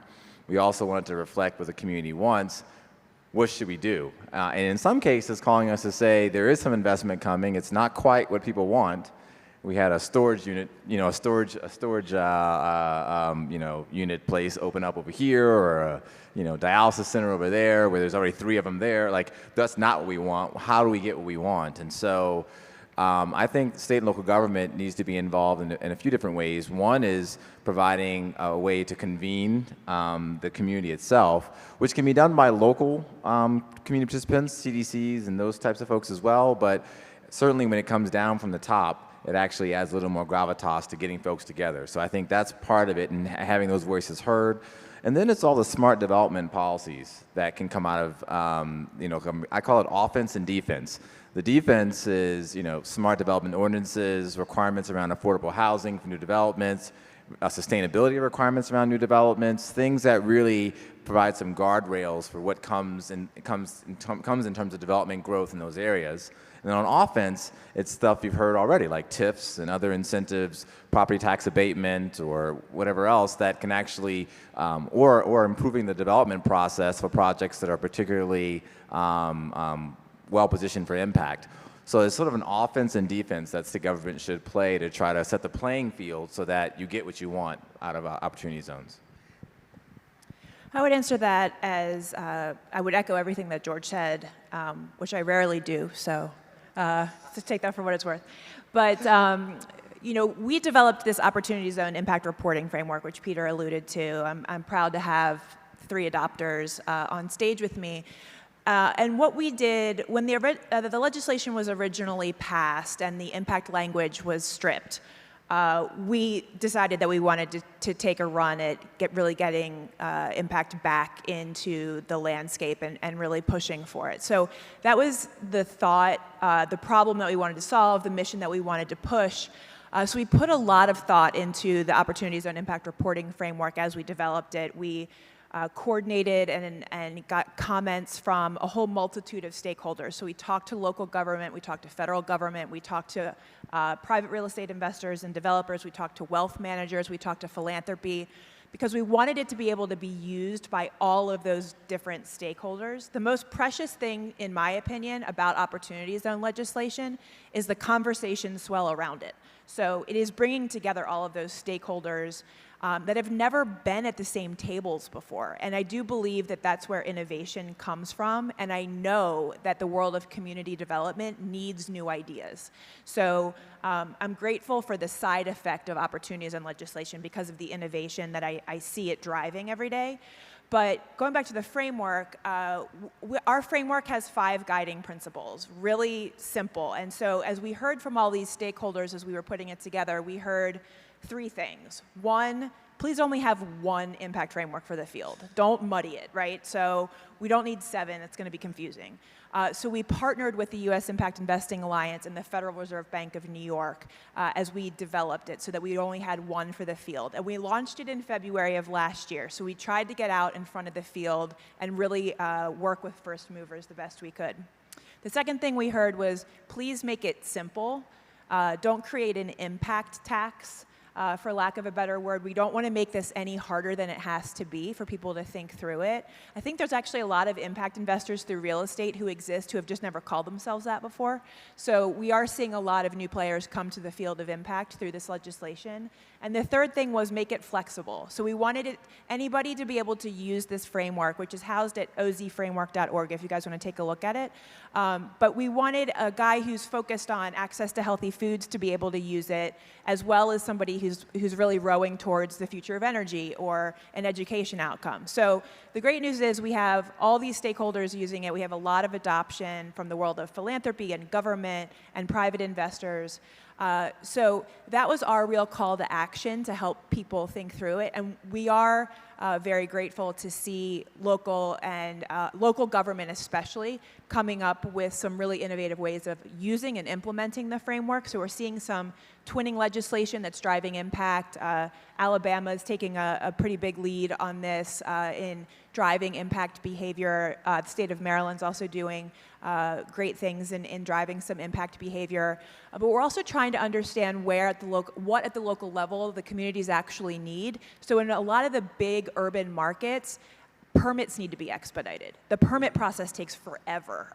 Even in Baltimore, which is not one of the top 3 markets, but Baltimore, we have put together an Opportunity Zone Investor Council. Dave Bramble, MCB Real Estate, has 3 zone projects in Baltimore. He is a very well-connected developer in the city of Baltimore. It took him 4 years to get entitled on his Yard 56 project that he's doing with Prudential. So that's just a need in particular cities. So if permits need to be expedited, anything that will really help drive project and project development. So it's really understanding what's hindering the projects from being done, and that can vary state by state, even local jurisdiction to local jurisdiction. So it's understanding that need and being able to address that need, which you can do especially at the local level. One of the questions that we often hear on this is how, particularly on the community side, and I think, again, to reference Ben, a great example that has been embraced also by the Rockefeller Foundation recently. I think a really fundamental component of this is capacity. Whether it's a full-time person, if you're lucky enough to be able to support that as a community. If not, a different model that is that we've seen emerge. It's kind of these like collaborative working group models. I'll reference specifically in Cleveland as a way to achieve a lot of the goals that George and Jen just outlined. In Cleveland, they don't have a full-time Opportunity Zone coordinator running point in the city, but they're still tackling a lot of these same questions and moving the ball forward.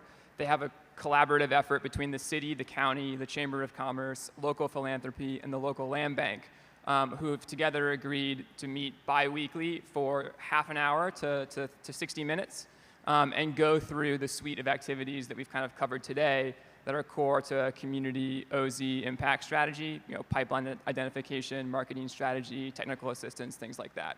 And so even in cases where you're not in the position to have a full-time coordinator doing this role, I think the key thing is that there's still models and strategies that can work for you to enable you to proactively step into this space. So how can we guarantee that this conversation around impact includes entrepreneurs and Opportunity Zone residents and not just like politicians and nonprofit execs and folks like that? How can we get the real stakeholders into the conversation? So I would echo some of what George has said and commend the work that Peter's done because the connection and education is really critically important. And it's complicated and it's hard because there are power dynamics at play, there is race at play, there is capitalistic tendencies at play. And so this can be really hard and scary and messy sometimes. So I really support, the Opportunity Zone coordinator model. I know LISC is working with Rockefeller on boosting some of the human capital and capacity at the local level, which is sorely needed. But a lot of times there's a translation issue. And so anybody, I would call on anybody in the room, anybody who's in the ability to act as a translator by in between these worlds is really incredibly helpful, super helpful to the field. If you have access to community level folks, if you can set some tables for this type of conversation to happen, I would echo the call for convening. I think government can play a role there. I think local foundations can play a role there. Anybody who can convene locally to really get that community voice. And then we have 5 guiding principles in our framework. The first one is community engagement. And it's kind of like if the first one isn't hit, I don't really care about the other 4. So community engagement, and I'm seeing the most interesting and impactful community engagement being community members involved in the capital stack of these projects. So I am seeing some projects that are involving community by involving them in various interesting ways as part of the capital stacks to be able to help with wealth creation in some of these communities. And of course, the difficulty with involving the capital stack sometimes is that only capital gains can be in the capital stack. And in lots of these communities, folks don't have capital gains in the areas that have been underinvested. But there are other ways, as Jen refers to, that we can get them involved in the capital stack as well. I'll give you a test case. The best one that I've seen, and it's one that I've been involved in as well, is down in Charlotte. And I actually worked with Jeannie down in Charlotte on this. So we have an office down there, Federal Reserve Bank is down there, Foundation for the Carolinas is down there, and we all got together and with one of the local universities in this historically black neighborhood, put together a fairly large convening to actually get the community itself to come out. Now, painfully, these convenings are on a Saturday. I live in Washington, D.C. I have 2 kids. So being in Charlotte on a Saturday is the painful part about that. But we've done it twice now, or we actually done it once, and we're going to do it again here coming up. But you have to do it when it's accessible by the community. So that's not during business hours on like a Monday through Friday. That's like a Saturday convening. Yes. And then we got them in the room, and the greatest thing happened. It was really Jeannie's idea was, hey, let's put together, let's get their input on what they want to see in their community. Because a lot of these communities feel like they have not been invested in, and they have a culture and they have a history that they want respected in what's developed in their communities. So we got some ideas from the community, directly from folks just raising their hand. I want a library, I want an art space, I want a whatever. And then working with Jeannie and others, we put together a prospectus for so pulling those ideas together. But as we were in the room, this is the gap that you're talking about. People who own sites, whether they were commercial sites or individual homes, were like, hey, listen, I'm okay with, I'm older, I'm okay with selling out of my site, but I don't know anything about real estate investing and like, who am I going to talk to and how am I going to structure these deals and how do I make sure that I don't look at my community in 5 or 10 years and it looks completely different than it looks today? And so they've sort of bought into the mission in this concept, but there's a technical assistance gap there. And so what we're trying to think through down in Charlotte is how do we provide education and information, but also maybe some models for empowering people to work together to have their vision for their community effectuated by developers. Because without working together, my fear is they get picked off one by one, and it doesn't end up being what they want it to be. It turns into a whole different type of community. And so really, when you dig down and you start talking to the people in these communities, that's where there's a lot of work to be done on technical assistance and models for helping them be a part of whatever the growth is in their communities. I think this is like part of the next frontier of trying to figure out this community impact work on OZs is more direct resident engagement. An example has been cited before, but I'll just add a little bit more color, is what's been happening in Birmingham, where the city has elected to literally have people on repeated instances at times that work for people throughout the course of the day,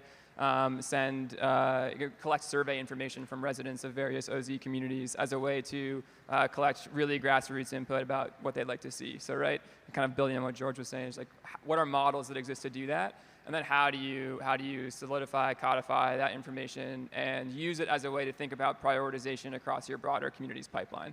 If community A says they want a certain type of project, well, do we have those in our pipeline? If not, how can we build that? What technical assistance do we need to do so? And then how do we think about connecting investors to those projects?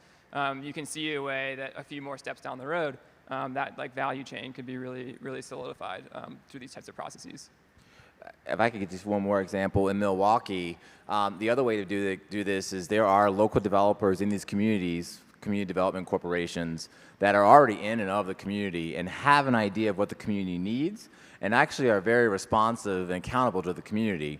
But many of them are struggling to figure out how to put together capital stacks for their projects that would involve OZ equity, because traditionally their projects have been with federal tax credits and grant and soft money. And so we did a session in Milwaukee where we pulled a bunch of these types of developers in a room and had bankers and lawyers and accountants just meet with them for like 15 minutes at a time or 20 minutes at a time to try to give them the technical assistance to get their projects to move forward. So that was a bit more removed from the community itself, although those are representatives of the community. But again, those ideas of technical assistance and capital coming to the table. That makes sense. So what do you think, so we're getting close to closing thoughts here, so I'll start with Peter on this, and then we'll just kind of move down. Peter, what do you think is the single most important thing that the private sector can do to encourage positive social impact for the residents of distressed communities and OZs? Big question. I'm a big question kind of guy, Peter. So that's right. Love it. I think that the biggest thing that we've seen so far in our experience is just leaning into these conversations. I think a lot of this is building new muscle, and like Jen was saying, there's kind of a need for writing in like a new Rosetta Stone for economic and community development, and helping translate between parties who historically oftentimes haven't communicated at all. And that can be scary and really challenging for everybody involved. We've seen some really positive examples. We've cited some among numerous others. But I think embracing this type of conversation can go a long way towards starting to build the trust and foundation that really lies at the core of a lot of the change that I think we're trying to make. I would say commit to our framework. I have an 18-year career in real estate investment and development, so I brought that lens and that voice to the development of the framework, and I had a lot of very heated dialogue with colleagues about overtaxing, overburdening anybody who is inclined towards impact, because I don't want this to be any harder than it has to be. So again, we came up with these 5 guiding principles. We're now coming up with an impact process tool because we've gotten a lot of like, your framework's great, but now what? So we put together an Opportunity Zone Investor Council. It's a group of 15 influential investors, developers, and fund managers. George is on our council. Peter is helping inform our council. But we are getting real-time practitioner feedback on this, but we're also coming up with an impact process tool that will be open source. So we'll launch it likely in the spring. But it will be an impact process tool specifically focused on the investor and developer community, on the process to help you operationalize our framework. My answer sort of ties in to both what was said earlier. I mean, there are for private sector developers out there doing things the right way, to Jen's point, and Peter sees some of these projects as well. And we need those guys to speak up and talk about the benefits of doing that. And so really private sector working with academia. It reminds me of what happened, or what's already happened a little bit in the corporate space, where investors are now starting to pay more for stock shares in companies that have good employee retention and are doing environmentally sustainable practices. And I like to think of it just because they feel good about it, and that may be some of it, but actually they've proven that there are long-term benefits to the performance of the company from doing these things. Well, the same is actually true in real estate. So if you look at the long-term performance of real estate assets, those assets that are more reflective of the desires and wants and history of the community around them, long-term perform better as an asset class. And particularly in this, for where we are at in the economic cycle and where we're at in the real estate cycle, it's actually, many of the largest pension funds in this country are investing in things like workforce housing as much as they can, right? Because the luxury market is, frankly, a little bit overbuilt. So there are all kinds of reasons why even for-profit focused developers should be interested in developing this way. We just need to continue to push that messaging in a way that makes sense for the performance of the asset as much as it does for the community's benefit as well. Well, thank you all for hanging with us through this most important panel. And please give my distinguished panel a hand. These folks are at the tip of the spear around social impact and opportunity zones. And we really appreciate them coming down and taking the time. So let's give them a hand. Give a second, folks. Come back. Oh, no, microphone's not.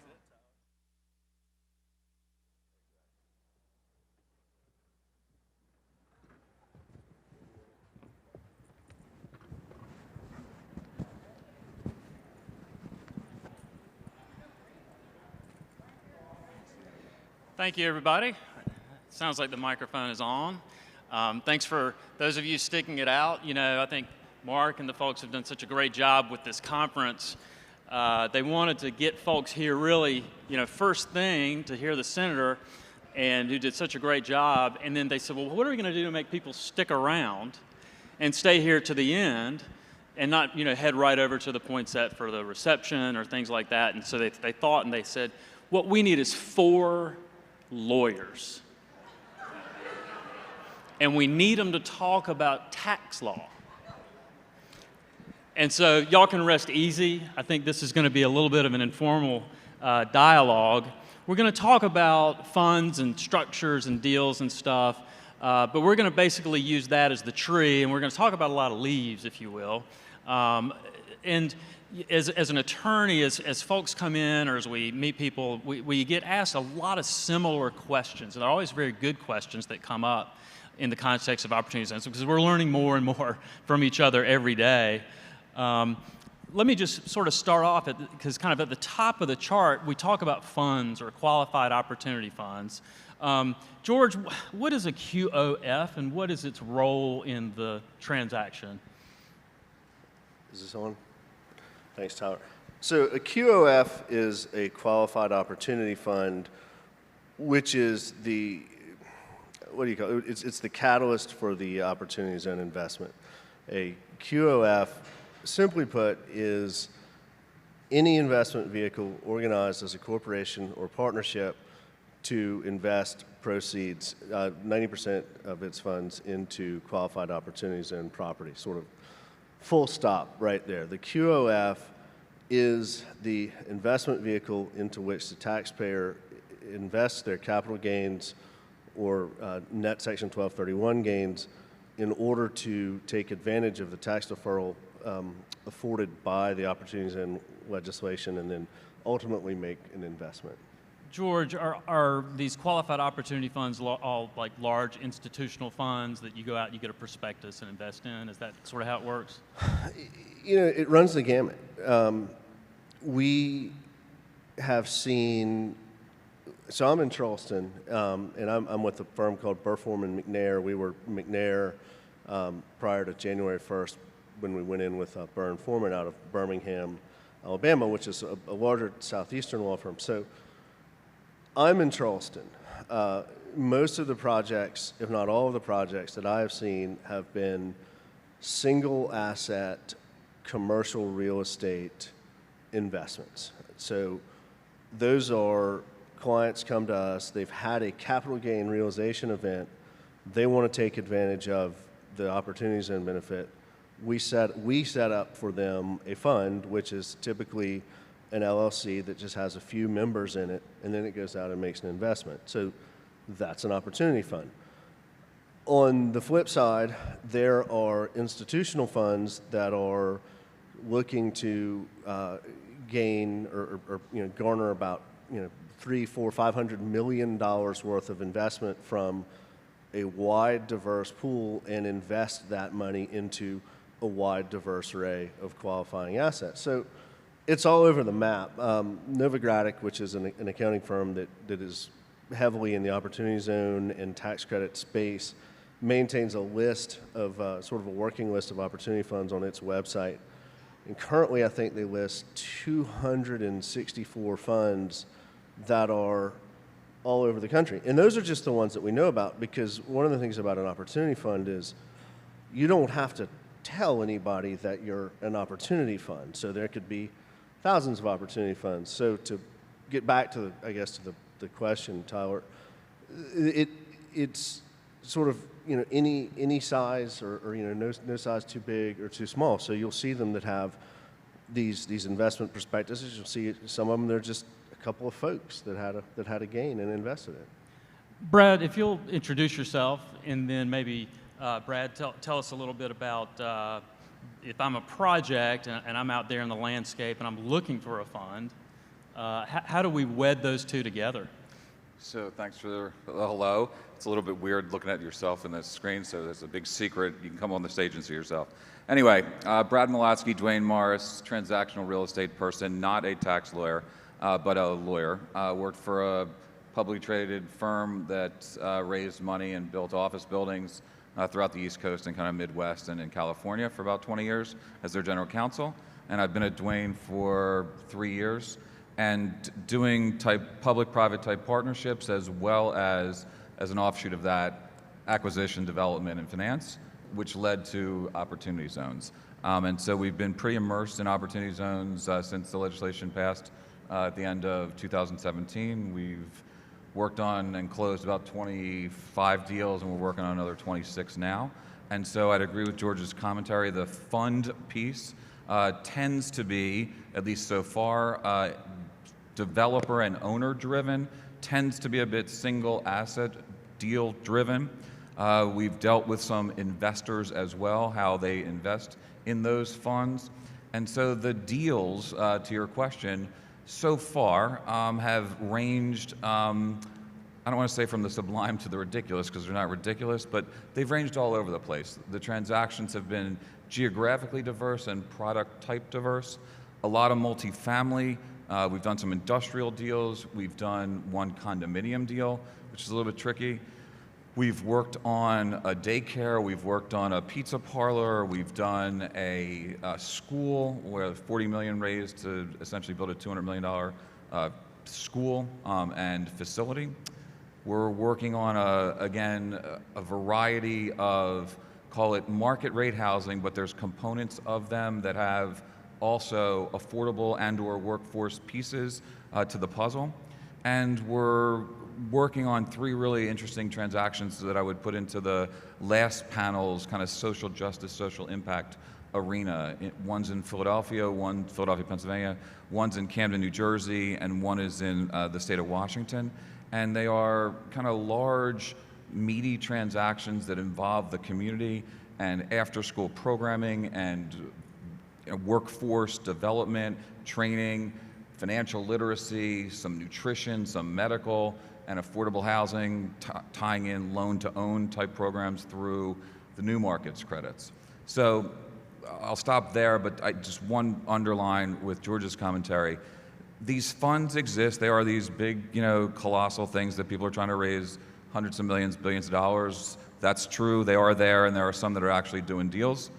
But you don't need that in order to do one of these transactions. It can be 2 people with capital gains, and one doesn't even have to have capital gains. So it can be as easy as a 2-day limited liability company or limited liability partnership as a fund. Matt, if you want to take a second, introduce yourself as well, and maybe we can go through, as we talk about the capital gains, raise some issues as to what types of capital gain can go in, are there any timing requirements, and then maybe we can kick around any other sort of common tax questions that we get, potential pitfalls, that sort of thing. Yeah, sure. So I'm Matt Purock. I'm a partner in the tax and real estate capital markets groups at Morris, Manning & Martin in their Atlanta office. So my practice really for the last 18 months has kind of circled around forming and helping fund sponsors in the OZ space comply with all the technical tax rules and then actually help them through the capital raising process. And so I'm working on funds, as we're describing, just 2 people coming together to buy a smaller piece of real estate and build, a small apartment building on it, to the bigger funds that are trying to pool together hundreds of millions of dollars and go out and buy a bunch of different assets under that one umbrella. And so to your question about the types of capital that can qualify for the OZ benefits, it's capital gains. And so traditionally you think of long-term capital gains, but what's unique about this is short-term capital gains also apply and are eligible to be reinvested. So you've got day traders who are realizing a lot of short-term capital gains all the time. Those capital gains are eligible to be reinvested into an Opportunity Zone project. Now, one of the nuances, so my practice is specifically focused on real estate, so almost everything I do is real estate focused. So I represent a lot of developers who have sold an apartment building that they've held for 3 years, as an example. So what's special to depreciable real estate is, and this is one of the big misconceptions, is you hear people say, oh, well, that's any part of the gain from that sale that's subject to depreciation recapture would not be eligible to be reinvested. And while that may be true, if you have a hotel that has a lot of furniture and fixtures, that the gain attributable to the personalty in that, the depreciation recapture with respect to that is recast as ordinary income and therefore not eligible for the OZ benefits. But when you're talking about the actual real estate asset, that produces what's referred to as unrecaptured Section 1250 gain, which is still a capital gain for tax purposes, but it's just subject to a special 25% rate. So that's just one of the misconceptions about this program when it comes to real estate and in terms of what gain is eligible to be pumped back into the Opportunity Zone and afforded potentially all of the tax benefits. I would just add to that, I think that's spot on. But to the extent anybody's dealing with foreign owners of real estate, there's a tax that they're subject to. It's called FIRPTA tax. It's a hefty tax, about 30% when they sell real estate in the United States and they repatriate the money back overseas. FIRPTA tax acts the same as a capital gain relative to the program. And so if you happen to be dealing with a foreign owner of real estate and they are subject to FIRPTA, the utilization of FIRPTA for purposes of the program exists. Thanks, guys. I do a lot of work I'm with the Parker Poe Law Firm. I'm based here in Greenville, and I do a ton of work in the new markets tax credit space. And there's a lot of interesting sort of similarities and differences between those programs. One is you know, all the discussion we've had today has been about investing capital or investing equity into these funds, whereas the new markets product is really coming in as debt. And so it's a distinction there. And, you know, George, if you want to tell us a little bit about, can we bring debt into the capital stack for an OZ project?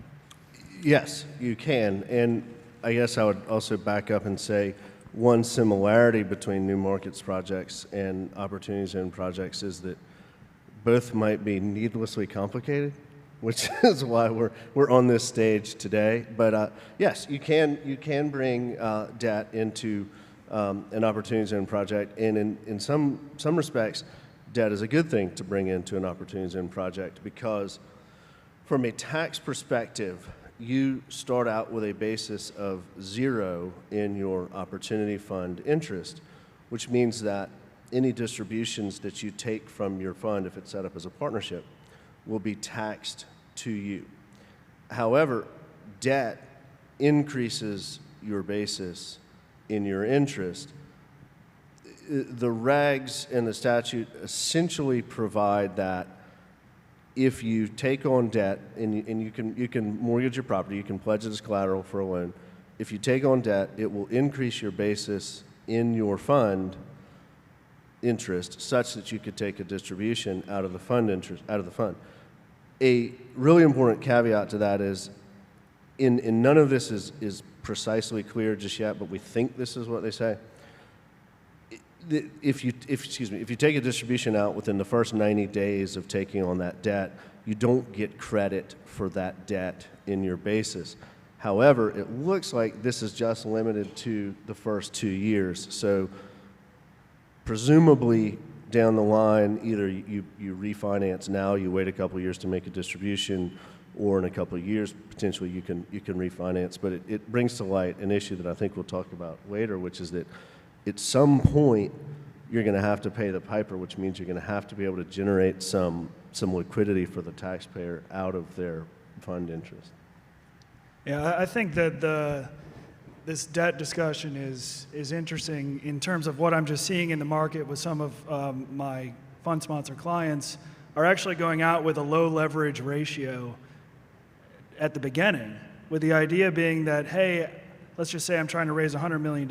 Because of all of the timing considerations that go into qualifying as a qualified opportunity fund, cash is not king for that purpose. You got to get it out, you got to get it deployed. So one of the strategies is, hey, if I'm successful in my capital raise, I'll go out and buy a bunch of assets without having to use much leverage, with the idea being that after I hit that 2-year rule of thumb for the tax regulations purposes, that I'll just lever the property up, and that'll give me some cash to make distributions out to my my partners, because, you know, assuming it's non-recourse debt, now all of a sudden they have some basis to absorb that on a tax-free basis. Matt, if I'm investing or bringing debt into the capital stack, what if I just like a project and I don't have any capital gain, don't worry about 180 days, but I just want to be a part of the project? Can I come along for the ride? Yeah, there's nothing. I think that's also one of the big misconceptions here, is that a qualified opportunity fund cannot have investors that are not investing capital gain dollars. That's not true. If I have quote unquote normal capital that was not traced to a capital gain transaction, I'm free to invest just like anybody else is in a qualified opportunity fund. It's just that I'm not getting any of those tax benefits. So to answer your question, yeah, if you like a deal, go for it. There's nothing to stop you. Yeah, I would just echo that. At all these conferences that we go and we speak at, a bunch of people calling in and having conversations, that is a large misperception, which is it depends on how you're listening to the question, and if you're like me, whether you're paying attention to your phone or not, when the person answers the question. The answer, as Matt just gave, is spot on, which is you do not need to have capital gains to invest in one of these deals, period. If you do invest in one of these deals without capital gains, you get none of the benefits. So we circle back 5 hours ago or so, there's no deferral, there's no reduction, and there's no elimination. But you're still involved in the transaction if you so desire. It's only through the capital gain investment piece, through a fund, that you're eligible for deferral, reduction, and then elimination after 10 years. And I might add to that, and I think we'll talk about this a little more in a minute. If you wouldn't invest your money in the project unless you got that tax benefit, then you might need to look a little harder at the viability of the project before investing your money. Yeah, put a different way, that's you'll hear a lot of commentators sort of talk about the program does not make a bad deal good. It makes a good deal very good.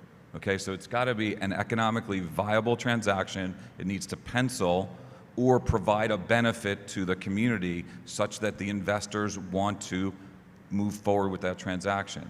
If it doesn't, then there's really no reason to do it in order to just get the tax benefit. It needs to make sense from a different perspective. You know, and Brad, a perspective that has brought me around to is if any of y'all and I happen to be having coffee or getting together and we're going to talk about, you know, opportunity zones. You got a project, you're looking to invest in this and that. Might talk a little bit about the OZ stuff, but I try to quickly get to just saying, look, let's put the whole opportunity zone discussion to the side for a little while. Let's talk about your project. Is there an offering document that we can look at? What are your expectations as an investor? How long, how patient is your money in the project? Are you really interested in sticking it out to the end of 2026 or for a 10-year period? And so these are the types of questions. And then you bring in the opportunity zone, I believe, as an overlay to that, and then try to basically optimize your structure for the actual investment in the project that's on the table. So I think that's well said. Yeah, I think that, and what you just said is right on. Again, shifting that a little bit, the program isn't in lieu of other programs. So folks earlier on different panels have sort of said that, but just to underline that, it's not you use the Opportunity Zone to the detriment of other programs. The Opportunity Zone program is very flexible. One can stack benefits with state and other federal benefit programs. So the ability to use new markets, the ability to use historic tax credits, or low-income housing tax credits, or film credits, or state grants, along with Opportunity Zone equity, is accurate. And so the ability to stack those benefits and use them, while a little bit complicated, is doable.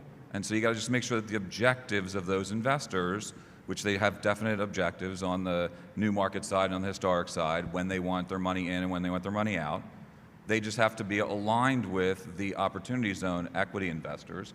And so long as you can create that alignment or an ability to exit and not create a gain event for a particular party, that's what it's about. You know, guys, a structural question as we talked about the Qualified Opportunity Fund, a lot of conversation today about the capital gains, investing in the fund and the benefits that can be obtained. We've also heard from a lot of really good folks today. It's been a fascinating day who are, you know, involved in more of a state and local government perspective. And when you think about, you know, a place to put your gain and to invest in, well, I know all our firms have, you know, municipal or state and local clients, and they want to know, well, you know, how do we participate or how can we be involved? Are we just basically out of the picture in as much as we're not a LLC or a corporation in which you can invest your equity? Yeah, look, I think that there is a place at the table for any number of people to participate either economically or socially relative to any number of projects. And so how one convenes the group and making sure it's inclusive and how one engages with the town, with the county, with the state, depending on how engaged they are, is relevant. The ability to, again, utilize their benefit packages to the extent they have them, their low-income loan programs and or their grant programs. Somebody had mentioned earlier brownfields. There's some good pockets of money depending on where you're looking for them in various geographies throughout the United States, both federally and at the state level. So the ability to bring those folks together, and like the last panel, that's what they're working on and doing well at, which is getting the relevant suspects in the room to listen to each other, which not everybody does that too well often. And so having the municipality there to say, hey, I want to have a convening of the town's people and what they want, and then being able to amplify that to the development teams that, hey, this is what we would like to see here. Here's our zoning. Here's who you need to call, is what it's about. So that it's not just one person's perspective saying, well, we want to do this without the local input. Matt, let me shift gears a little bit and throw one your way. These qualified opportunity funds, how regulated are they in a sense that are they all vanilla or are they all chocolate when it comes to things like, fees or any of those types of aspects? I mean, should we be concerned about differences when we're looking at investing in a more institutional fund? Yeah, so I think this gets back to what we were talking about a little bit earlier in terms of what should be involved in the underwriting as an investor in one of these projects. And you can't be blinded by the tax incentive. I've even coaching people through like-kind exchanges, you always tell them, what the easiest way to save taxes is? Reinvest your money in a crappy deal that's going to lose all of your money. Then you don't have to pay any taxes, but you lost everything. So you need to be really careful about the underwriting that goes into it. And I think what's interesting in the OZ space, as we've seen it very quickly evolve over the last 18 months, is that you had a lot of players from other tax incentivized investment programs initially jump in trying to add this as another tentacle to their offering scope. And what you saw was fee loads and double promotes and all kinds of structures that are just not what you see in a market rate real estate deal.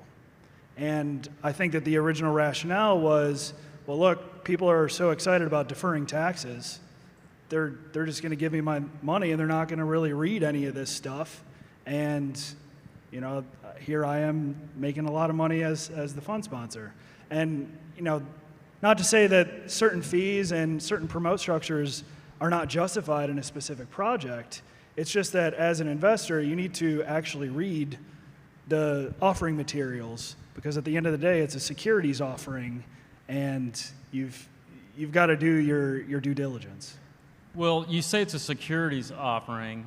That's kind of news to me, and I'll let any of y'all jump on this one, because from an investor standpoint, okay, maybe I get that.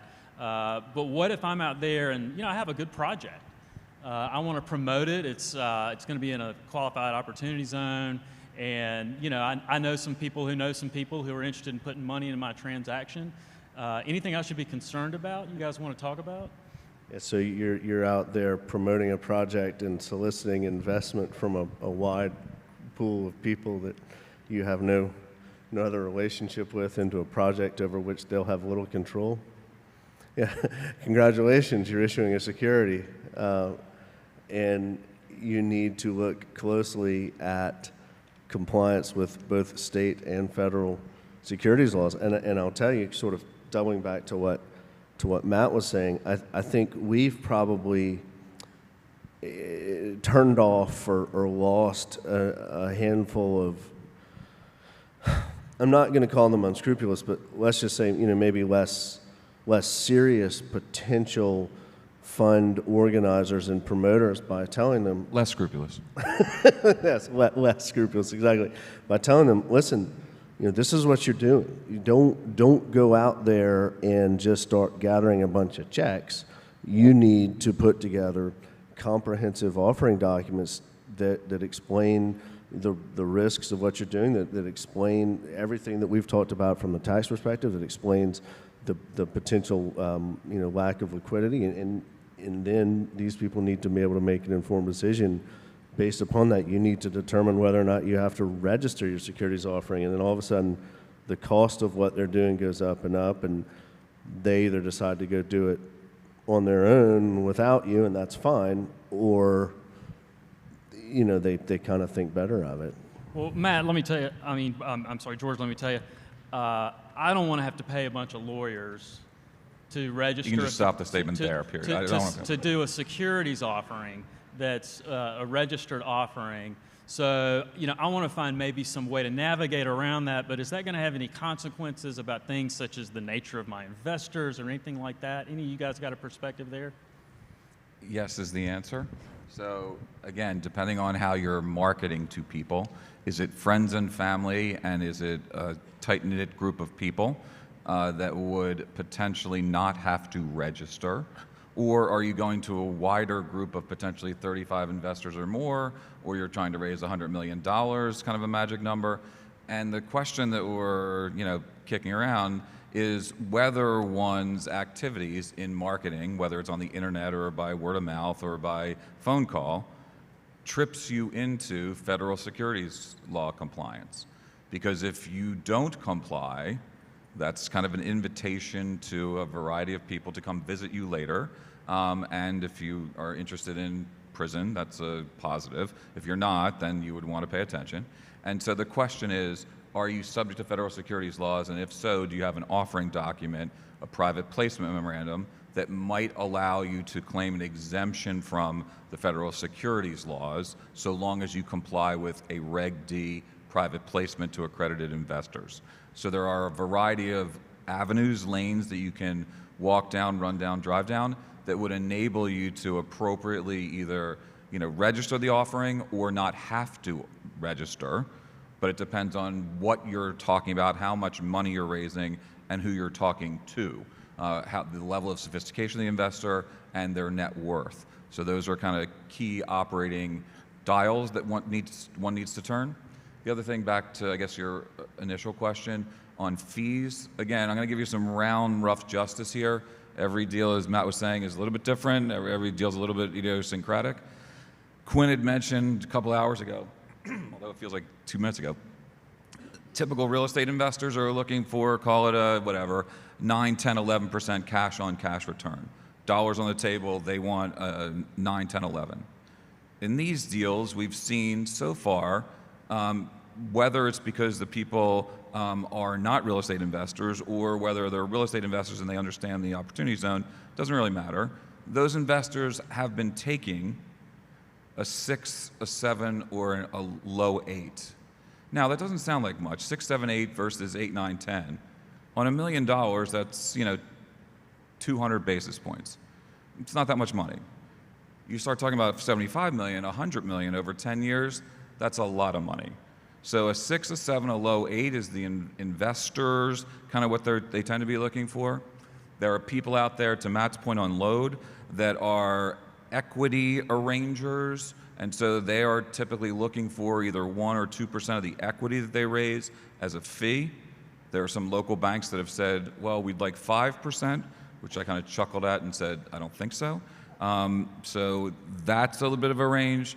Development fees on these deals are, again, is a wide range here.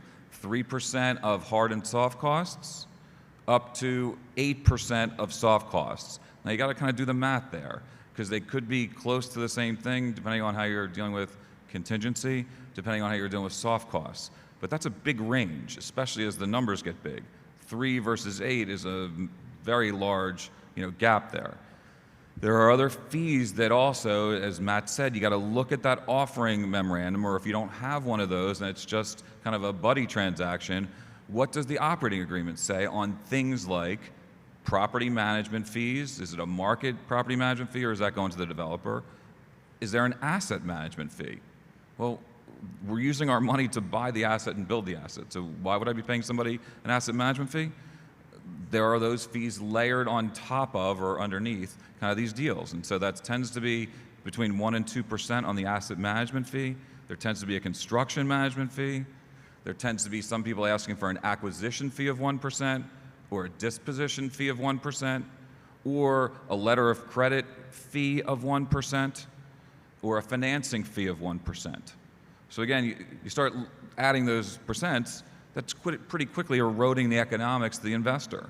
And so you got to be a little bit careful about, depending on who you're representing or which side of the deal you're on, spiking all those things out to just have an informed conversation of what are we really buying and what are you, the developer owner, entitled to legally, because you're entitled to what you write. And so let's make sure that the writing is right. And I think if you're also, just to chime in a little bit on the fees, if you're new to raising money, okay, and you're taking a commission on the money that is, so let's say I'm raising $1 million and I'm taking 10% commission on that, okay? So now I just put $100,000 in my pocket. That just turned me into a broker-dealer. Do I have a license to do that? Because you need to have one. Otherwise, again, you could have the SEC knocking at your door and serious problems. So Brad has an economic takeaway, and Matt is scaring us a little bit if we're out there getting commissions on doing deals, but it's certainly is wise advice. George, I might let you wrap things up. Are there any takeaways or things that people might want to be thinking about or planning for if they're looking at an investment? Oh, we alluded to it earlier, which is don't let the tax tail wag the deal dog. It needs to make sense regardless of the tax benefit. And then after that, this is complex stuff. It's just a tax deferral in the first instance. You're going to have to pay tax in 2026 or earlier. Have you made plans for that? Does the operating agreement of the fund in which you're investing give any leeway for making distributions for that? I guess I had a law school professor who always said, read the footnotes or your children will starve. Read the documents. Understand what you're getting involved in, because it could be, it could be exceedingly risky, and you could be making a short-sighted decision based on a perceived benefit, which you may never realize.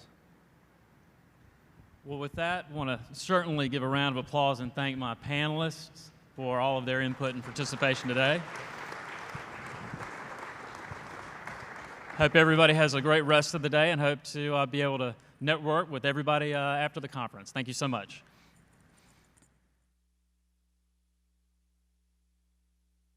Please join me in welcoming Mel Pennington, Mayor of Hartsville, South Carolina, to the stage.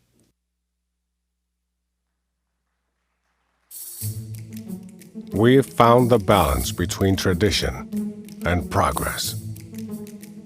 Cultivated the art of good living.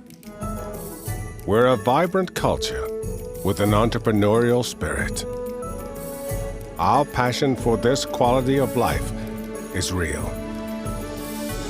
You can find it in our smiles, see it in our theaters, or feel it on display.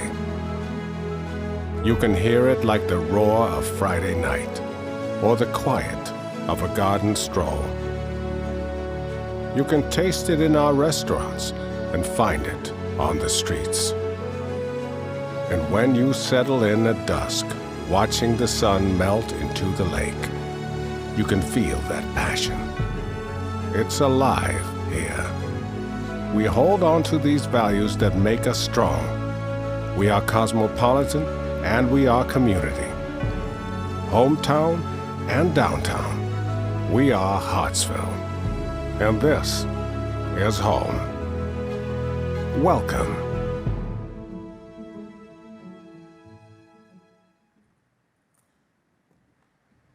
So I want to thank Morgan Freeman for lending us his voice. Let's give him a round of applause. He's in the back. I'm just kidding. That was Morgan's voice, but he summers in Hartsville, so I don't know if I need to say anything more than that. It is certainly a pleasure to be here. I wanted to just give you a little bit more about Hartsville other than our wonderful video. Hartsville is a town of 8,000 that consistently bats above our weight, or punches above our weight, rather. We are centered in a town that hosts one of the largest revenue-producing corporations that's headquartered in South Carolina, which is Sunoco Products Corporation. We're 6 miles from a nuclear facility, Duke Energy. We've got the Governor's School for Science and Mathematics in our downtown, and we have Coker University in our downtown. So needless to say, we have a lot of things that make us very unique as an offering. As it turns out, we have 15 square miles of Opportunity Zone that encompasses half of our downtown. 2 things of note that are in that Opportunity Zone. One is a canal district that has been a passion of mine for the last 10 years that I've been in office.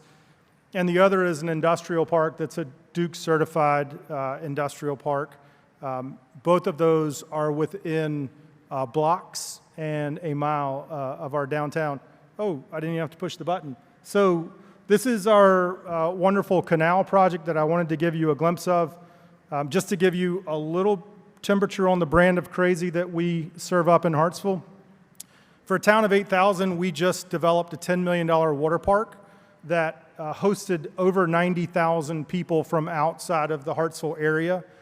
It's a really neat thing to be in our second, now third season and have people like the Disneys of the world trying to figure out how a town of 8,000 can pull off a $10 million investment of that quality of work. And so this is our next project, which is an extension of our downtown. It is a functional canal, so you can literally boat all through the crevices and cracks of this place. It hosts a brewery, which has already started development, should be opening in about 8 to 10 months. It's a $3 million land acquisition. The City Development Corporation, arm of the city, owns the property. And the good news is we have $3 million of equity kind of built in. You know, I like to tell people the city's not really in the real estate business, we're in the quality of life business. So if you're looking for an opportunity that's going to start out on the positive side, we're a great place to shop. Just for your reference, I'll give you the building pads. There we go. At the very top is the Governor's School for Science and Mathematics. On the bottom left is the Hampton Inn across the street. In the middle is the Fairfield Inn. So with Duke Energy, with Sunoco, with Coker, we host a lot of people. Our hotels are at 97% capacity. We have 3 currently within close range of that. The neat thing about this Opportunity Zone project is it's in a multi-county business park. So 76% of those tax dollars are going to be reinvested into the Canal District, which is a wonderful layering of opportunities for that. I've only had 3 minutes to talk, so I would love to spend some more time talking to you about the anomaly that Hartsville is and the neat opportunity. And I would invite each of you to come and visit. If the opening reel is any indication of our work, it was all produced in-house. That's the caliber of work that we put out in Hartsville. So thank you for your time, and I look forward to seeing you. Appreciate it.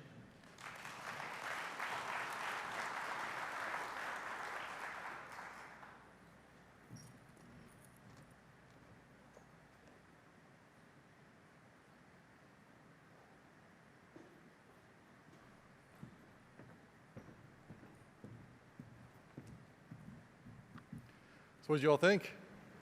Good day? I'm really happy to hear that. We spent a lot of time trying to put this event together, thinking about who should be here, and we try to get the best of the best. So I hope you all have seen that. I hope you all had a chance to connect with everyone and build some new relationships here. Are you guys punking me again?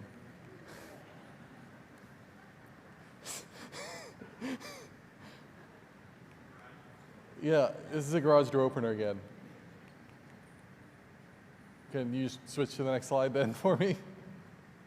Thanks.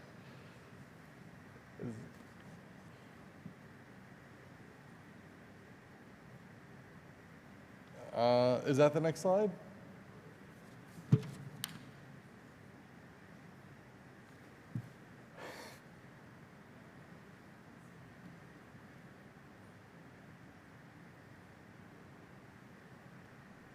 We'll get there eventually.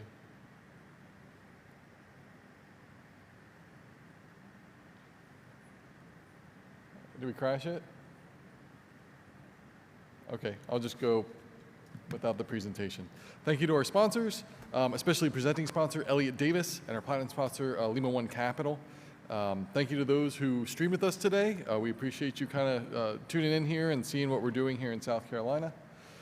I want to thank you again to all of our speakers. Can we give them a round of applause? We had 30 speakers today, and they came from all over. lots of great lessons for us in South Carolina. I want to thank you, the attendees, over 180 organizations here today. You made this such an amazing day. We appreciate you being so open to connecting with everyone here in South Carolina and then growing our community together. I also want to do a special thanks to Smoke PR. So Smoke PR was the public relations and event management firm for this whole thing. So, oh, we're back. So Smoke PR helped put on this event. They helped organize it. So special thanks to Catherine, who owns the company, and then Murray, who ran it. So they did fantastic. Thank you to the Convention Center and all their staff, and thank you to PSAV, who did the audio visual. Can we give them a round of applause too, please? So I have a big announcement, but I'll just tell it to you since we can't see it, I guess. So South Carolina, 2 weeks ago, I was in Mississippi, and I was at the Southeastern Regional Opportunity Zone Summit speaking. Our governor was there, Mississippi governor was there. They announced then, and I was part of the conversation to try and help us, we are going to be hosting the 2020 Southeastern Regional Opportunity Zone Summit in South Carolina. It will be in Charleston sometime next year. I haven't got a date. I tried to push them, but they just found out about it 2 weeks ago. The Department of Commerce is putting it on, and we're going to be supporting them, trying to help make sure it's as good or better of an event than this. So would love to appreciate all your feedback, anything we can do to make it better, and things that you liked and would like to see again. So hopefully by this time next year, we'll actually have some great projects that we can also highlight, things that we've done, and maybe with some of the connections that we made here today, we can all make that happen. Some other announcements. Thank you.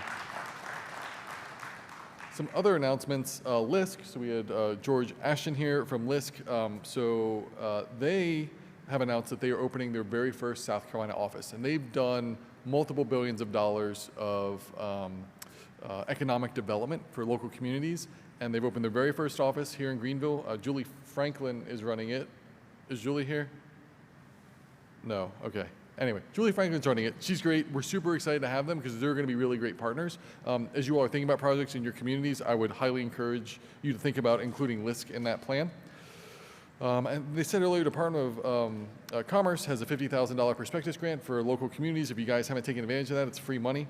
Another big announcement, the Department of Commerce has hired an official Opportunity Zone Coordinator for the state of South Carolina. Peggy McLean is now our Opportunity Zone Coordinator for the state, and we're really lucky to have her. So she literally just started this week. So this was her kind of first Opportunity Zone event. She got to learn, so we're going to help her as she gets up and running. The other thing for cities and counties, I know you all, some of you have already created your prospectuses about your projects. The state is going to be putting a big website together of all the projects, so we don't have 50 for every different county, city, and municipality. So that's coming down the line. So yeah, for our summit goals, hopefully you all joined Slack. There was some interesting conversation going on. That's basically what happened today going forward, that we can continue the conversation, we can help each other, we can make things happen in our state. In my mind, the future of South Carolina is up to us. It resides in this room. It doesn't reside in Columbia. It doesn't reside in DC. We have to be the drivers of change within our own state. And I'll get back to thinking about projects that are good for your community and to try different things and try new things and not self-reject. Don't let yourself put down a project before it even had a chance to be put on the open and people talk about it, because I think there's some great things that can happen here. You all have my contact information. It was in the handout that we gave. If I can help you all with anything, please let me know. I'd like to invite you all to join me for a drink downtown, or we can continue the conversation. Thank you all again for attending the summit today.